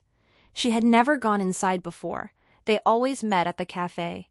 Today she pushed open the heavy glass doors and walked to the security desk. She gave her name as Margaret Jean and said she needed to see Manhattan DA Valerie Mann immediately. It was urgent and could not wait. Reyes asked what had happened inside as Lucky and John climbed back into the SUV. Lucky squinted against the harsh city sunlight, still dazed from the church's dim interior. John insisted it had to be the nun, Mary Jean or Maggie Jean. He could not quite recall the name after so many years. She had run off anyway. Maybe he was wrong. He wrung his hands and glanced back at Lucky. Reyes started the engine and told them the nun had noted their license plate before she fled. It was probably nothing good, but they had to move. They were due to meet her private investigator friend in half-hour. She pulled into traffic and left the church behind. Later, Reyes parked in the lot of a low-rise building in the Bronx. She told John and Lucky to wait and keep their fingers crossed, then slammed the door and strode inside. In the sudden quiet, John apologized. He hoped she could forgive him someday, could understand. Lucky told him she hated what he had done. That was the truth. But she also missed him. She had for years. Now that he was here, she could neither push him away nor forgive him. She needed time. Her voice cracked. He said he understood. They sat in silence until Reyes returned half an hour later. She reported that her friend had traced Gloria's credit card with ease. The woman was staying at a DoubleTree only 20 minutes from the camp, back in Waukegan. They would have to drive there now if they wanted to confront her and recover the ticket. Lucky agreed they had no choice, though her thoughts drifted to the nun and the faint chance she knew something about her mother. She could return to that later, if she ever got the ticket back. John reached forward and switched off the radio. He asked what their plan was once they reached the hotel. For a moment, he sounded like his sharp, calculating old self again, leaving Lucky dizzy with emotional whiplash. Reyes suggested. John accused Gloria of stealing the ticket from him and call the police to contest the win. Lucky pointed out that John had been in prison on the day she bought it, so that story would collapse. John proposed claiming the ticket belonged to Reyes instead. Lucky shook her head. Any investigation would check the store's security footage and see her, not Reyes. Reyes asked if there was any way to prove Lucky had bought it. She admitted she had no idea how any of this worked. John urged them to keep thinking. They needed a solid plan. Lucky finally offered blackmail. If they found Gloria, she would threaten to call the police about the fake construction jobs at the camp. She could claim she had recorded the confession and had witnesses ready to talk. They left Betty at a boarding kennel and pulled into the hotel lot. The three of them walked through the beige lobby. Lucky said she would get the room number. She took Reyes's phone, turned it off, and sent them to wait by the elevator. At the concierge desk, she gave an apologetic smile and explained she was meeting Gloria Devereaux, who had texted her the room number, but her phone had died. She held up the blank screen as proof. The concierge refused to give out the information, but offered to call the room. As he dialed, Lucky caught the numbers, 513. She quickly claimed Gloria must be at the casino instead and told him to hang up. She heard a woman's voice answer just before the line went dead. She rejoined Reyes and John at the elevator. A couple rode up with them in silence. On the 5th floor, they stepped out. John wanted to review the plan one last time. Reyes could knock and claim complimentary turn-down service with chocolates. They walked down the hall. Reyes knocked and announced housekeeping with chocolate turn-down. Gloria's voice growled from inside, asking what the hell that was. Reyes persisted with the list of options. Gloria told her to leave the chocolate outside and go away. After a moment of silence, Reyes cursed under her breath. Lucky stepped forward and knocked. She told Gloria she knew exactly who she was and what she had taken. She also had a recording of Gloria admitting to the fake repairs and scamming the seniors, plus upset witnesses at the camp and the police on speed dial. Nothing. John tapped the door and identified himself. The door flew open. Gloria's hair stood wild and her eyes looked frantic. She snapped at them to shut up, glanced down the hall, and waved them inside fast. She double-locked the door behind them. She demanded to know who Reyes was. Reyes said simply a friend. Gloria muttered that she had seen the kind of friends Lucky kept, and they were all seriously messed up. John tried a casual greeting, noting it had been 30 years. Gloria stared at him coldly. She knew exactly why they were here, and the ticket was already gone. Lucky scanned the messy room. Scattered clothes, empty takeout boxes, an open bottle of Blue Moon on the dresser. John pressed her on what she meant by gone. Gloria sat on the bed and buried her face in her hands for a moment. Then she looked up and apologized. She had given Lucky the strong liquor, heard her drunkenly babble about winning the lottery, and checked her wallet after she passed out. The ticket proved to be a winner and she had lost her mind. But she had not gotten far from the camp before a crazy woman and her bodyguard ran her off the road. They asked what she knew about Lucky. She claimed she had no idea who that was. They roughed her up until she admitted meeting a young woman named Sarah who matched the description. They forced her toward the river, talking about shooting her and dumping the body. In panic, she offered the winning ticket to save herself. The big man got excited and they took it and drove off. She had been hiding at the hotel ever since, too scared to return to the camp. She looked at Lucky again and repeated that she was sorry. Lucky shook her head. It did not matter anymore. Getting the ticket back from Priscilla was impossible. Going near her would only get her killed. The odds had always been impossible, and now they were final. She said she needed to take a walk. Reyes stepped forward and offered the car keys. It was raining again. She could sit in the SUV. Lucky took the keys and promised she would be back. The lie tasted worse than any she had told before. She crossed the lobby and stood under the overhang, staring into the rain. She forced herself to cling to the last thin thread of hope. Turning herself in meant prison, but she could tell the police everything. The ticket stolen first by Gloria, then by Priscilla. Maybe they would investigate. If she could prove ownership with the gas station footage, the money could be held until she got out. She stepped into the downpour and walked a few yards. Ahead in the darkness, a woman sat on a soaked blanket, cardboard sign over her head to shield the rain. The words were bleeding but still readable. Broke, starving, and sad. A hot coffee would make my day. Lucky pulled the folded bills from her pocket, the ones she had shortchanged from the grocery cashier, and handed them over. The woman thanked her and blessed her. Lucky asked if there was a police station nearby. The woman said it was about 8 blocks down that way. As Lucky started walking, a car pulled alongside her. She heard the window lower and assumed it was Reyes. She said it was over, to pretend none of this had happened. She was turning herself in. But when she looked up, it was not the white SUV. A woman with red hair streaked gray, pulled back in a low bun, sat in the driver's seat. She had green eyes. Familiar eyes. Lucky recognized her from the television in Vegas, the Manhattan district attorney. Those eyes were the same ones Lucky saw every day in the mirror.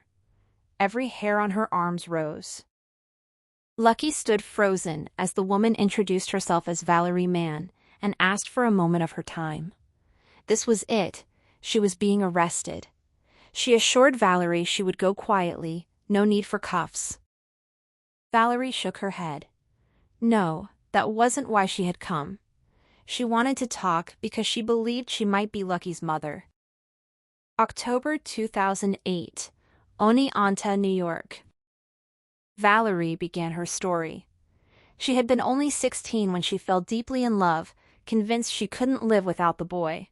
Now he was gone from her life entirely, but she had never stopped thinking of the child she'd given up. After leaving the baby on the church steps, believing it was best for her future, Valerie had returned, only to find her already taken. Lucky wrapped her hands around the cooling coffee cup. She closed her eyes, bowed her head, and felt her shoulders tremble with silent, rapid tears, the same way she always cried.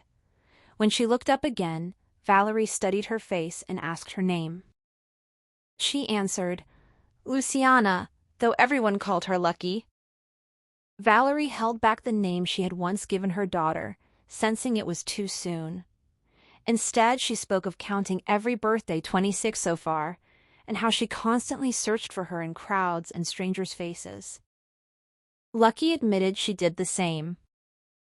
Valerie called abandoning her the worst mistake of her life and asked if forgiveness was possible. She longed to know her now.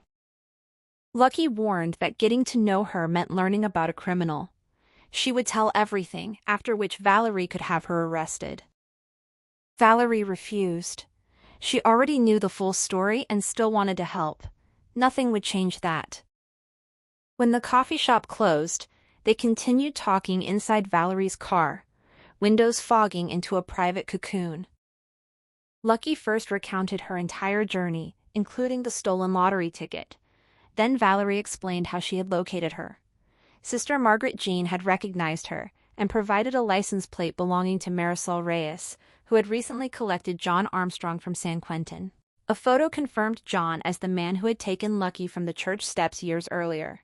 But Valerie had dug deeper, focusing on Lucky's connection to David Ferguson, whose real name was Carrie Matheson.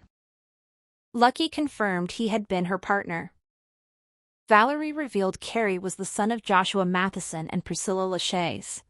Joshua, a drug kingpin, had been killed years ago in California, with suspicion always falling on Priscilla. She had laundered money rather than dealt drugs. Cleaner, more profitable. Greed led her to create a fake charity that drew federal scrutiny.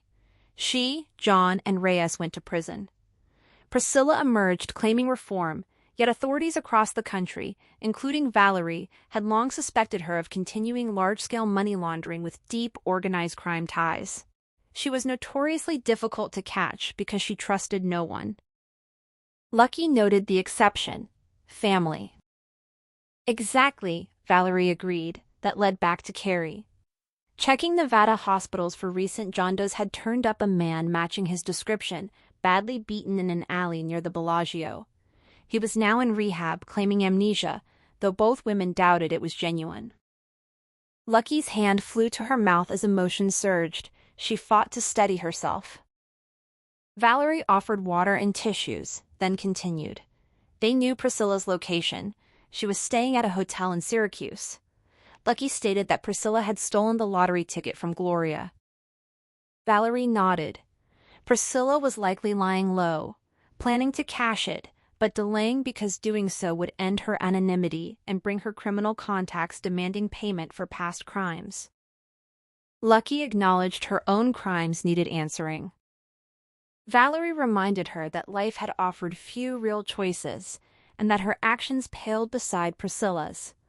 Cooperating to catch her could secure a strong plea bargain. Lucky insisted she did not want to dodge punishment. It was time to tell the truth, make amends, repay every stolen dollar, serve her time, and eventually start clean. Valerie considered her thoughtfully. Different forms of restitution existed. Recovering the ticket and using those funds for repayment would help, but helping put Priscilla behind bars would accomplish far greater good. Was she willing to assist the department? Lucky agreed without hesitation, and to helping with Carrie as well. Valerie gazed out the windshield, then turned to her. After all that, they could find a way forward, her voice cracked. She reached for a tissue but crushed it instead, swallowing her tears in the exact manner Lucky recognized as her own. Valerie met her eyes steadily and apologized. Lucky believed her. The recorded calls began with police and FBI agents surrounding Lucky, wire in place. She dialed Carrie first. He whispered in shock that she had found him and asked how. She explained that when his mother hinted he might be dead, she refused to accept it and methodically called Nevada hospitals until she located him. He called her relentless, a survivor, and apologized profusely, saying he had been terrified. She pressed for details, following her script. She had gone to his mother's place. Priscilla had let things slip, claiming she had done this to him because he had been working for her and tried to run with a large sum of money. Carrie cursed his mother. Lucky asked if it was true. He hesitated, suggesting they not discuss it over the phone, and asked where she was. She claimed to be in New York at a payphone. On cue, officers triggered background sounds of a bus and passing traffic. Carrie urged her to come, take a bus, meet him so they could run away together. He professed his love. Life without her had been hell. He swore he would never have left her. The scripted lines blurred before Lucky's eyes. Her mouth went dry. She reached for water. She told him she had been frantic with worry, yet he had lied. He had pretended to run a restaurant while actually laundering money for Priscilla. He admitted it, apologizing deeply. He could never escape her grip. She had him too entangled. The house in Boise had seemed like a chance to eventually break free, but it hadn't worked. No, it hadn't. He begged her to come. She agreed. She would arrive in a few days. He sounded relieved and repeated his love. She echoed the words, though they caught in her throat. She had loved him once. Perhaps part of her still did. She hung up, sat motionless, and composed herself. Valerie stepped forward and sat beside her, praising the performance. Next came Priscilla. Was Lucky clear on what to say? She was. Every glance into her mother's eyes sent a sharp jolt through her, like staring into a mirror. Valerie praised how cleanly Lucky had handled the call with Carrie. Clarity mattered above all. Nothing could stay vague with Priscilla. She needed to draw out admissions, that Priscilla had hired someone to beat or possibly kill her own son, that he had laundered money for her across San Francisco and Boise. Lucky assured her she could manage it. Bluffing came naturally now, and for the first time the admission carried no shame. The skill had its uses beyond cheating. Valerie slid a restaurant name and address across the table. Lucky was to tell Priscilla she knew exactly where Carrie was hiding and where the money waited, but would only share the details in person if Priscilla brought what she wanted. Carrie had supposedly agreed to a meeting to hand over the cash, yet Lucky intended to negotiate. She confirmed she understood. Valerie explained that if their suspicions held, Priscilla would come. Her survival depended on reclaiming the debt, and the lottery winnings could cover it, but cashing the ticket meant stepping out of hiding. Valerie stepped away to coordinate with the officers handling the recording setup, leaving Lucky alone with her circling thoughts and rising fear. The call went through. Lucky delivered the bait. She knew Carrie's location, knew where the money was, and would share both only face to face. Priscilla took the hook and agreed to meet at 5. Lucky arrived early and sat waiting. 10 minutes passed, then 20. She grew certain Priscilla would not appear. But then Priscilla entered, 10 minutes late, Nico the guard from Priscilla's place right beside her. Lucky greeted her and thanked her for coming. Priscilla cut through the politeness, demanding the information. Lucky insisted on the lottery ticket first. Priscilla threatened that Nico would shoot her right there unless she talked. Lucky reminded her they were in public. Nico would not risk it. She repeated her demand for the ticket stolen from Gloria, who had taken it from her. Priscilla corrected that she had stolen it from Gloria, not Lucky, but Lucky pressed. It had been hers originally, and she wanted it back. She claimed to know the money's location and Carrie's, confirming he was alive. Priscilla demanded the money's whereabouts, showing no relief at her son's survival. Lucky questioned why the money mattered more than her son's life, asking where it had come from and why Carrie had carried it. Priscilla called her naive. Carrie had been cleaning the cash for years until he betrayed her. She no longer cared what happened to him. She simply needed the money, or everyone involved would die. Lucky held firm. No ticket, no information. She would walk out. Priscilla warned she would have her killed. Lucky asked if she would really do that while Lucky carried her grandchild. Priscilla admitted she cared about the child, but valued her own survival far more. Lucky pressed for the exact amount. Priscilla said tens of millions. It had not been only the restaurant. Carrie had funneled some through Lucky's business without her knowledge. Lucky asked who the money belonged to. Priscilla refused to say. Lucky felt her focus slip, wishing for the scripted page she had used with Carrie. She pushed ahead with the rehearsed story. Carrie had lost part of the money gambling online, grown scared, and confessed when she found him in a Vegas rehab after a brutal beating. He had survived. Priscilla accused her of lying. Lucky urged cooperation. She needed to build a life for herself and the child. Carrie had betrayed them both. Hand over the ticket, receive the banking details, plus repayment for the lost sum from Lucky's own funds, and learn Carrie's location. They had to start trusting each other. Lucky claimed she hated Carrie as much as Priscilla did and wanted him to pay. Priscilla said she understood perfectly. Lucky demanded the ticket again. Priscilla paused, thinking. Lucky watched her reach for the handbag and read the calculation behind her eyes. Give the ticket now, extract the information, then have Nico follow and kill her later to reclaim it. Priscilla opened a small safe inside the bag, removed the ticket, and handed it across. Lucky recognized it instantly, every number, every crease and tear from their shared journey. She slipped it into her pocket. Priscilla demanded the money's location and Carrie's exact whereabouts. She slid over a blocked phone so Lucky could call him on speaker for proof he was alive. Lucky looked down at the ticket once more, then met Priscilla's eyes. She told her she had no idea where the money was. They were exactly alike, both cold liars who would do anything to win. She stood. She was not pregnant. She had lost the baby before leaving Boise. The loss still hurt, the dream of it gone like a golden ticket. Yet she felt relief at not carrying the grandchild of a woman like Priscilla, who should never have descendants.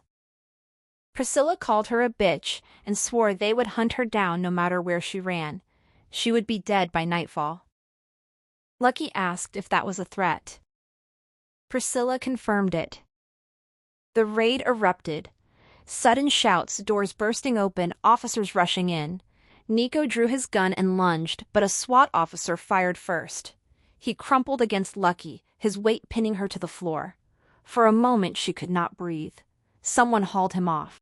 The sharp metallic smell of blood flooded her senses, dragging her back to darker days.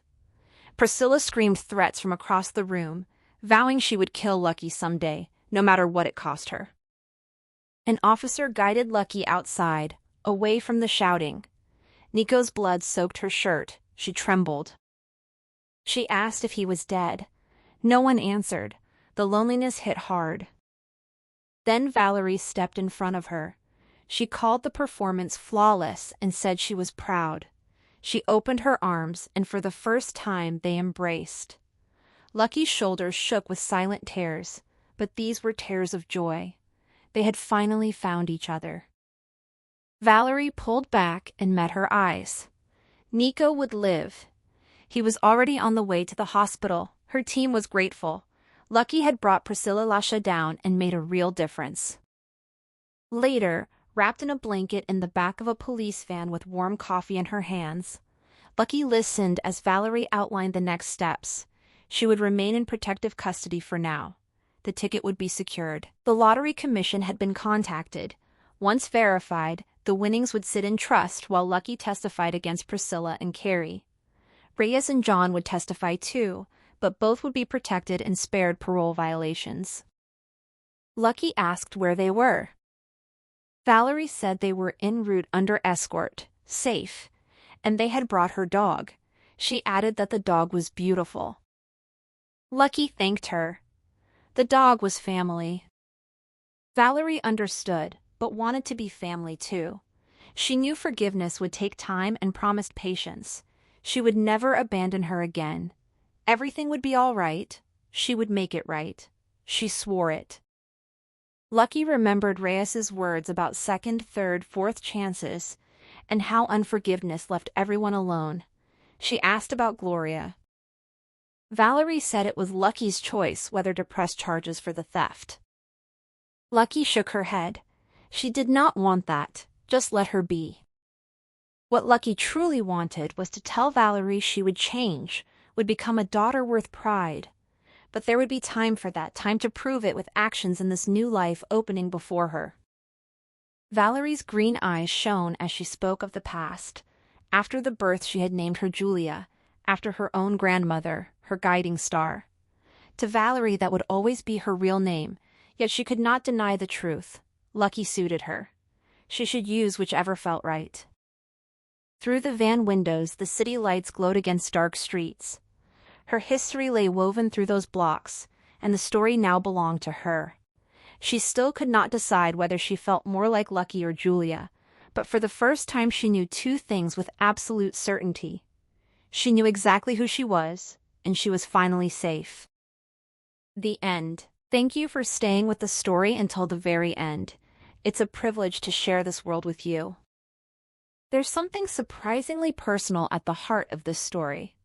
Marissa Stapley has revealed that when she was 10 years old, her mother lost her life savings to a couple posing as investors. That real-life con job didn't directly inspire the novel, but it shaped how she thought about her morally gray heroine. Her mother, who read the book before she passed, remained remarkably forgiving. Stapley says her mom would likely have said, "I forgive that person. Who knows what happened to them to make them do that kind of thing?" That quiet grace infuses every page. The adaptation process brought its own kind of magic. Jonathan Tropper, the showrunner known for gritty thrillers like Banshee, wanted to throw all the characters into boiling water, creating a leaner, more propulsive ride than the novel. Co-showrunner Cassie Pappas joined him at the helm, and together they made some bold choices. The most significant change? The series abandons the novel's central lottery ticket hook entirely, replacing it with a more immediate threat of the chase. But the emotional core, the complicated relationship between Lucky and her con artist father, remains intact. The cast brought remarkable depth to these characters. Timothy Olyphant steps into the role of Lucky's father with his signature blend of charm and menace. Annette Bening, as mob boss Priscilla, brings what Stapley describes as dark, unhinged maternal energy to the screen. And Anya Taylor-Joy, who was attached to the project before a script even existed, signed on after Reese Witherspoon personally reached out to offer her the role and a co-producer credit. Taylor-Joy dove into her first executive producing role with characteristic intensity. She pushed to emphasize her character's loneliness and isolation, according to showrunner Jonathan Tropper. On set, she worked closely with stunt double Haley Wright, the same professional she trained with on Furiosa, to make the action feel grounded. But here's a fascinating detail. Director Jonathan Van Tulleken specifically told her not to train like an action star. He wanted Lucky to run badly, to look exhausted and vulnerable, because this is not a trained assassin. By the end of filming, Taylor-Joy joked she was a lot fitter than at the beginning, but insisted, "I'm not fit, I'm stubborn, so I will get it done." One of the most remarkable behind-the-scenes stories involves the opening credits. The series features an original song by Fiona Apple called Horns of the Bull, a rare contribution from the iconic singer who hasn't released an album in 6 years. The connection came through Tropper's co-showrunner Cassie Pappas, who is married to Apple's drummer Amy Eileen Wood. Sometimes Hollywood magic is just who you know.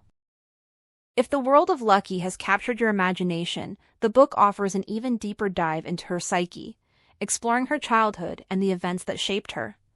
And for fans hungry for more, Stapley has confirmed a sequel is coming in 2027, No Such Thing as Lucky. If you enjoyed this journey, please consider liking the video and subscribing to the channel. We'd love to hear your thoughts in the comments. What did you think of Lucky's choices? Did the show or the book resonate more with you?